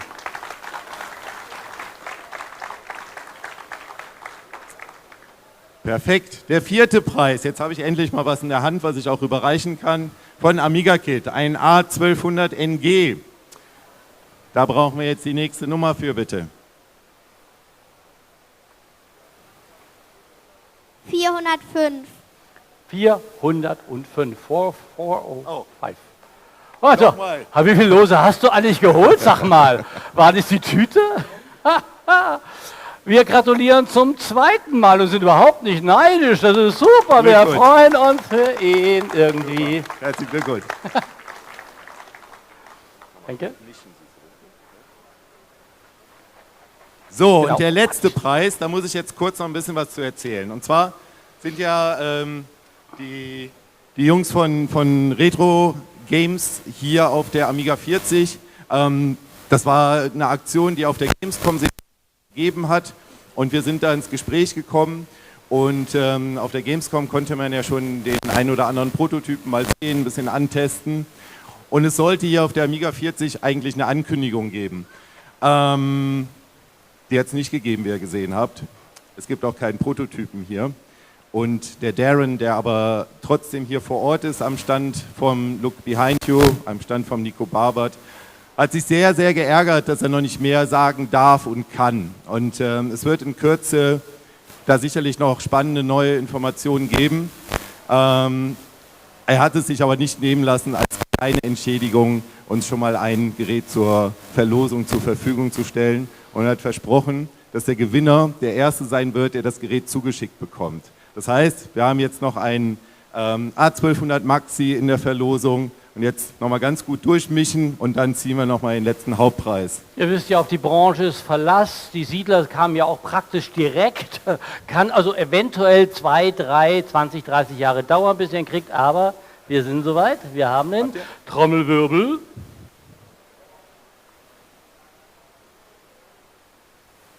Siebenhundertfünfzehn. 715. Bleib sitzen. 715. 715. So. 715. Jetzt kommt Amiga Bill? Nee, doch nicht, dachte. 715. Ah, noch sehe ich keinen. 715. 715. Hat der auch abgegeben bei euch da hinten? Auch im Flugzeug? Nee, ne? 715 habt ihr nicht. 715, noch nicht zu sehen. 715. Es lohnt sich. Guckt nochmal auf eure Lose. Genau. Ach, jetzt wo du es sagst. Christian, ja, hier, gewonnen. guck mal, 715 kannst du sehen. Ja, ich habe es mir in die Hand geschrieben. Super. 715, also.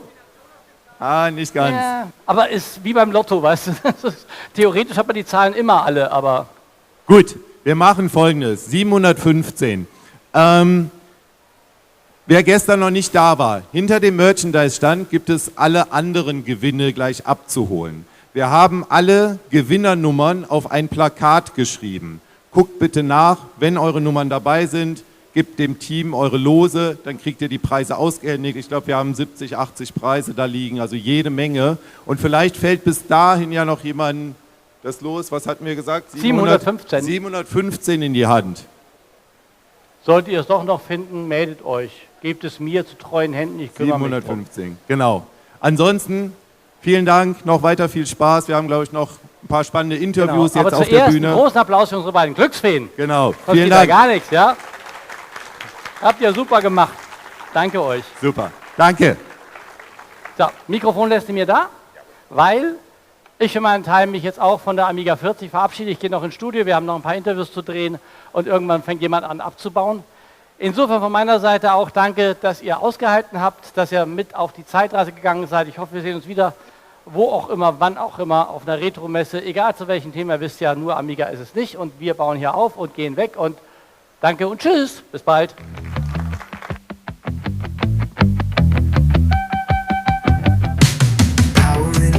Stories to unlock. Welcome to Amiga Talks. Power in a box. Stories to unlock. Welcome to Amiga Talks.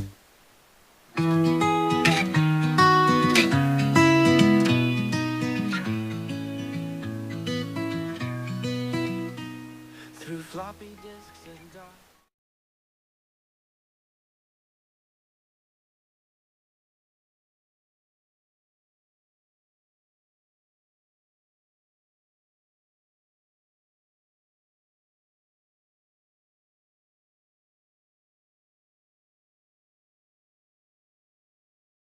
On to change the world. He was the creative mind behind the classic Lemmings. And just a few years later, he helped creating Grand Theft Auto into one of the most successful franchises in gaming history. Today, he takes us back to those early days. Please join me in welcoming to the stage Mike Daly.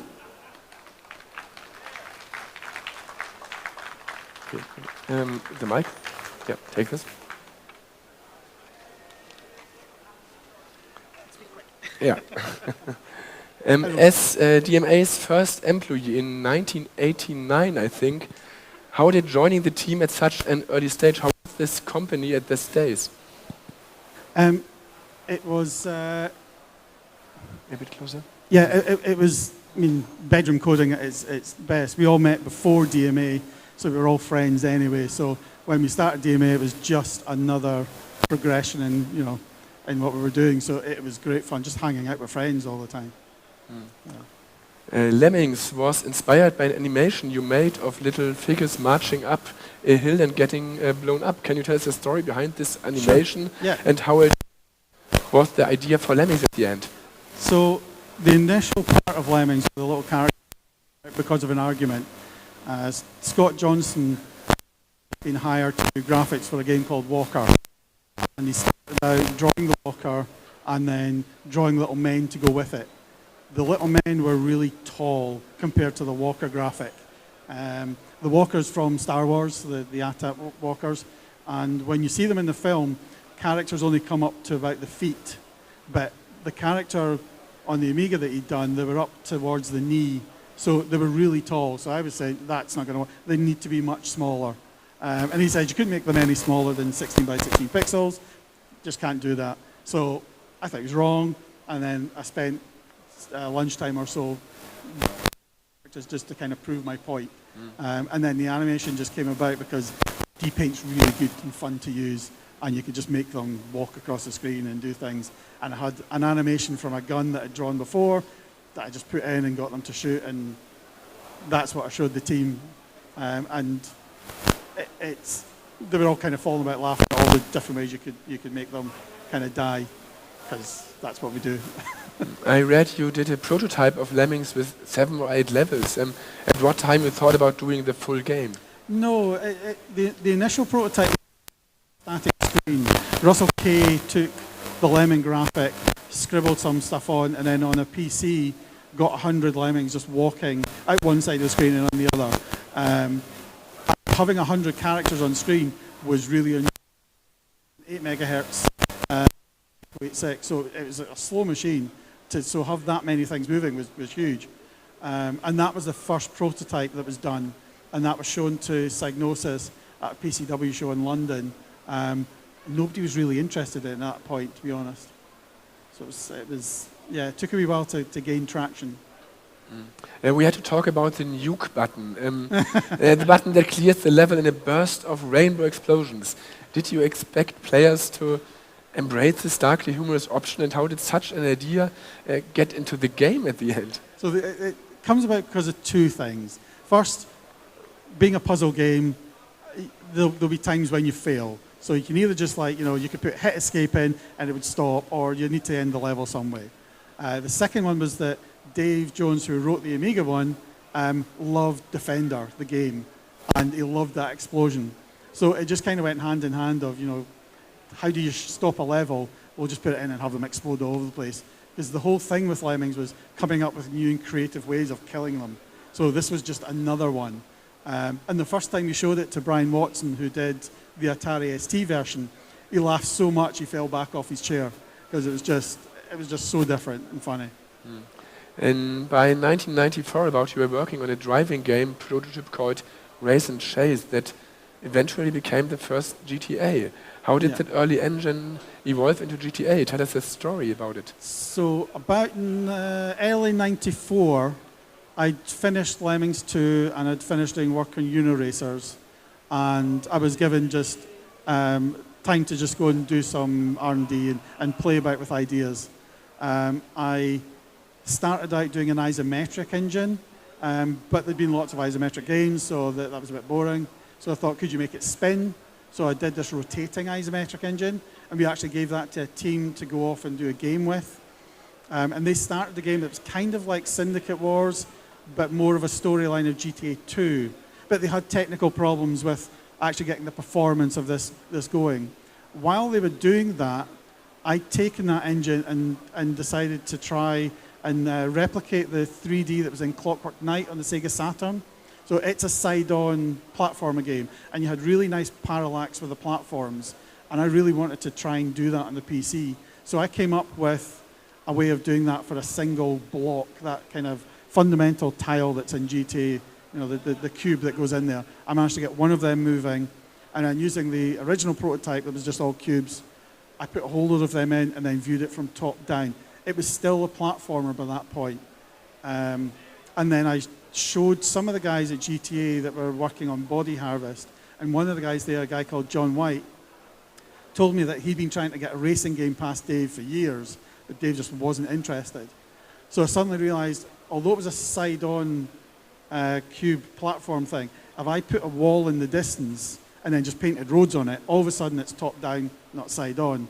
So I showed Dave Oz, who was one of the lead artists, Keith Hamilton, Steve Hammond. I showed all them it running, and Dave was just fascinated by this possibility of having a city kind of living and breathing and doing stuff. Because Dave's a huge fan of open worlds. When you think of GTA, it's like really the first big open world game. But actually, Lemmings was an open world game as well. you got a level, you got the tools, and then you could go and do it however you wanted. We crafted it so that you could only really do it one way, particularly later on, but it was still an open world game, and GTA kind of followed on from that. So once we had that, we gave that to a team, and that was the very basis of the first GTA. GTA was an adult game, so you could input things that you could not input, not put in other games, for example. And Yeah. how did you navigate the moral boundary during development? We didn't really care. It was, I mean, anything that we thought was funny and interesting went into the game. Being able to give it an 18 or R rating took away all the problems with it. Because if you compare it to what movies were, it was nothing. You know, it's a blob of pixels on the screen. Back in the UK, I mean, we had it being debated in Parliament for this murder simulator. And you look at it and it's a joke. None of them had played it or really cared about it. It was just another thing to moan about. But it was just, if something was fun, it went in. It's also one of the reasons it took so long to do. Because somebody would come up with a cool thing of, you know, oh, we could do ambulances. Yeah, they could go and help. And then somebody says, oh, but I want to steal the ambulance. Oh, let's put that in as well. And same with things like the Hare Krishners and stuff going up in the Garang. It all just came about because somebody thought, oh, that'd be really funny, let's do that. And that's, the whole game is like that. During playtesting, were there any surprising bugs or player behaviors in GTA or Lemmings that forced you to rethink or design in another way? In Lemmings, the playtesting was pretty good. Psygnosis did most of it. We were all pretty expert at playing the game by that point. When we were designing levels for it, because we were so good at it, it was really hard to beat the other guys in the team. So we spent all our time coming up with the most difficult levels possible, and we'd still solve them in seconds. So we weren't the ideal testers, obviously, for that. So Psygnosis did most of that. We get back faxes with comments on it saying, this is good, maybe a bit too hard, blah, blah, blah. And occasionally we'd get one back that was just a sheet covered in swearing because it was so hard. I think there was one that took them over an hour to complete, one of mine, but I was really pleased with, because that's what you aim for with these things, is just trying to fox somebody that's really good at the game and still they can't solve it. In GTA, we never really had any big surprises, except that it was supposed to be this cop thing, but very quickly that was thrown out the window because people just wanted to break the law all the time. You know, steal a car. Oh, that's a nice car, I want that one. And they want to get out and get in the car. And that, again, that's how that feature came about, because they wanted that car going past. And things like stopping at traffic lights and all this kind of stuff, the team lead, Keith Hamilton, was the only person that drove around the city obeying the rules, because somebody had to test it. So he would go up to stop at traffic lights, take the turns, not hit anything, just to make sure the game would play properly, because nobody else did it. So aside from that, everybody just ran rampant, so there was always little quirks coming up. GTA grew from that first game into a multi-billion-dollar franchise. How do you feel now, seeing what GTA has become and its influence on gaming and popular culture? It's bizarre. I mean, when did we do that? 94. So I was 24 when I did that. And to see it now is just, I mean, it's huge. It kind of, to sum it up, is it appeared on The Simpsons as Grand Theft Walrus. And to see that, and you know, something you did appear in something like that is just amazing. I mean, we've got stuff in museums back home as well from the company, and it's just, you know, to be in a museum and you're not dead is just weird. And it's so cool. Looking at both games now, how do you reflect on their place in gaming history? What part of Lemmings and GTA's legacy are you most proud of? It's probably more Lemmings. Lemmings I've got a really soft spot for. I love the characters, I love the things you can do with them. The game is such good fun to work on and make levels for. GTA, it was great fun to do it, and I love being in the city and just driving about.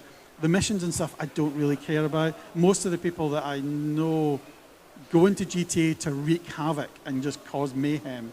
I don't know many people that play GTA. So I think it's that open world thing that's really is what we're so fond of and that came out from it. And again, it's like, say, Lemmings is the one I really have the soft spot for. I love the characters. Fans love hidden secrets. I read about the SNES version that there was a hidden mode. Did you create Easter eggs or other secret features in Lemmings or other game that fans might not know about? And Lemmings. No, the SNES Lemmings, I put a few Easter eggs in. No, I don't think any of the other levels had it, versions had it. So in the Super Nintendo Lemmings 2, there was a various cheat mode on the front end. If you go and click all the windows and doors, it enables some kind of cheat mode. I can't remember what it is, it just comes up cheat. There's also a single pixel on the Lemmings 2 title screen, which if you click, takes you to the end sequence. I needed a way to test it. So there's a little pixel just under one of the two, a single pixel. If you click, it takes you to the end sequence. There's also a pixel, a dot above the eye on Lemmings 2, that if you click, you get what I call visual sound effects that appear above the Lemmings' head. So as they fly across the screen, they'll say "wee" kind of thing in text, which is quite fun. But the best one is I put a super scope into Lemmings 2. So if you plug a super scope into the second port of the SNES Lemmings, you can shoot them and blow them up. Okay. And it's really cool. That's nice, yeah. Lemmings is, in my opinion, one of the greatest games ever made. And in our museum in Hamburg, the original Amiga version is still played regularly, often by visitors who never have touched a computer before. And everyone always asks, why is there no way to legally buy the original Lemmings 1 today on platforms like Steam, GOG or other things? Because Sony own it and they don't care. So Sony own the IP. So DMA and Psygnosis owned the IP initially. They sold the IP to Psygnosis, and then Psygnosis got bought by Sony, and they only put their stuff on their platform. So it's not going to appear on anything. It's very sad because, as I said, people who never played on a computer were exciting. I have guests in my museum that say, I will not touch anything here. They saw the Lemmings, oh sweet. And some minutes later they let them fall down and I believe die. the Windows version is owned by somebody else. It gets a little bit murky.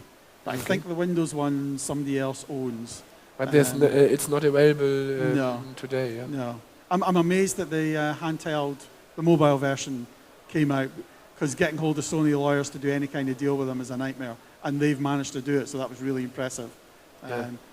So it's a shame that, again, they've not done much with it.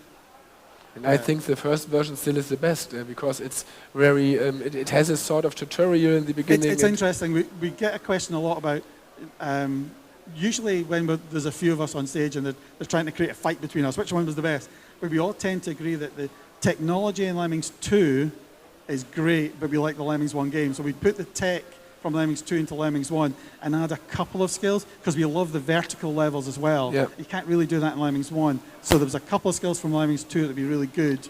So just expand it ever so slightly and then use the tech from Lemmings 2, and that would be the ideal Lemmings game. I think in part 2 there were too many options for newer players. And as I said, we have players from 8 to 80 that love the first version. And the two-player one's been totally ignored. Yeah. These days, having like a battle royale with like 16 players in a Lemmings level would be amazing, especially across the internet now, would be amazing. So one day maybe. Great to be on stage today, and I think some people in the audience have questions. If someone wants to know anything, come to the stage and ask. No questions. Escape. Yeah, come on. We have to take this micro. I think there was a level editor for Lemmings 1, but there is some dispute over the rights. Can you tell us a bit about that? The level editor in Lemmings 1 was really cool. It was built into the game, so it would just hit escape to get into it. So instead of aborting level, it'd go back into the level editor, would make an adjustment of like a couple of pixels, hit escape, back into the game. The turnaround in it was amazing, but it's part of the game, and that means Sony own it, which means it'll never come out again. I am technically recreating Lemmings on a ZX Spectrum Next using assets from the PC one, so it should be technically legal, and I might try and get editors and two players and stuff into that if I get around to finishing it. Because it's just, as long as you don't use the assets or ship the assets, then it's fine. So I've got a program that converts the PC stuff into what I need, and I only ship what I've written. So maybe. We'll see. Any more questions? Yeah, come here. Yeah, I think that there was a prototype arcade PCB that was found recently. I don't know if you could tell us anything about this. Back in the 90s when Lemmings was big, Data East were really interested in doing an arcade one. Damie got sent a board prototype of the arcade board, and it was mostly working. There were some bugs and stuff going. When Damie went under, my friend and I were allowed to go and raid the offices for whatever was left, and the arcade board was sitting on a shelf. I swiped it. It's now down in the RMC Archive Museum, the Retro Man Cave thing, and they built an arcade machine around it, which is amazing. It's so cool. I've yet to, no, I did see it run, just. And it's, to actually have it in a machine and be able to play two-player with it is just incredible. But as far as we know, that's the only one left. So it's, they went over it and they cleaned it up and then made a machine for it, which is phenomenal. Anyone else?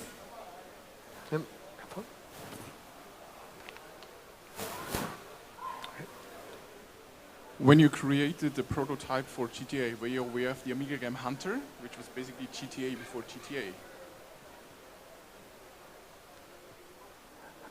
That old chestnut. No. There's two ones that we get asked about. One is the Hunter game. We never played it. There was another one that the guy sued Rockstar over, saying we stole all their work. He came for an interview at DMA, and he brought a game disc to show us. We had it on for like a minute to run about, just to see if he could program. None of us played it. So none of the GTA stuff came from anything else. Like I say, it was a team game. The whole team put stuff into it, and it evolved through that. It didn't come from anything else. Another question there? Okay.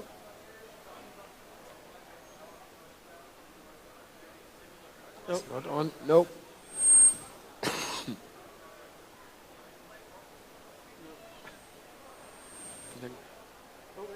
No, yeah, it's on. It's on. No. No. Okay. Yeah, do it again. Do it again.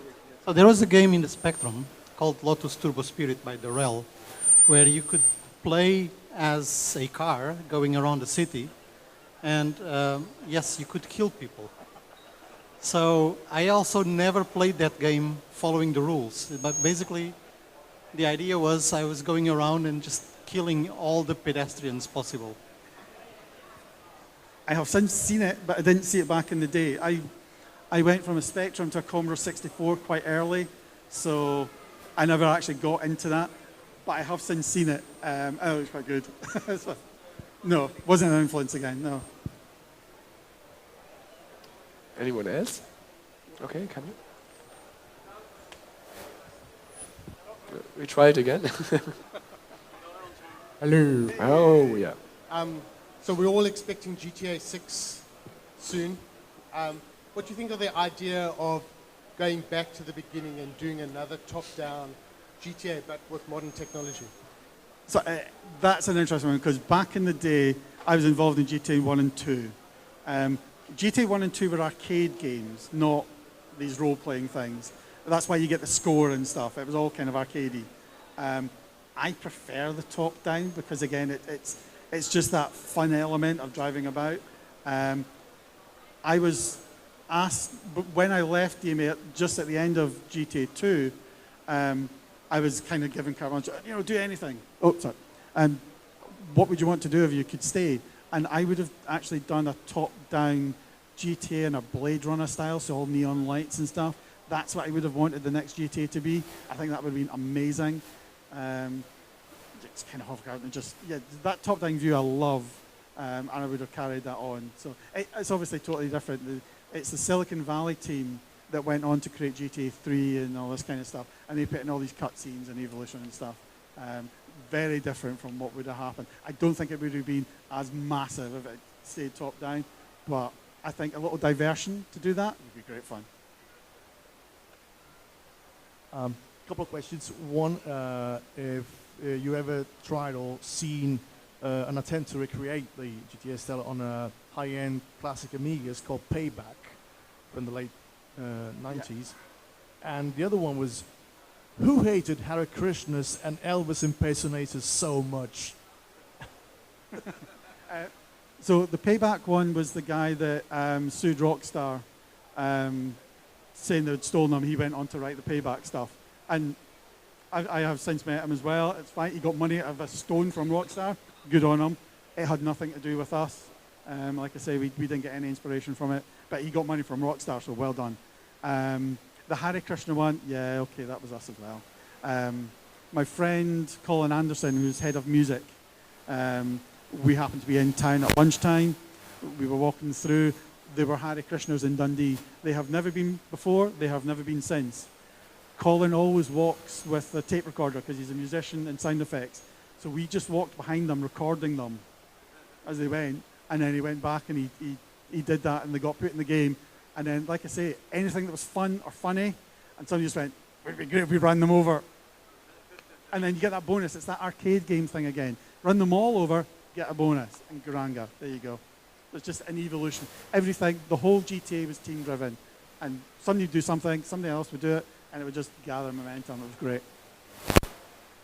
Okay, one last question. Okay, it works. Yeah. Back on Lemmings, I think that Lemmings is one of the most wonderful games ever made on Amiga. And it stole hundreds of afternoons in my life, and I broke 3 mouses playing Lemmings.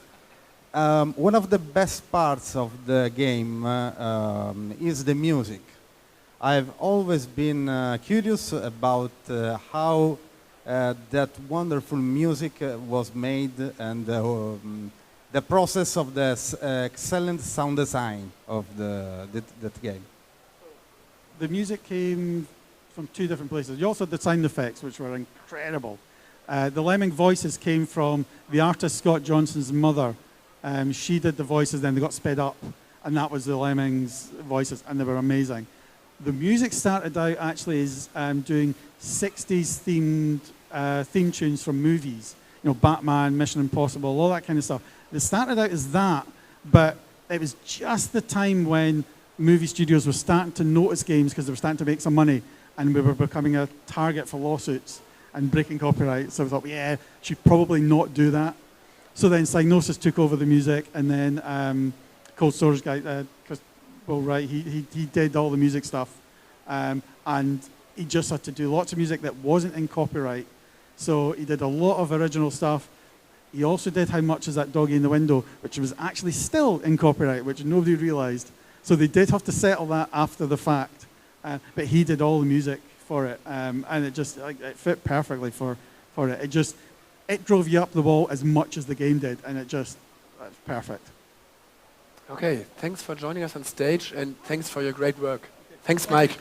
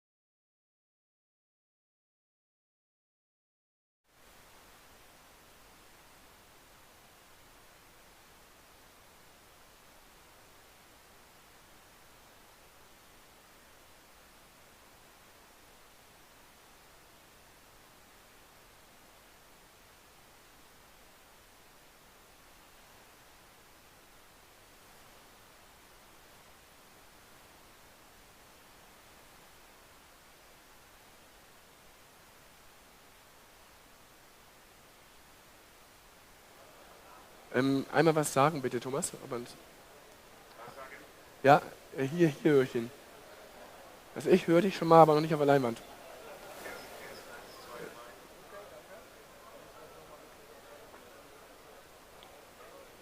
Amen. Sorry, Stefan.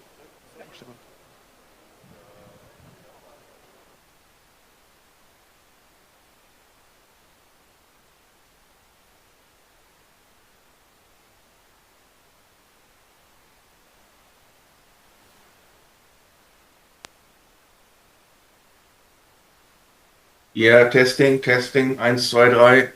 What's up, Bitches? Ja, das ist mir schon klar.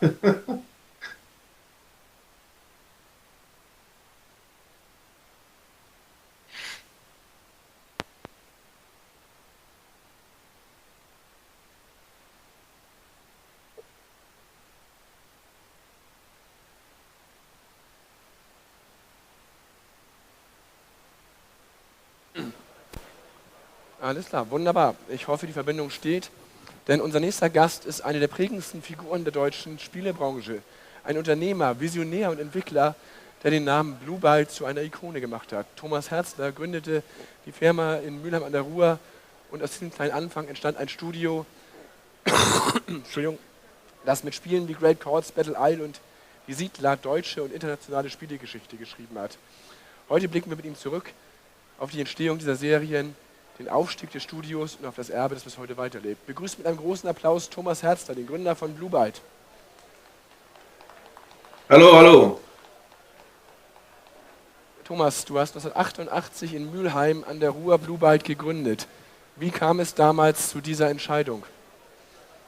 Ja, also ich bin nur Mitbegründer, um das von vornherein zu sagen. Also mein Partner, der Lothar Schmidt, wir waren zu zweit bei Rainbow Arts zu der Zeit angestellt. Wir hatten uns dann irgendwann entschlossen, mal was selber zu machen. Und ja, am 1.8.1988 haben wir uns dann offiziell ja, selbstständig gemacht mit der, damals hieß die ganze Geschichte Herzler und Schmidt GbR. Toller Name, sehr aufregend, aber also eine einfache Geschäftsform.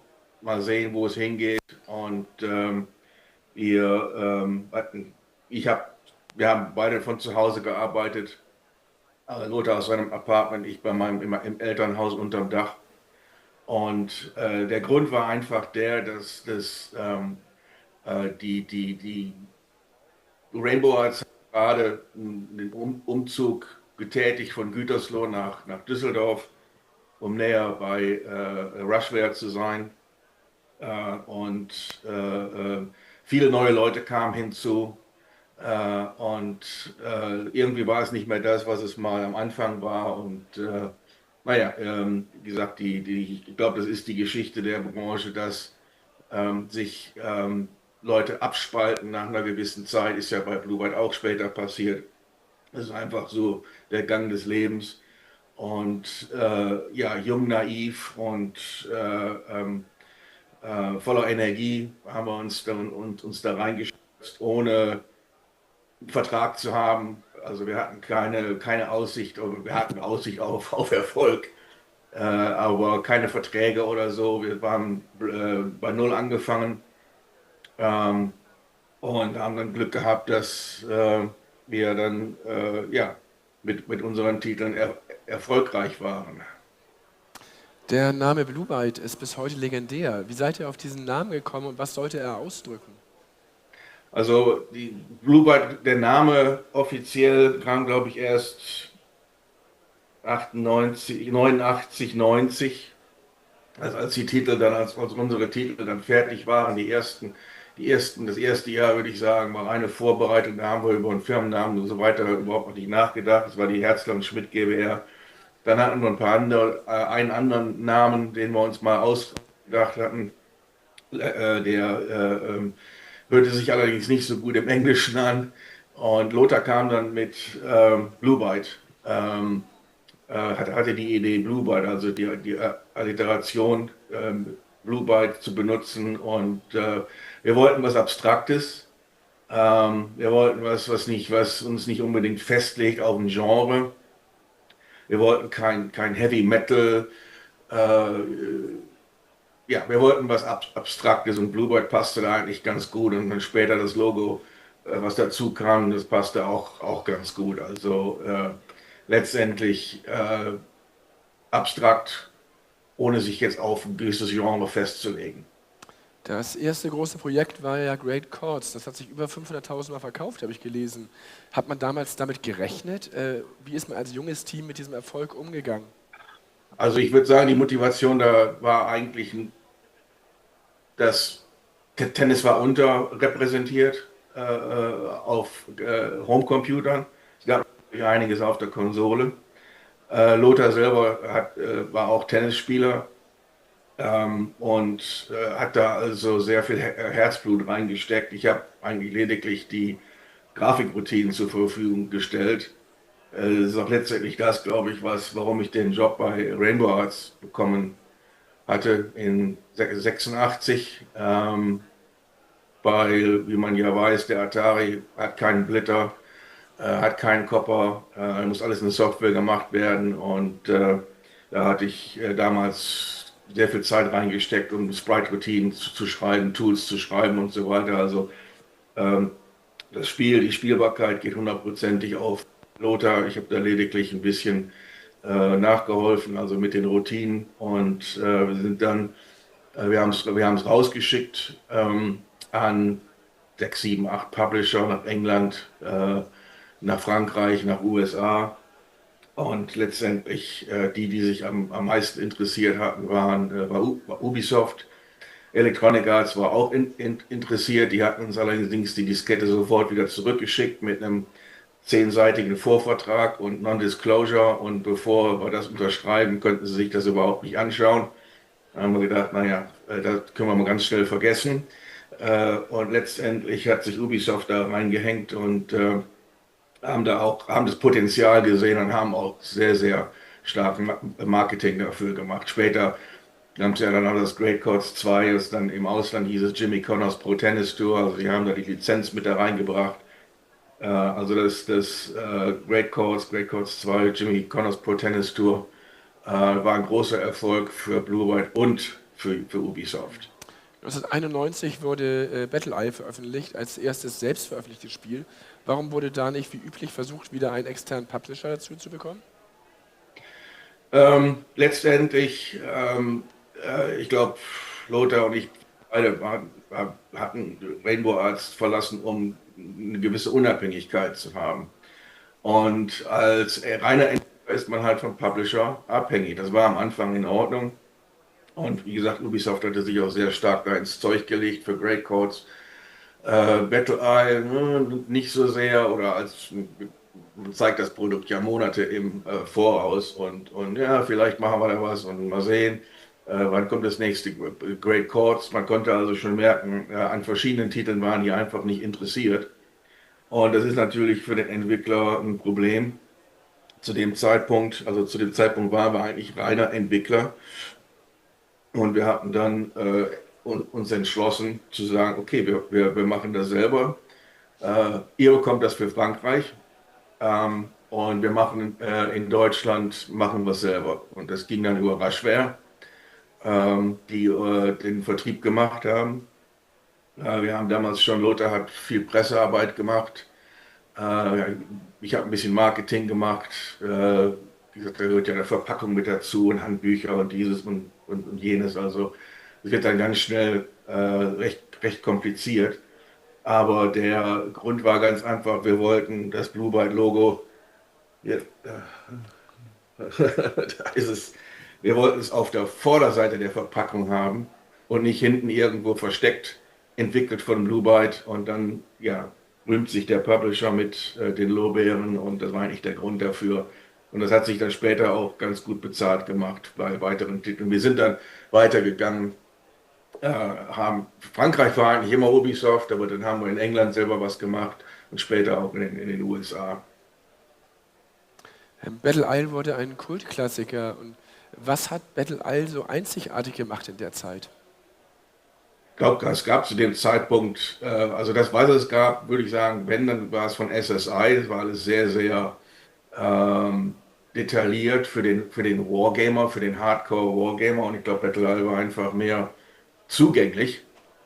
Im Prinzip war es, die Idee kam eigentlich von einem Spiel auf der PC Engine, Nectaris hieß es. Und das hatte ich damals wie wild gespielt auf der PC Engine und es war einfach, es war sehr einfach zu lernen, war allerdings auch recht komplex später und man wurde aber leichter reingeführt. Ich glaube, das war es, was es bei Battle Royale auch war. Man musste nicht sehr viel lernen, sondern man konnte eigentlich relativ schnell loslegen. Äh, wir hatten damals auch einen Zwei-Spieler-Modus mit geteiltem Bildschirm. Ich denke mal, dass es eben auch dann auch für den PC verfügbar war, denn der Rest dieser Art der Spiele, ja, die gab es eigentlich nur auf den Konsolen. Und so nach und nach wurde dann, ja, das kam ja, ich würde sagen, auf dem Atari ST, den Prototypen habe ich noch selbst geschrieben, auf dem Atari SST und auf dem Amiga in Basic. Gut, das war Atari ST, das war der Amiga, es gab schon Amiga und später dann auch natürlich für den PC. 2 Jahre Also später, um die Frage zu beantworten, ich würde sagen, es war einfach relativ offen, da waren keine großen Hürden, man musste nicht lange Handbücher lesen. Ja. 2 Jahre später erschien dann Die Siedler. Was waren dort die technischen oder kreativen Herausforderungen bei diesem Titel? Also Die Siedler, da gibt es ein ausführliches Interview in einer der Amiga-Magazine, die ist erst vor einigen Wochen rausgekommen, da kann man es genau nachlesen. Die Siedler ist ja an uns herangetragen worden vom Volker Wertig, das ist der primäre Entwickler und hatte uns dann 1 oder 2 Titel vorgestellt und er hat im Prinzip die gesamte Programmierung gemacht und letztendlich ist Volker jemand, der halt ja, sehr detailorientiert ist, sehr hartnäckig ist und da ist Code drin im Spiel, ja, den man sonst wahrscheinlich so nicht gesehen hat. Ich glaube, das hat später dann auch dem Siedler 2 Team ein bisschen zu schaffen gemacht. Also wir reden hier vom selbstmodifizierenden Code und solche Dinge, um halt, weiß ich nicht, 4000 kleine Wuselfiguren rumlaufen zu lassen und zu manipulieren. Letztendlich war es auch das dann, also wie man dann, ich weiß nicht, ob der Begriff da das erste Mal verwendet wurde, also der Wuselfaktor. Und das sieht alles recht einfach aus, aber natürlich, also für den, der auch ein bisschen programmiert hat auf dem Amiga, der kann sich vorstellen, dass es nicht so einfach ist. Die Siedler 2 Version, die jetzt rausgekommen ist, ich glaube, die Mindestanforderungen liegen irgendwo bei 40 Megahertz oder so, 68, 40, 68, 60. Und das hat Volker alles auf dem 7 Megahertz oder 7,5 Megahertz Amiga gemacht. Also das war schon ein tolles Ding. In den 90er Jahren hat sich Bluebird auch an andere Genres gewagt. Ich erinnere mich an die total verrückte Rallye und solche Geschichten, Extreme Assault. Wie wurde entschieden, was außerhalb dieser Stammgenres angegangen werden sollte und warum hat man sich versucht, so zu variieren? Letztendlich, also gut, diese Entscheidung, die nehme ich auf meine eigene Kappe. Ich wollte vielfältig sein, wir mussten vielfältig sein. Letztendlich waren wir ja nicht nur Entwickler, sondern auch Publisher. Das heißt, wir haben selbst später auch Direktverkauf gemacht, also per Mail, per Post, das gesamte Spektrum abgedeckt. Wir mussten kämpfen, auf die Regale zu kommen. Der Trend ging ein bisschen, oder ja, ein neuer Trend kam halt in Effekt, also die Casual Games, was heute fast ja vom Umsatz her, würde ich sagen, die Branche dominiert, die kamen so langsam rein. Und diese total verrückte Rallye zum Beispiel basierte auf einer Idee von einem japanischen Konsolenspiel auch. Das war, ja, um ein möglichst weites Spektrum zu haben. Da gab es Chewy, da gab es alle möglichen Dinge. Und in Hindsight, also hinterher ist man immer schlauer. Was man hätte machen müssen, ist sich vielleicht noch mehr auf die Kernlizenzen konzentrieren und weiter Siedler und Battle Isle und was weiß ich, nicht alles raushauen. Aber für die Marktpräsenz, für die Regalpräsenz ist es wichtig, dass man ein Portfolio hat. Und die Spiele waren alle 1A, kamen nicht alle gleich gut an. Ich denke mal, aber so ist es halt, die Kurve steigt steil auf zum Erfolg oder fällt stark ab. Top-10-Titel machen, weiß ich nicht, 90% des Umsatzes und der Rest, ja, läuft so nebenbei. 2001 wurde Blue Byte an Ubisoft verkauft. Wie kam es dazu und was ging dir da persönlich durch den Kopf?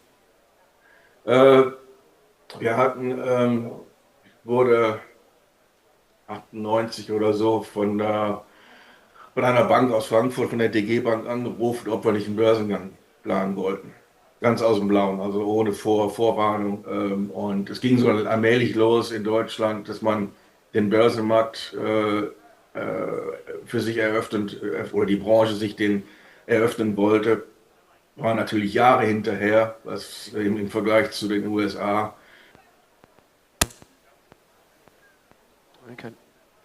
Der Ton ist aus. We can't hear. One second. Sind wir noch da? Ja, okay, nochmal. Und dann habe ich mich halt dazu überreden lassen, ja, warum nicht? Machen wir einen Börsengang, machen wir eine IPO. Und wir haben es dann auch angefangen. Und ich glaube, 4 oder 6 Wochen vor dem Börsengang kriegte ich dann einen Anruf von der DG Bank. Das war so 2000 und würde ich sagen, als die Dotcom-Blase da explodiert ist. Ja, im Moment ist nicht so gut und wir müssen das ein bisschen verschieben. Und wir waren natürlich schon total darauf vorbereitet. Wir hatten auch, so ein Börsengang ist auch nicht ganz billig. Wir hatten uns damals Arthur Anderson herangeholt, wie gesagt, die Gesellschaftsstruktur umzuändern, um die Bücher aufzubereiten und so weiter. 5 Jahre nach GAP-Standard, bla bla bla. Und zu dem Zeitpunkt war es dann für mich irgendwo der Punkt erreicht, also Börsengang, wir hatten schon viel darauf vorbereitet, auch von der Produktlinie. Da kam dann so der erste Gedanke, Mensch, will ich das noch weitermachen oder übergebe ich es jetzt? Und dann kamen die ersten Gespräche mit Ubisoft und dann letztendlich kam dadurch dann der Verkauf zustande. Wie schätzt du die augenblickliche Ausrichtung Ubisoft Blue Byte ein? Gibt es da jetzt Entscheidungen in den letzten Jahren, bei denen du gedacht hättest, wäre ich noch dabei gewesen, hätte ich vielleicht was verändern oder anders machen können? Lebt man das noch mit? Also ich war vom Tag 1 nach dem Verkauf war ich im Prinzip draußen. Es war teilweise auch mein Wunsch, denn so eine Übernahme, die ist nie schön. Da gibt es immer Spannungen und letztendlich hat Ubisoft gemacht, was Ubisoft gemacht hat. Die haben den einen oder anderen Titel einfach gekürzt, auf andere sich konzentriert und zum Beispiel mit Battle Isle, das haben sie total vernachlässigt, da hatten sie kein Interesse mehr dran. Das habe ich ja dann vor einigen Jahren nochmal versucht wiederzubeleben, habe mir da die Rechte, die Trademarks gesichert, die einfach verfallen waren, die Ubisoft nicht mehr weiter hatte. Und Ubisoft ist ein Konzern, Ubisoft ist eine Public Company und die müssen für die Shareholder arbeiten. Und es ist nicht nur Ubisoft, es sind die anderen auch. Budgets sind einfach wahnsinnig groß geworden.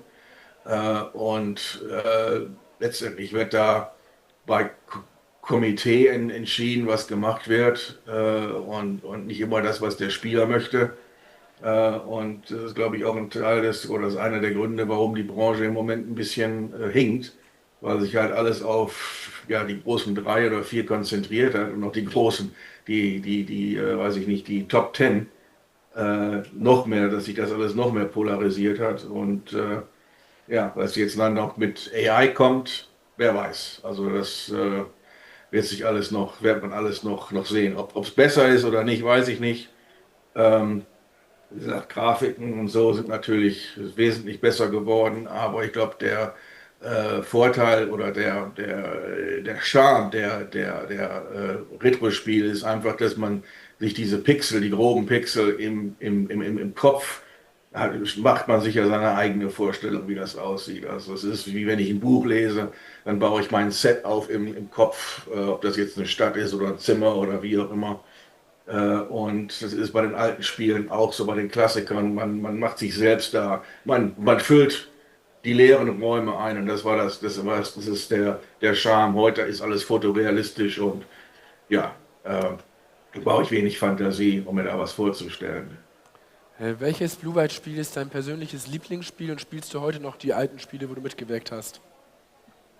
Es sind viele Lieblingsspiele. Ich würde sagen, eines der Spiele, wo wir sehr große Hoffnungen hatten und ich persönlich sehr große Hoffnungen hatte, aber das leider sich im Verkauf nicht dargestellt hat, war Archimedean Dynasty oder Schleichfahrt. Es war einfach, es war vom Massive Team. Die Grafiken waren einfach unglaublich und das gab es einfach damals nicht. Aber wie gesagt, das ist dann, wenn ein unabhängiger Publisher, so wie Blue Byte, sich dann anstrengen muss oder in Konkurrenz steht mit einem Electronic Arts, Activision und so weiter. Das würde ich sagen, das habe ich sehr viel gespielt. Natürlich habe ich auch sehr viel Siedler gespielt. Wir haben viele Nächte getestet heute spiele ich eigentlich nur noch Civilization und World of Tanks. Ja. Soweit erstmal vielen Dank. Ich weiß nicht, ob wir technisch Fragen aus dem Publikum annehmen können oder Fragen sind überhaupt. Hätte jemand noch eine Frage an Thomas? Können wir das verbinden? Haben wir ein Mikro, was verwertbar ist? Da hinten ist unser Techniker, der kommt gleich. Wir schauen mal, ob das technisch klappt.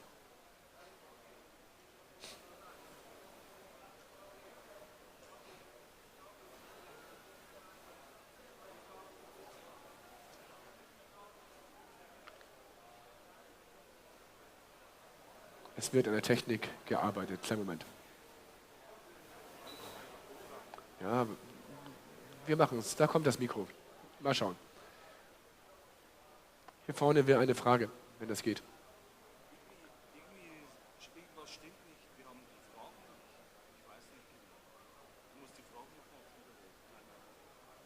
Was?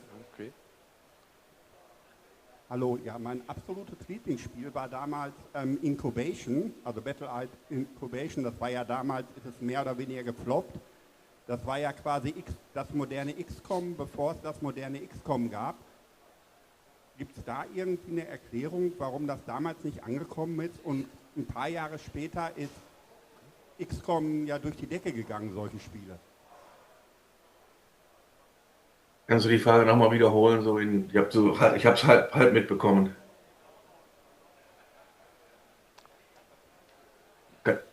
Kannst du die Frage noch mal wiederholen? Ja. Ja, also mein absolutes Lieblingsspiel war Incubation und das war ja nicht so erfolgreich und kurze Zeit später sind aber ja die modernen XCOM-Spiele durch die Decke gegangen. Gibt es da irgendeine Erklärung oder was da damals irgendwie nicht richtig gelaufen ist? Ich versuch's also Incubation war sein Lieblingsspiel und das war ja nicht so ein Riesenerfolg und es gab ja dann andere Spiele, die ja darauf aufbauten. Was war da das Problem mit Incubation? Incubation war eigentlich ein One-Man-Project oder wurde von einem Programmierer stark, es war der Lead-Programmierer und es war Taktik. Ne? Also es war ein Taktikspiel, so ähnlich wie XCOM, würde ich sagen.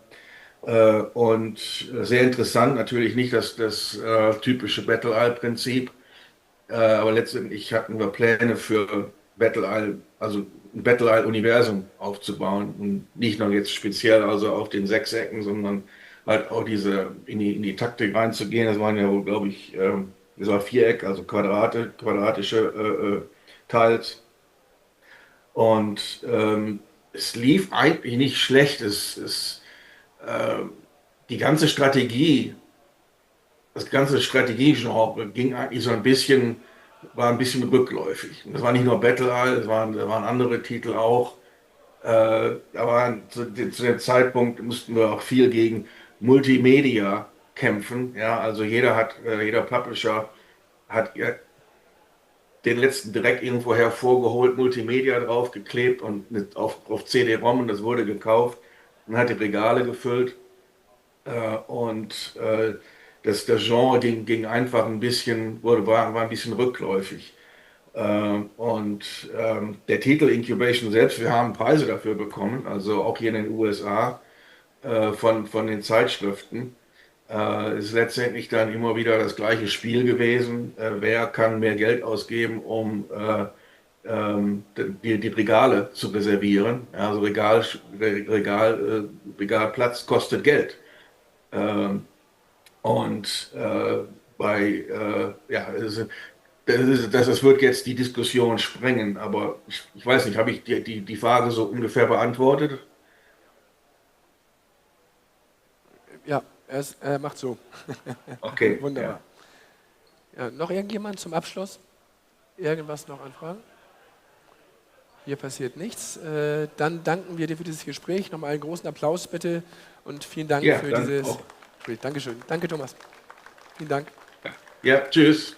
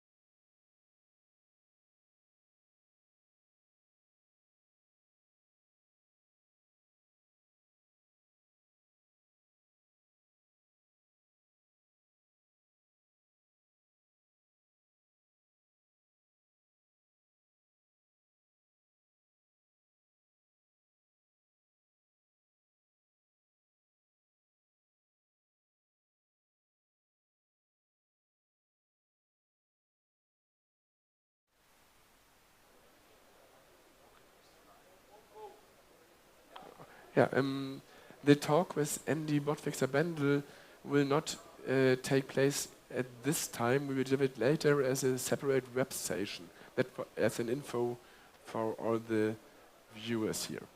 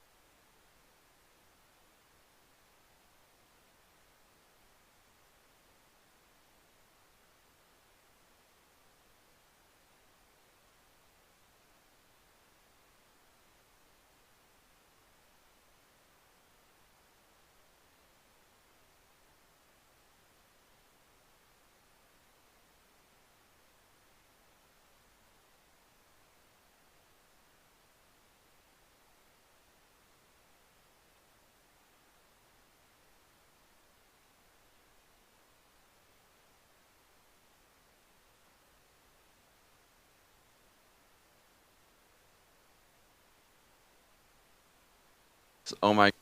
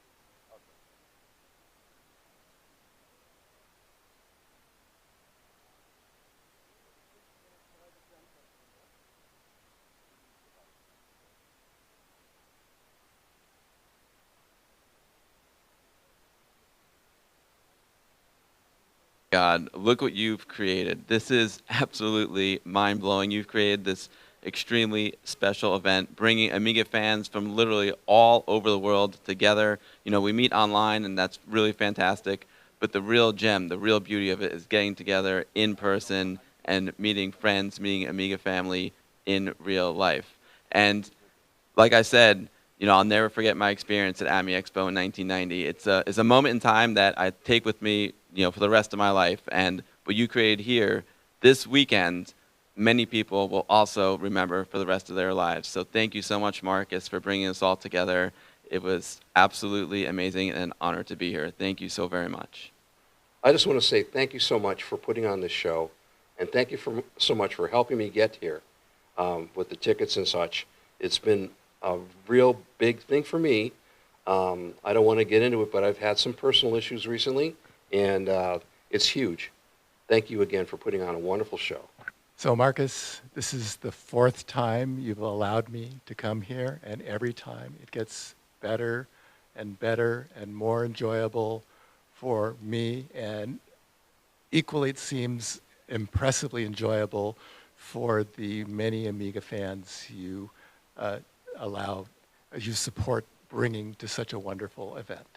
Hello, Marcus. Thanks for pestering me for all these years to finally come to this show. It's incredible. I'm blown away by all the work you've done and the bringing my friends here and us all able to get together and enjoy camaraderie, and then also seeing the incredible fan base, the incredible number of people who are actually, as I said before, we were kind of a family at Amiga, and now we have an even bigger family with all these people that are here. It's almost brings tears to my eyes. I'm so happy. So thank you, Marcus. Hello, Mark. I've been asked to comment on whether or not I thought you've done something spectacular here with your Amiga event. And my verdict is yes. Brilliant job, man. This has been a fantastic show. Love the fact that you bring all these wonderful Amiga people together from all around the world, and that you give us all a chance to celebrate with one another. Thank you so much. Well done. And I double that thanks.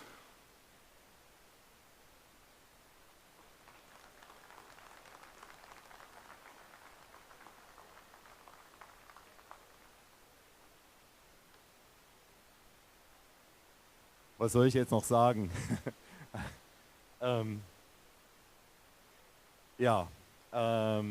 Ich glaube, das Video war ein ganz toller Abschluss und ich freue mich mega über die Worte, genauso über all eure Kommentare und Danksagungen während der Show, auch wenn ich ganz oft kurz angebunden war,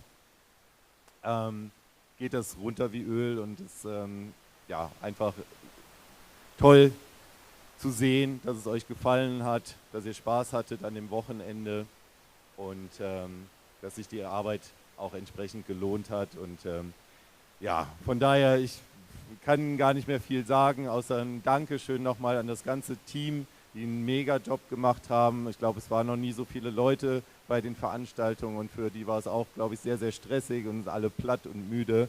Aber ganz, ganz lieben Dank nochmal an alle, die geholfen und unterstützt haben.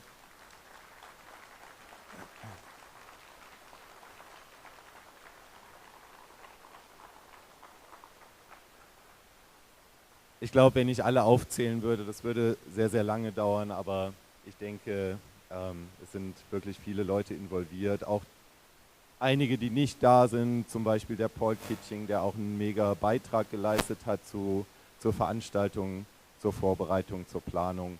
Und ohne die wäre es nicht möglich gewesen.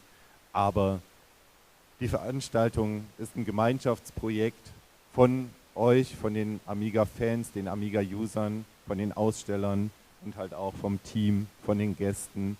Und ich glaube, das Besondere ist einfach die Stimmung. Die Leute haben Spaß, sie sind einfach gerne vor Ort, freuen sich, Gleichgesinnte zu treffen, sich mit denen auszutauschen. Und es ist immer wie eine kleine Zeitreise in die Jugend, in die Zeit, wo es vielleicht ein bisschen entspannter, lockerer war.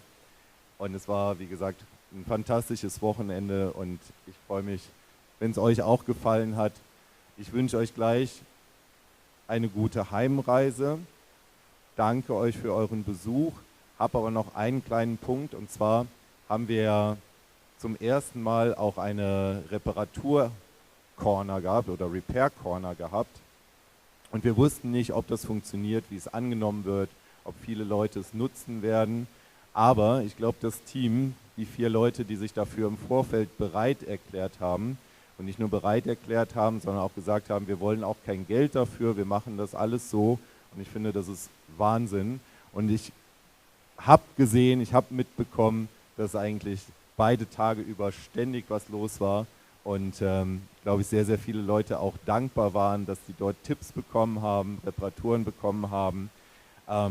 Der Andi sollte eigentlich eben noch einen Vortrag halten, den haben wir aber geskippt, weil zum einen nicht mehr viele Leute hier waren, zum anderen, weil es auch vom Zeitplan schon ein bisschen nach hinten gerutscht ist.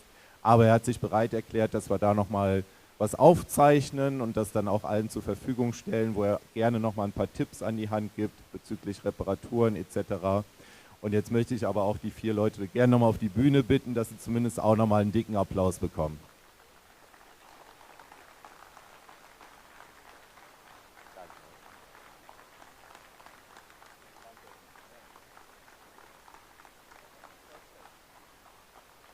So, ja, Ja, das sind wir, die vom Repair Corner.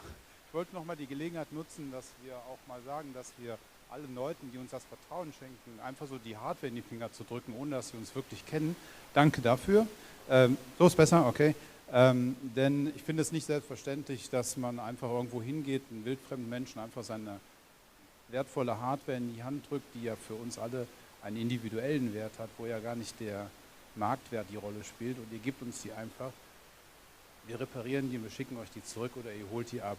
Vielen Dank dafür. Es ist toll angenommen worden, mehr als uns lieb ist. Es war der Wahnsinn. Also ich glaube, ich muss das hier mal öfters machen, weil es ist gut für meine Figur, weil ich habe kaum gegessen, kaum was getrunken. Ich war einfach nur im Tunnel und habe einfach irgendwas gemacht, was mir in die Finger kam. Es hat mir persönlich und ich glaube euch allen auch einen riesen Spaß gemacht. Und auch vielen Dank nochmal an vor allem Carsten, Mirko und Jonathan, dass die geholfen haben. Früher habe ich das alleine gemacht, ich habe ein paar Anhänger gefunden, finde ich super. Danke nochmal für euch.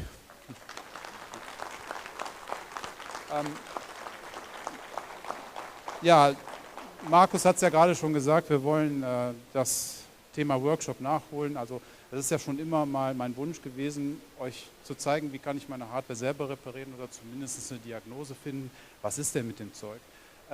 Ich will damit die Kultur erhalten, ich will damit vor allem unsere Hardware erhalten, vor allem die Classic-Hardware, und ich will euch vor allem auch die Angst nehmen, dass irgendwas kaputt gehen kann, wenn man es selber anfasst, die Angst vor Technik nehmen. Bringt auch eure Kinder mit. Ich finde das total spannend, wie die sich einfach mit so einem Zeug auseinandersetzen. Wir hatten 2 Jungs da, die haben ein bisschen rumgeschraubt, die haben ziemlich große Augen gehabt, ich glaube, die fanden das super. Ich glaube, dass solche Themen viel zu wenig Beachtung finden bei uns in unserer Gesellschaft, auch in den letzten Jahrzehnten. Und wenn wir dazu was beitragen können, immer gerne. Wir liefern das Zeug nach, Workshops, da geht es darum, warum tut man das, wie tut man das, welches Werkzeug braucht man, was sind Do's, was sind Don'ts und so weiter. Vielleicht als Webvideo, wir wissen es gar nicht. Und dann schauen wir mal weiter. Schade, dass es nicht geklappt hat, aber auf jeden Fall hat es uns auch eine Menge Spaß gemacht. Dankeschön. Ich habe noch ein kleines Präsent für euch.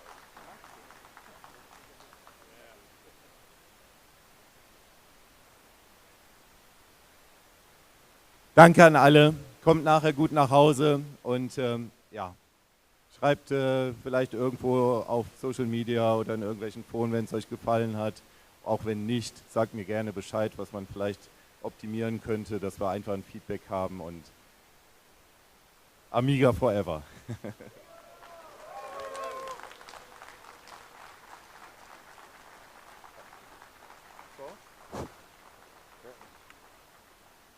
Marcus, thank you so very much. Huge shout out to Marcus and his entire team for making this such a very, very special event. Like I said it in the beginning, I'll never forget AMI Expo 1990. I got the shirt right here. And now I will never forget Amiga 40 Germany. Thank you all so very, very much.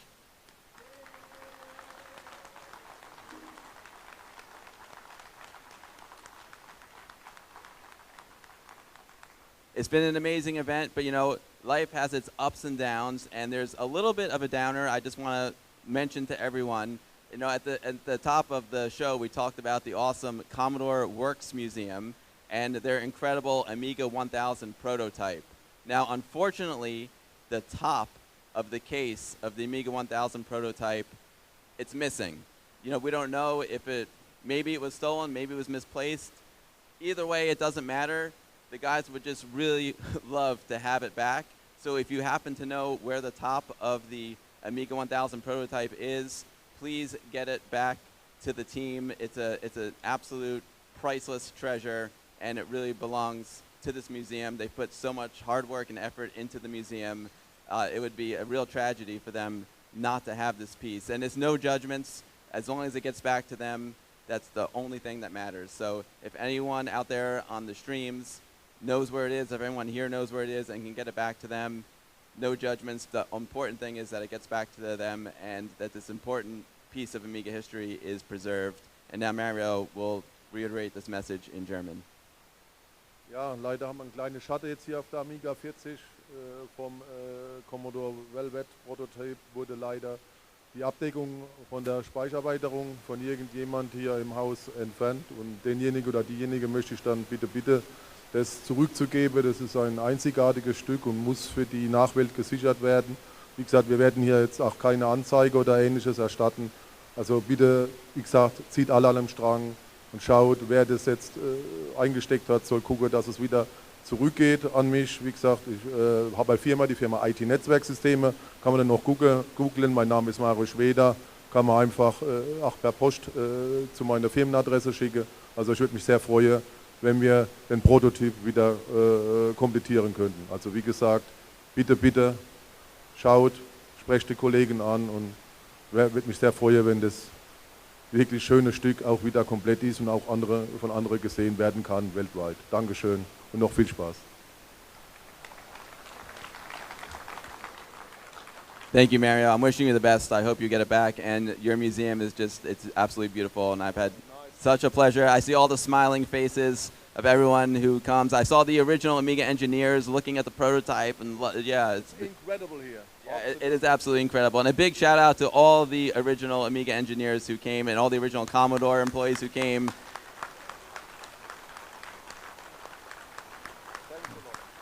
RJ, I see you here in the front row. It's just been awesome to have you here. You guys have all made it so much more special. It's just been an absolute pleasure. And everyone from Commodore was just so nice, spending so much time with everyone. And I can tell you that all the fans who came here really, really appreciate it. So thanks to the Amiga and Commodore folks who came. You guys are amazing.